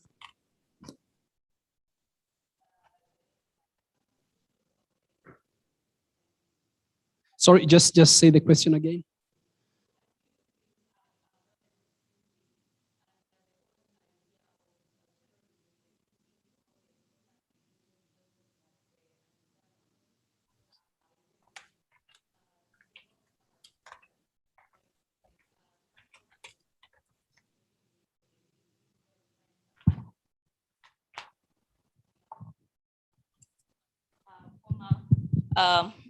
some former African states, such as Sudan, are trying to normalize relations. So my question is, have African states abandoned the quest for the Palestinians? It's okay, it's working, it's working. Just let her conclude.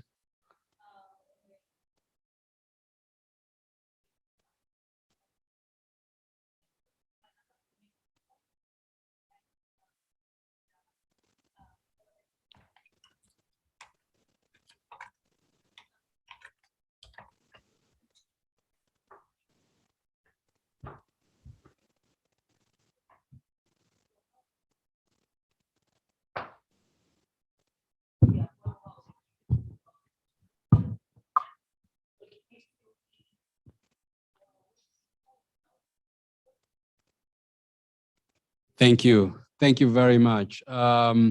Can we take this first, or do we take another round and then we make the we have let the experts present first, and then we take another round of questions. So I will distribute some of these questions. I think Molly, Hans Peckard, and Professor Fatma, you are taking your notes. Professor Jonyo, on radicalization and extremism and violent extremism, we have come up with very specific definitions on what we mean by radicalization, what we mean by extremism, what we mean by violent extremism. And what we are speaking about here actually is terrorist radicalization.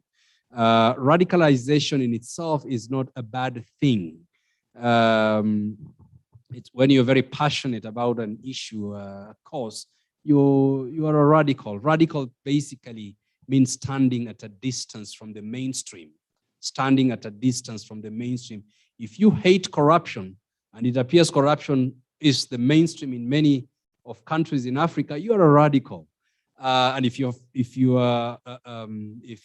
do not agree with this kind of certain kind of political processes, highly personalized, cultist kind of politics, and you prefer to focus on issue-based politics, but majority of people are focusing on tribal, personalized politics, then you're a radical and you are standing at a distance from that mainstream. However, extremism or rather violent extremism, it not only stands at a distance from the mainstream, it also assaults the mainstream. So the radical doesn't assault, but engages in discourses like this. I believe all of you are radical, have radical mindsets here. And if you don't, maybe we cannot have very good discussions. It's when it moves towards extremism, which is closed. Radical is open, open-minded. Extremist is a very closed-minded person. It's their way or the highway. Let me start with Molly to make a few comments on the questions that have been asked, and then Professor Hans Peckard. Sure. So quite a variety of different questions. I'll go in the order that I have them listed. But I wanted to touch briefly on the question about the war on terror that is kind of in everyone's mind right now with the withdrawal from Afghanistan.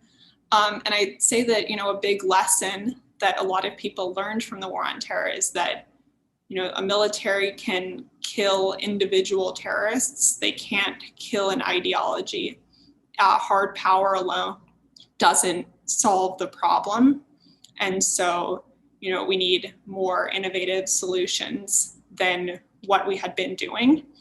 And I would argue that, when President Bush said, you're with us or against us, and he talked about international terrorism, the mission, as we're hearing now in the news, was originally to prevent another attack on the homeland like we saw in 9/11. And there's a recognition now in the United States that a much greater threat to the US comes from domestic violent extremism, particularly white supremacism. And so I would say that that's a bit of a shift in the narrative, not that there's a change in focus on terrorism, but that there is a change in focus on the type of terrorism that poses the greatest threat to the United States.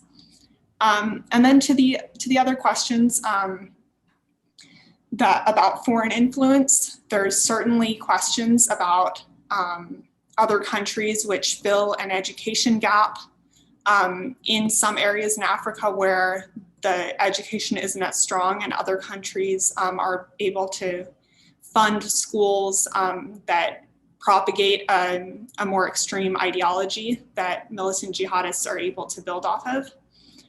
But I would also say that many would argue that the best refuters of militant jihadism are the most conservative Muslims, are Salafists, because they're able to say that, yes, your very conservative viewpoint is correct, but we are not going to be violent about it. We're not going to kill people about it.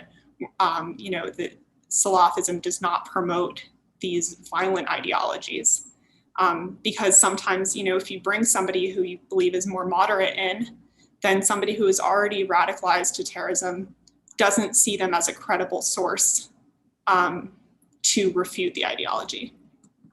And then finally, talking about desperation and deprivation, research has shown that there's no individual root cause of radicalization to terrorism. There are contributors, and sometimes it's deprivation, and sometimes it's a lack of belonging and all of the different vulnerabilities that Dr. Speckhard mentioned before.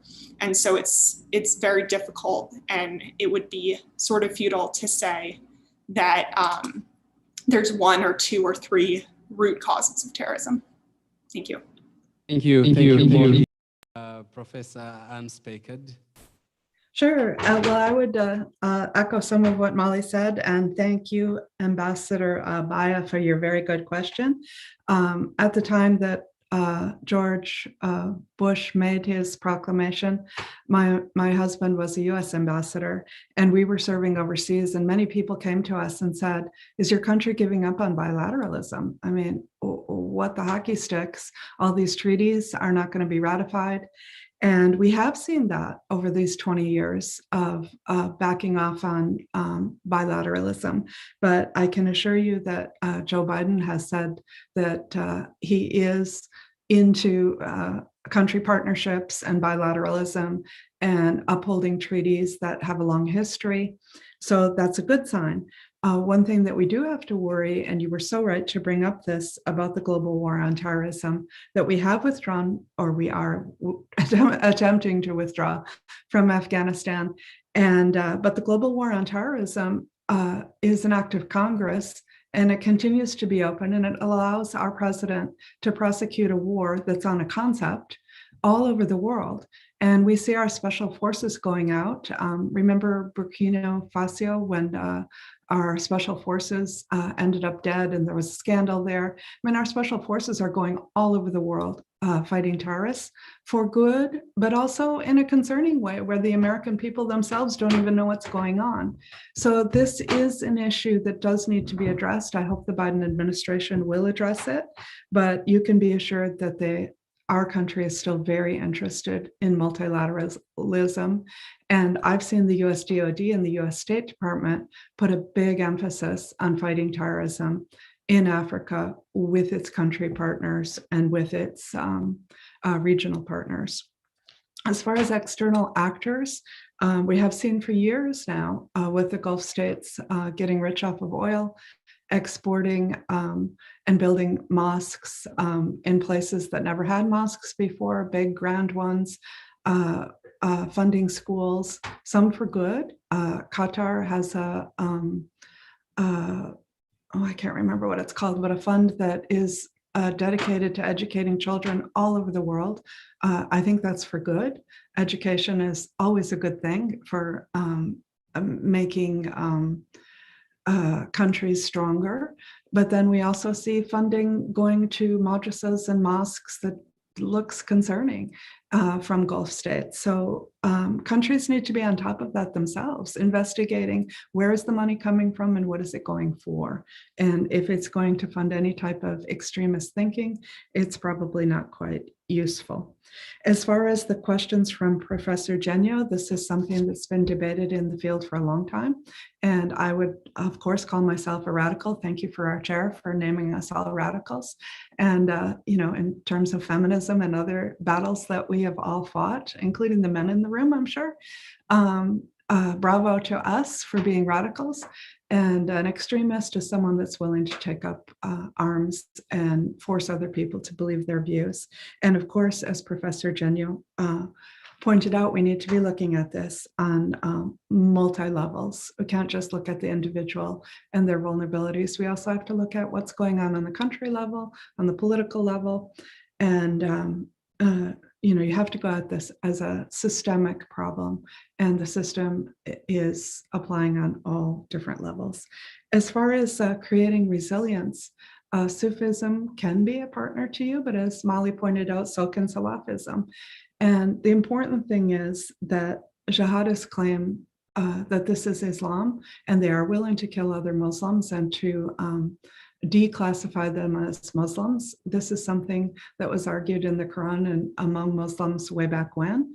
And if you get good scholars on your side, they can debunk all of it. They can debunk the claims for individual jihad, for taking hijrah, for suicide bombing in particular, and for ever claiming that someone else can judge whether or not you're a Muslim. Most Islamic scholars would say the only person that can judge if you're a Muslim or not is Allah himself or herself, and that killing other Muslims is absolutely prohibited. Although ISIS allowed it all the time, Al-Qaeda was the one, Al-Qaeda in Iraq put it on steroids to kill the Shia Muslims. I will stop there to give room for others to speak as well. Professor Speaker, thank you very much. Professor Fatma.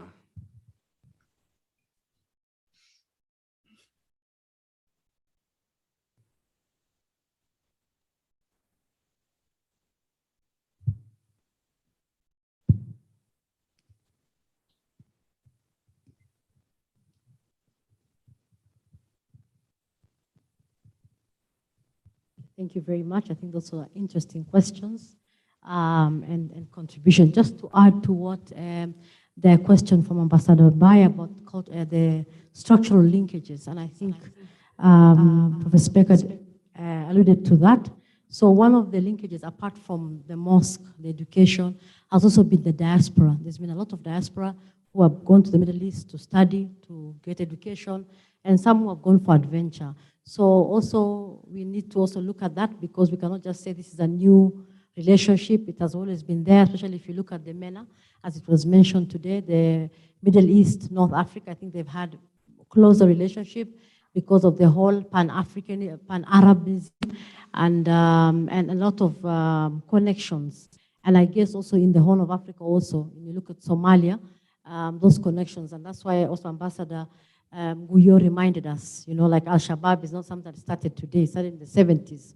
It's something that was part of the struggle against the regime change, against Siad Barre, but then it was just purely political. There was no religious ideology behind it. The idea was just to overtopple a dictator. But then later, when that vacuum came, most other things now came, like the ideology. So I guess also thank you very much, Ambassador Guyo. I think you gave us very interesting insight. And I think this is what we need to look at as scholars, especially local scholars, because sometimes we have the advantage, because we're intimately involved in this process, because we are based here. This is some of the things that we can unpack. We can look at this. For example, I think the question that you said, is there a local solution? Because also this is the other thing, I think in this conference what we can take from here is the fact that this is an open conversation between Middle East and Africa, and this is one of the connections. This is a security challenge.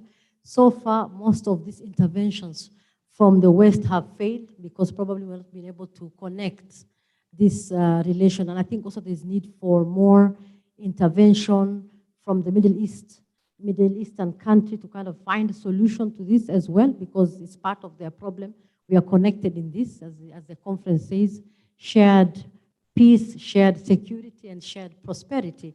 And I think also it's also time for African practitioners, scholars to engage with the Middle Eastern scholars and practitioners to do research together. I know most of us have done research with people from the West, from US, Europe, but I think there's need to have that conversation with the Middle East to look at this solution, like for us to come with a solution, because this problem are some of the problems that are challenging people from this territory. So I think this is an open, let's say an open opportunity that Dr. Guyo has floated this evening, and I think it would be fascinating to be able to get that opportunity. To just go to the question by Professor Jonyo. So I would just like to say that radicalization is a gradual process. So it does not mean that you're radicalized eventually, you become a violent extremist. As you correctly said yourself, that not all radical extremists, not all people who have been radicalized become extremists. I share with Professor Specker that I'm also a radical feminist. For those of you who know me, you know that I'm very passionate about women, and I would like to thank the Horn for putting a woman panel. I'm very proud to be in this panel this afternoon, because in most conferences, when you go and security issues, you hardly find women. So thank you. You always try to put effort and make sure even if there is one woman and she's there. So that makes me radical, because I'm always voicing it, but that does not make me violent, because I'm just trying to express an opinion. I would like to give you an example of why radicalization is a gradual process. I published something in 2018 where I was able to interview girls who were radicalized from higher education in the Kenyan system, and most of them were radicalized, but very few of them actually eventually took the journey to Syria, because they were being radicalized by ISIS and they were supposed to be going to Syria. So not all of them were able to go. Now, the other thing is, all right, are there ideological alternative or other ideologies apart from Salafism? I think for now, the best-selling idea has been Salafism, just depending on how it has been packaged, how it has been sold, but also there's other elements to that. So that's why it's not the same. So when you go to Somalia, even the division, you know, some of them will have an element of clanism, there'll be an element of politics, there'll be an element of regional dynamics. So some of them will say, we don't want Kenyan forces, we don't want Ethiopian forces, these are invaders and all that. That has nothing to do with religion. But of course, it makes sense because it's also explaining the geopolitics and all that. Now, is Sufism an alternative, or maybe it can be a front against Salafism? I think in Somalia, I don't know, maybe it could be, but the problem is that the Salafists are very strong critiques of Sufism. They pick on the dogmas of the Sufism, because I think for me, I see it as a dogma. So Salafis are always looking at the practice. You're practicing this is wrong, is that. So the Sufis are more spiritual. So when they have a debate, the Sufis are short-sighted, because they're not able to defend that aspect of the dogma. Because these ones are like perfect in the practice, and this one are more of spiritual. And I think that has been the struggle, like who is better in justifying their ideology beyond the theology. And that's why if you look at Somalia, you'll be able to understand that more. And of course, there were some things that gave that possibility. Of course, some people said, you know, we were not so religious, God punished us, and that's why our country went down the drain. We have to pray, we have to go back to God. And of course, the Sufis, they don't have a solution. They don't have a response to that. So that is my take on that. Now, the justification of attacking Muslim, I think for Al-Shabaab, what I know better for me that I can speak on is that they justify this because they believe that attacking civilians is part of commanding the resources, is part of getting the supporters, because you put fear on the people, and of course also creating credibility. If you remember, is it 2011 when there was the drought, and then the leader, Godane, refused all the humanitarian organization, including WFP, to give aid. And that was a way to just make people, you know, being humbled and accept. And of course, that also brought division within Al-Shabaab. You know, when now Hassan Dahir Awais was against that because he believed that, that if they are not able to secure food security, they've also failed as Al-Shabaab in their own territory, because at that time they commanded a territory. So for him, he truly believes that you have to, and that's why that the number one casualty of all this terrorist group are their own people, because there's a purpose behind it. So if then they wanted to attack people, they would have attacked that, of course. And that's why if you look at whoever is attacking Kenyans, who are they? They are Kenyans, okay? Because it creates that credibility, that fear, that command. And I think that's also how they are able to also create that attention globally, because now people are able to see how brutal, cruel they are. And then lastly, how can we, I mean, Janet's question, I did not understand it very well, but I'll just try to respond. How can we criminalize social media? I think it's very difficult. Many countries have tried to put cyber laws to kind of prevent that. But sometimes also these are chain. You know, someone might send me, like right now here in Kenya, most radicalization takes place through the mobile, WhatsApp. So someone might send me a WhatsApp video that was sent to 200 people before me. So it depends with you now. Are you disseminating that? So, and I think also the Kenyan government is trying to look at that to stop those kind of things. So it depends with how you stop this kind of information. And that's why also the other thing is that most violent extremists are able to use these emerging technologies, you know, whether it is mobile, whether it's internet, whether it's for finance, whether it's for information dissemination, even for communication. And that's why also it's very difficult to really stop them and get them, because they're always like 2 steps forward. And they also use other dynamics, the global and also the gender dynamics. And then finally, the geopolitics of the Zionist movement. I think this has nothing to do with extremism. It's just purely politics and geopolitics. And if you see the countries that are now friends with Israel, especially in the Maghreb region, you know, Morocco, Egypt, there is a reason why. So it does not mean that if they do that, that will stop violent extremism, because Israel is not in talking terms with ISIS. Who is ISIS? They're not a state. They had an ambition to create a state that did not take place. Okay, so and in this context, if you look at the realist perspective, in this case, there is no room for, unless Israel now works those countries by using its resource, its intelligence, to help them fight the terrorist group. But that does not mean that Israel now has friendship with these Arab states, then terrorism will disappear in the Middle East. That is another issue altogether that has nothing to do with each other. So I think I'll stop here. Sorry.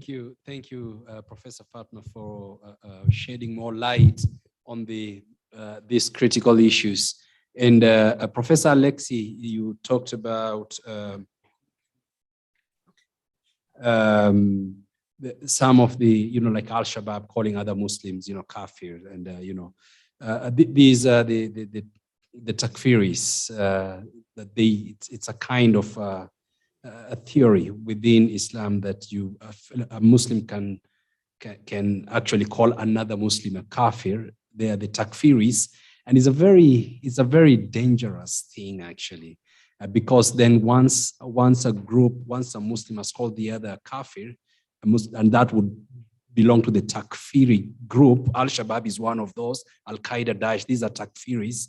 Then it means that automatically that person is sentenced to death, and it's lawful for any Muslim to chop off his head. And this is why we have to constantly engage and address and delegitimize this particular kind of practices, ideologies, and narratives. And takfirism is just one of the 8 meta-narratives that groups like Daesh, Al-Shabaab, Al-Qaeda, and others normally employ in their recruitment narratives and intimidation. And when we speak about the Salafi, so Salafi is it's not a bad thing per se. Also, it's, again, we need to understand what do we mean by Salafi. And there are 3 typologies in the Salafi conception. So there is the quietist Salafi. Then there is the political Salafi. Then you have the violent jihadist Salafi.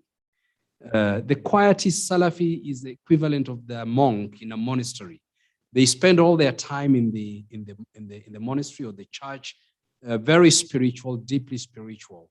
Then there are the political Salafis, the Muslim Brotherhood kind of Salafism, activist kind of politicized. That's now where we move now to the politicization of religion and talking about political Islam, which has brought some serious challenges in places like Egypt. And then the violent, on your face kind of violent Salafis, that's Al-Qaeda, Daesh, Al-Shabaab and others, who again fall within the group of the Takfiris. There are a number of, there are many postings online. I'm not going to read all of them, but let me just read one. I'm here, I have a comment, not a question. I wanted to connect the impression that Boko Haram is an exact, or I wanted to correct the impression that Boko Haram is an exact replica of Danfodio Jihad and pick up on the question on other ideological factors aside of Salafism. It will take time to get typed, so I would just pass. Thanks a lot. But thank you for joining us. This must be somebody from joining us from Nigeria. Let's take a few questions now. So Dr. Mumonzao, Professor Macharia Munene, then there was a third hand up, Ramadan Aula, and then what was a fourth one? Let's take those three. And perhaps we should take those three as the last for today, and then we ask the presenters, the ladies on the panel, to make final remarks, and then we close the day, and then tomorrow 9 sharp we start again. But before that, we're going to ask Singo to give us a recap, just 5 minutes, a recap for the day. Yes, okay. Dr. Mumo. Yeah, thank you. I think we together with the sessions we've had since morning and so on, a few things have been running in my mind. And I think there are no straight answers to some of the things we are asking instantly. And therefore, I feel that probably we need to ask what we task ourselves to try and find policy-oriented, lasting solutions around some of these questions. Because think about it. Like there's a group in Afghanistan that told, I think it's called the Palsha Valley. They told the Taliban, you have made it to Kabul, but don't think you can come here and fight us. These are now Mujahideen. They're not, these are Mujahideen. Mujahideen simply means fighters. Now, how did those people come to be? Taliban, Mujahideen, Cold War. It was about East and West. Now, the dynamics have changed. Now, we have to look through the times and see what was causing what, and where can we find settings of ideological confluence which can make our political systems and our societies better for everyone. Remember, even when you have groups like Ba'ath Party, or even Muslim Brotherhood itself, the repertoires they were using, the shooting, how, Anwar Sadat, is not the same as the dirty vest people are using today. That was just political, pure. It was just like a party. People want to use, it should not surprise you, we had Morsi. And then the next day, that is now, why Arab Spring now became an anticlimax. The big vision of a change you are looking for does not materialize. So why am I saying all these things? We need to dissect and look at things that are happening around the world. Some of these things are due to global influences, but they affect people differently. You might find someone calling, you're a kuffar, I'm the real Muslim, but the things that are being brought, the ideological content I'm informing all that, is due to international politics that have nothing to do with the reality on the ground. And it boils down to simple things. How can we improve or agree on certain minimums of governance that are acceptable to as many societies so that we can borrow certain things from the Middle East that can work for Africa, and those that can work for Africa, for the Middle East, and for the good of all. Because if there's conflict in Afghanistan today, it affects the entire world. That's why we have to accept to look for refugees and so on. What is happening in another place? So there are matters that have to do with just politics.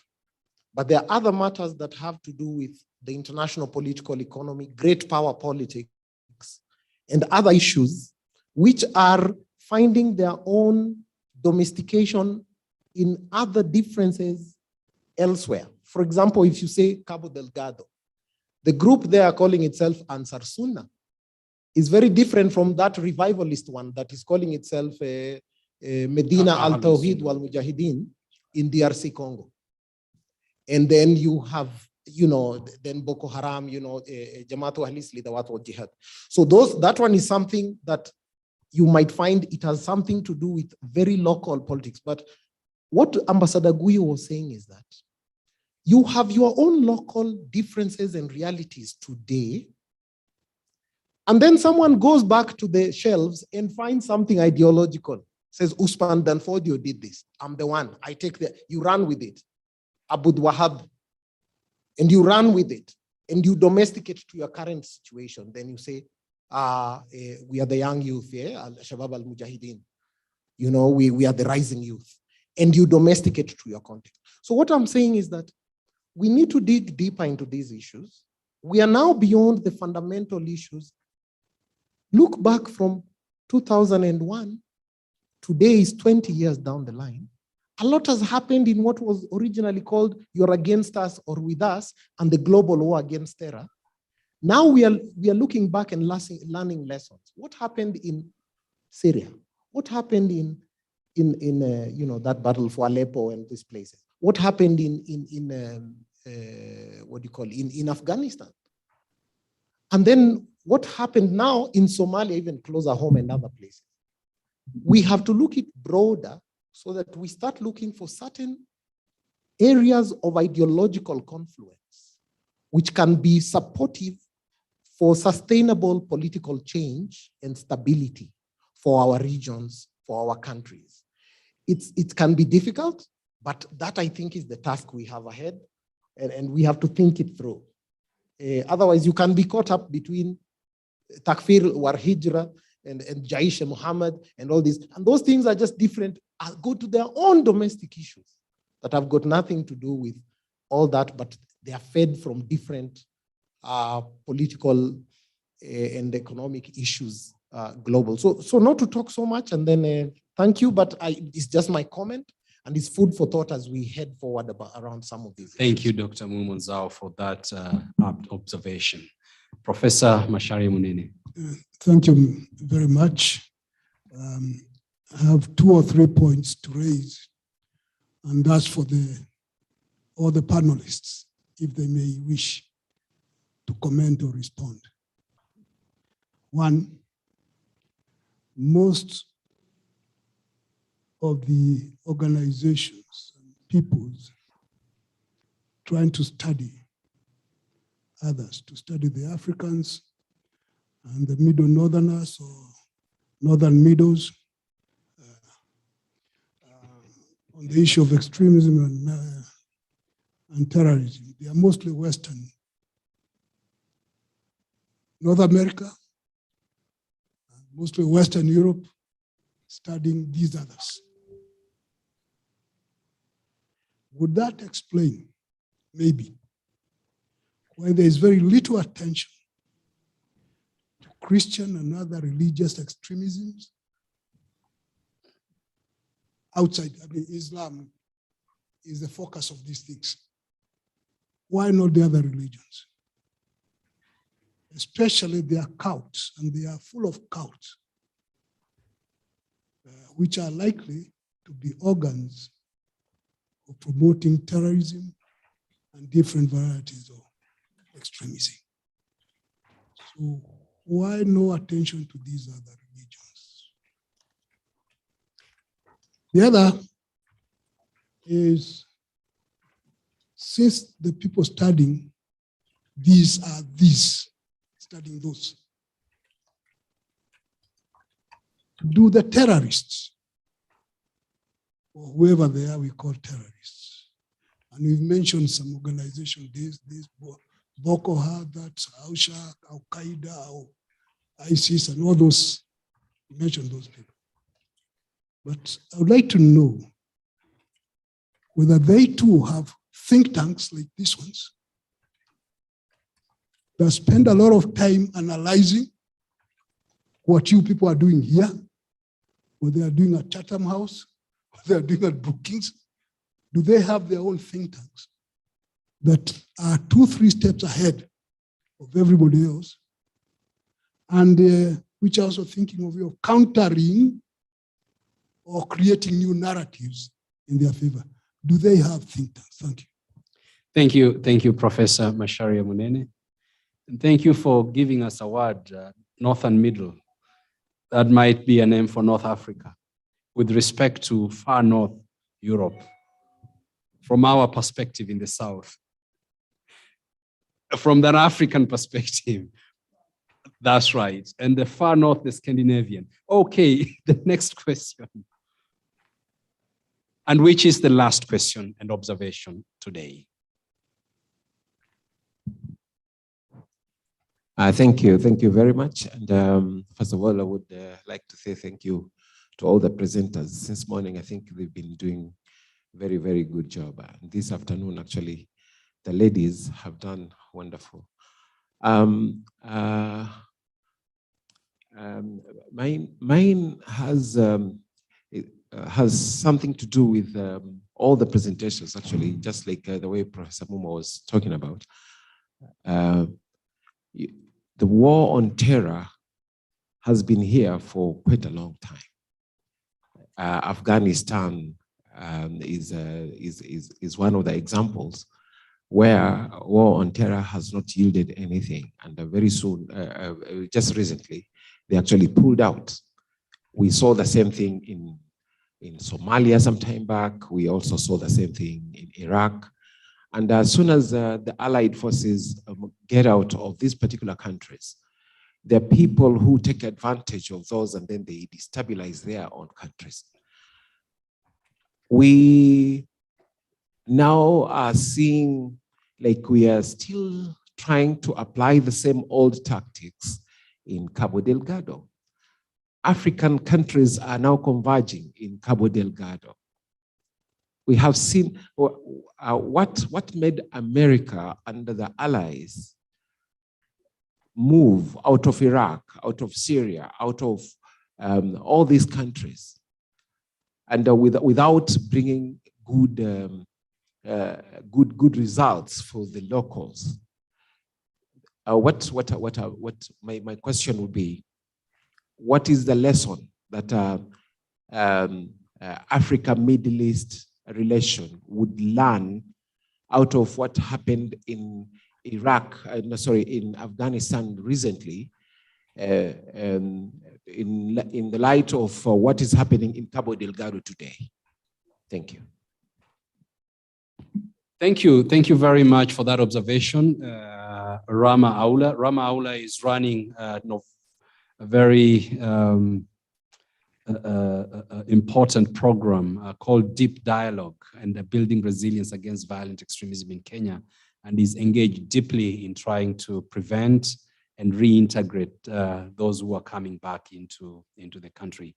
May I now ask the three presenters to take 2 minutes each, and before we go to the recap, and I will invite you, Molly, to start, and then Professor Hans Peckert. Thank you, and thank you all so much for having us today.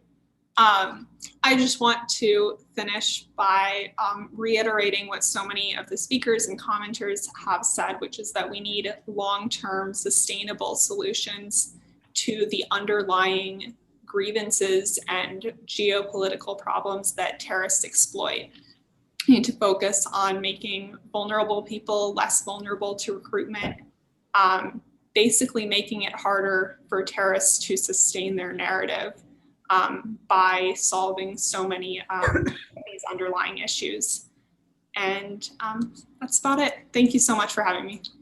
Thank you, Molly. Thank you. Let's give her a round of applause. And now to Professor Hans Peckert. I would just say thank you so much for having us. And I particularly liked the last comment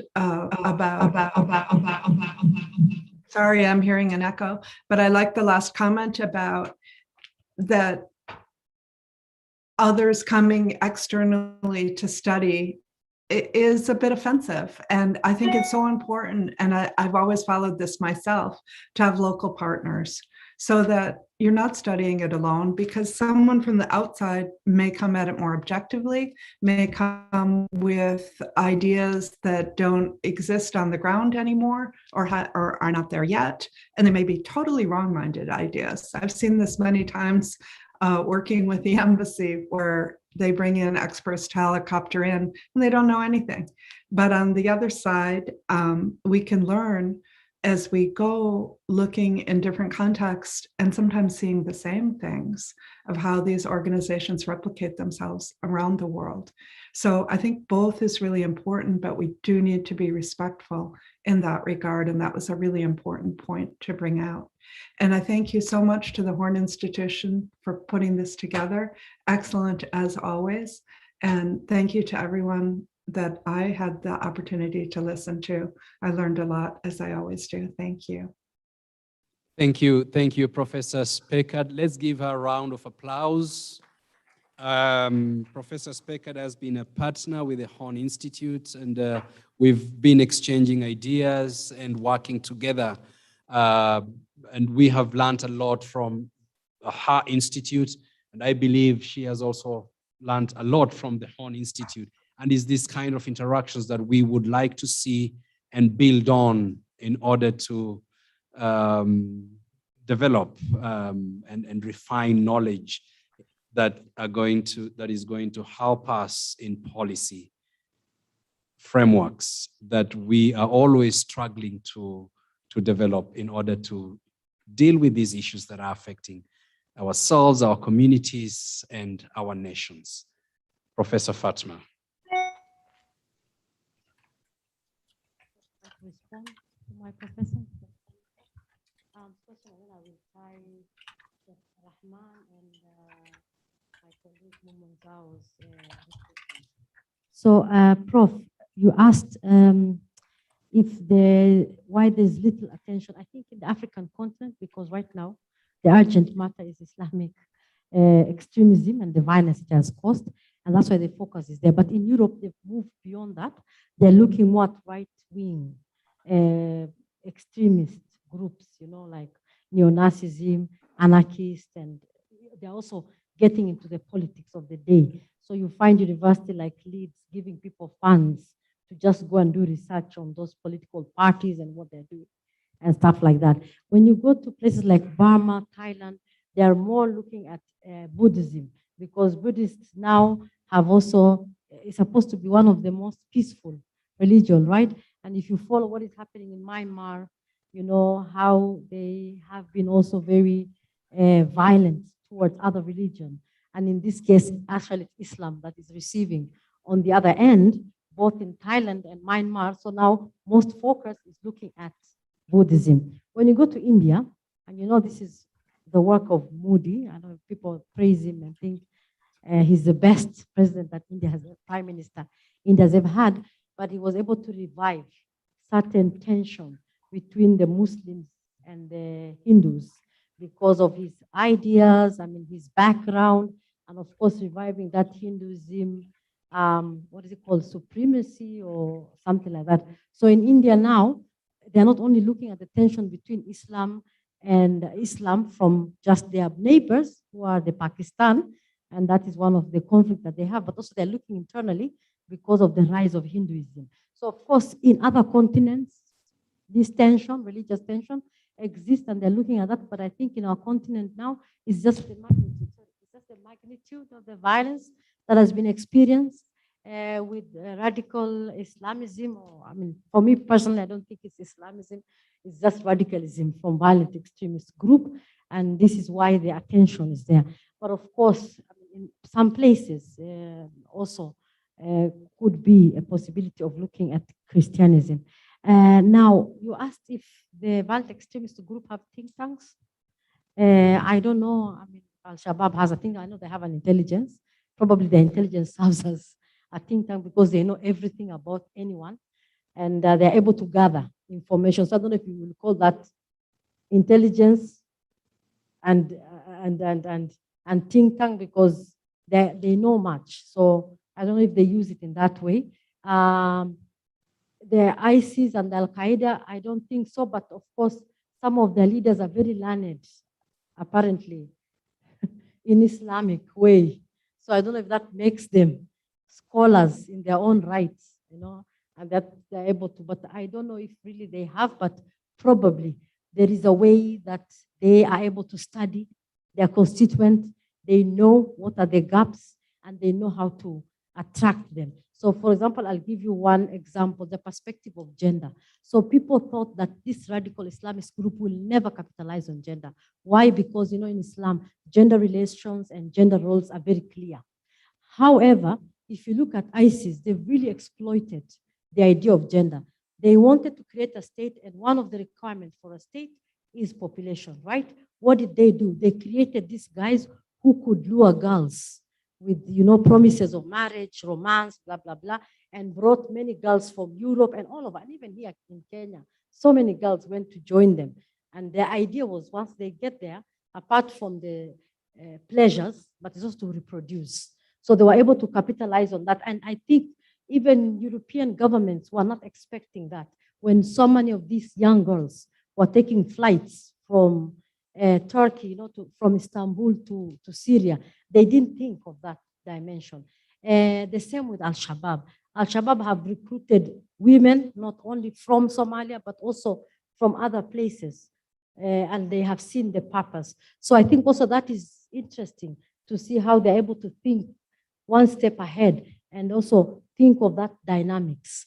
The other thing also, Al-Shabaab was very innovative in including foreigners and being very diverse.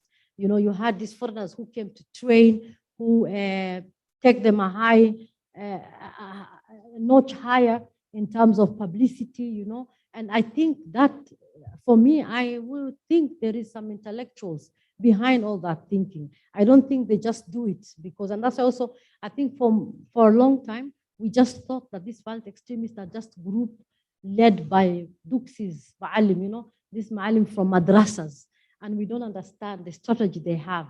And I think this is a misconception that most of our government have done in underestimating this extremist group. So I think it will be interesting to investigate, and I'll give all of you the challenge plus Prof, because it's your idea now, and you have the copyright. You have to research that and you tell us if they exist. Finally, to just recap, and I've taken more than 2 minutes, just what Sheikh Rahman has said and Dr. Nzau, the lessons learned. I think one super lesson that we can learn, and looking at what has just happened in Cabo Delgado, the intervention of Rwanda, you know, and the praise Rwanda is getting from the locals that they were able to, you know, and the Rwandan military, you know, proudly going there and saying, you know, you guys cannot deal with this. And of course, the comparison that is taking place now that the Mozambican military was just looting people. It was not protecting, they were not able to fight, but the Rwandans came, brought peace, they were able to push that. So that is also one lesson we have to learn about military interventions. This is one intervention that we have to look at, that one of the failures of Afghanistan is the military intervention. There was so much investment in military, you know, so much resources. The helicopters, you said, that, imagine all that money of the helicopter if it was converted into some other local solution of people. Because actually Taliban they catwalked to Kabul. They did not even have any opposition. So that is catwalking. They didn't have anyone fighting them to get there. So what happened all those years? All that money that was pumped into Afghanistan. So I think that is one, the intervention, military intervention. Second lesson that we have to learn is external intervention. How sustainable is external intervention? Cabo Delgado, how sustainable is the Rwandese intervention? They will come for 1 year and they will go. What will happen? Those guys will still come back, like the way Taliban came back. I think for me, these are the two most important lessons to learn, and also to kind of like correct those lessons if there is an opportunity right now with Mozambique, because it's just repeating itself, but in another dynamic. Instead of foreigners, now you have local intervention. Thank you, Fatma. Thank you. Thank you very much, panelists, experts. And just one last explanation here. On the similarities between jihad of Usman Dan Fodio and Boko Haram, I think there was a question from Nigeria. And what Ambassador Guyo did was he didn't say Boko Haram is Usman Dan Fodio or that group that was there before, that brought about the Sokoto Caliphate. He was just basically drawing parallels, similarities between these two groups in different historical epochs. And these are same geographical space, Sahel, Niger, and Lake Chad Basin, similar mode of operation, and both political religious groups. And this is the similarities between these two groups that came in different times of Nigeria's Sahel history. May I now ask Singo Machofi to come and take exactly 4.5 minutes to recap today's discussions. I know that's a tall order, Singo. We've overshot. We started late by 30 minutes. We've overshot by another 30 minutes. So we have overrun by about 50 minutes. So please, Singo, and we will start again tomorrow with more discussions on this recap that you're going to share with us. Karibu.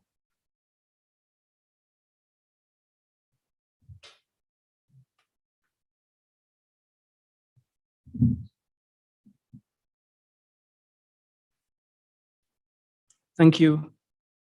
Thank you, Dr. Mustafa.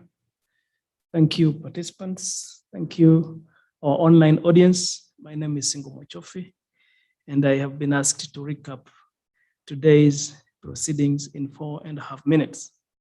I'll try to do that. Today we have had a total of 10 presentations, including 2 discussants and 1 keynote address by our CAS, Honorable Ababu Namwamba. I think our first session in the morning set the pace and the tone of the conference, and it was addressed by a number of people. And one of the commonalities in that address was the idea that the Middle East and Africa, both regions have been historically connected. And so there are historical, cultural ties that bind those 2 regions. It also came out that there's a certain binary, especially when it comes to the understanding of where North Africa lies. Is it in the Middle East or is it in Africa? And there was a sense that the false notion that the North region of Africa is in the Middle East is Eurocentric. It is very well known about how history was made, our African history was made in Europe, some people say in some conference in Berlin, and that has characterized the issue around where you place North Africa. That notwithstanding, the conference then started on the note that the 2 regions, Middle East and Africa, have close ties that need to be nurtured for mutual benefit. And we had the Honorable Ambassador from Morocco who made a presentation in which he noted, for those who don't know, that Morocco has actually played a very important role in Pan-Africanism and the whole concept of South-South relations, the idea that Africans can benefit more from interacting more with each other than interacting more with the outside. And he called for close cooperation, therefore, between Africa itself first, and then between it and other regions. Then there was a presentation by Ambassador Mwencha, who made very interesting, presented very interesting statistics. For example, the fact that the GDP of the Middle East is $3.5 trillion, and yet the Middle East has a very small population. Africa has a huge population, but limited resources. And so if there's historical ties between the 2 regions, they can take advantage of the resources, and then they can therefore strengthen one another. And then, of course, we had the presentation that was made by the CAS, Ababu Namwamba, who highlighted the fact that it is extremely important as a country in Kenya to be able to understand the fact that there are certain developments that are happening in the region and emanating from the Middle East that have implications on our own security.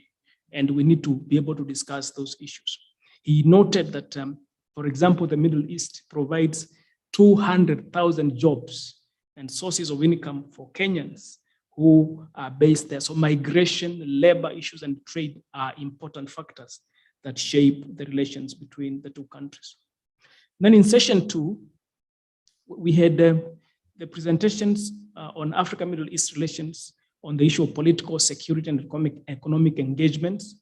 That's the study that has been done by the HON. It was presented by Dr. Khanenje. I will not spend a lot of time there because the study is there and we can read it, but it was commended for being such a groundbreaking study, and which is really one of the things that are putting the Institute in the global map as one of the most important think tanks. And the Institute did receive quite a number of accolades from those that responded to that presentation. And then we had quite a bit of interesting discussions from the discussants who responded to Dr. Khanenje's presentation. I want to cite 2 or 3 questions that they posed. Professor Kagonja posed about the question about that if the Middle East and Africa are interwoven, then what are the trends that are shaping the interactions between the two regions? And he highlighted quite a number of them, including deepening Pan-Africanism, including the issue of problem definition.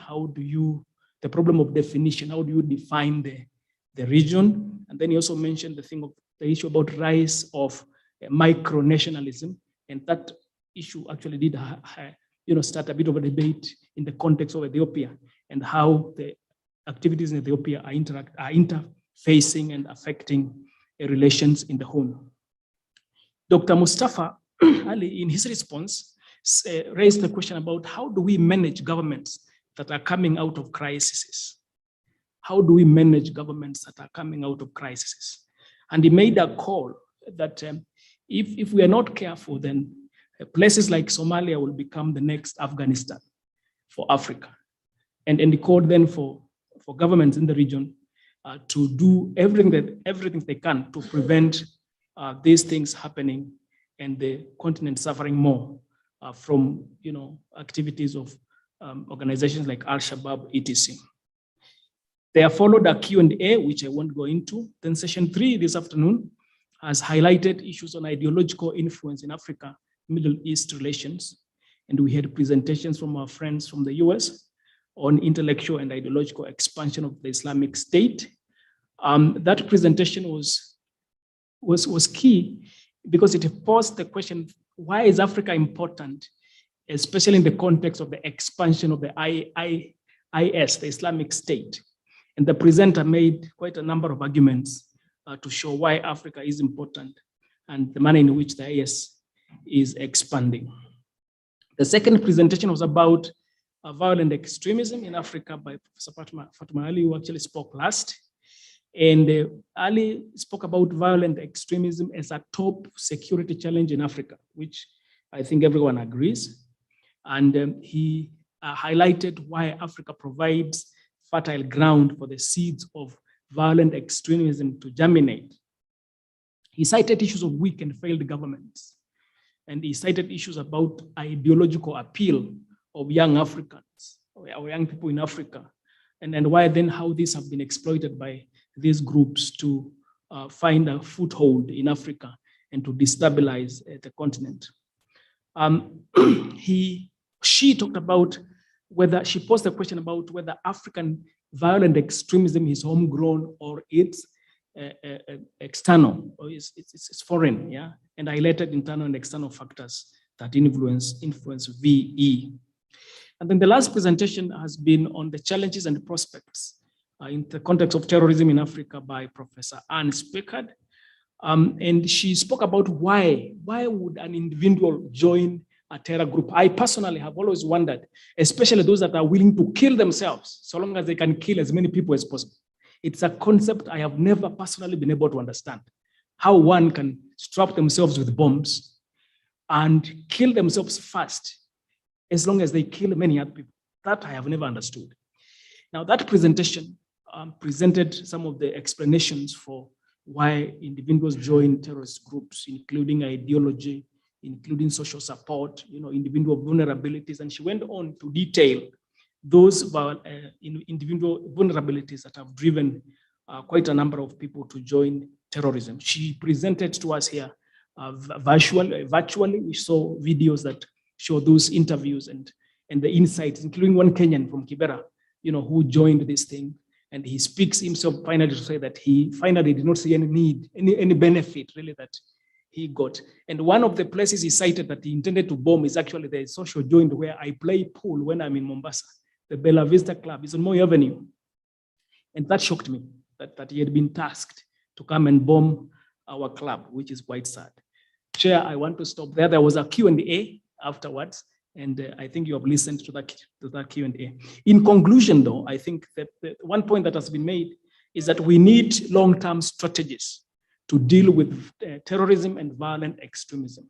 And one such long-term strategy, as we have heard today, is to strengthen our government, is to deal with the vulnerabilities that drive people into joining these groups. It's to take care about our youth, the youth bulge. The minister in the morning spoke about the fact that our youth have skills. It might be a bulging population, but they have skills that can be exploited. They can find livelihoods so long as they're given the priorities and opportunities. So those are some of the things that need to be done in terms of finding solutions. Thank you very much.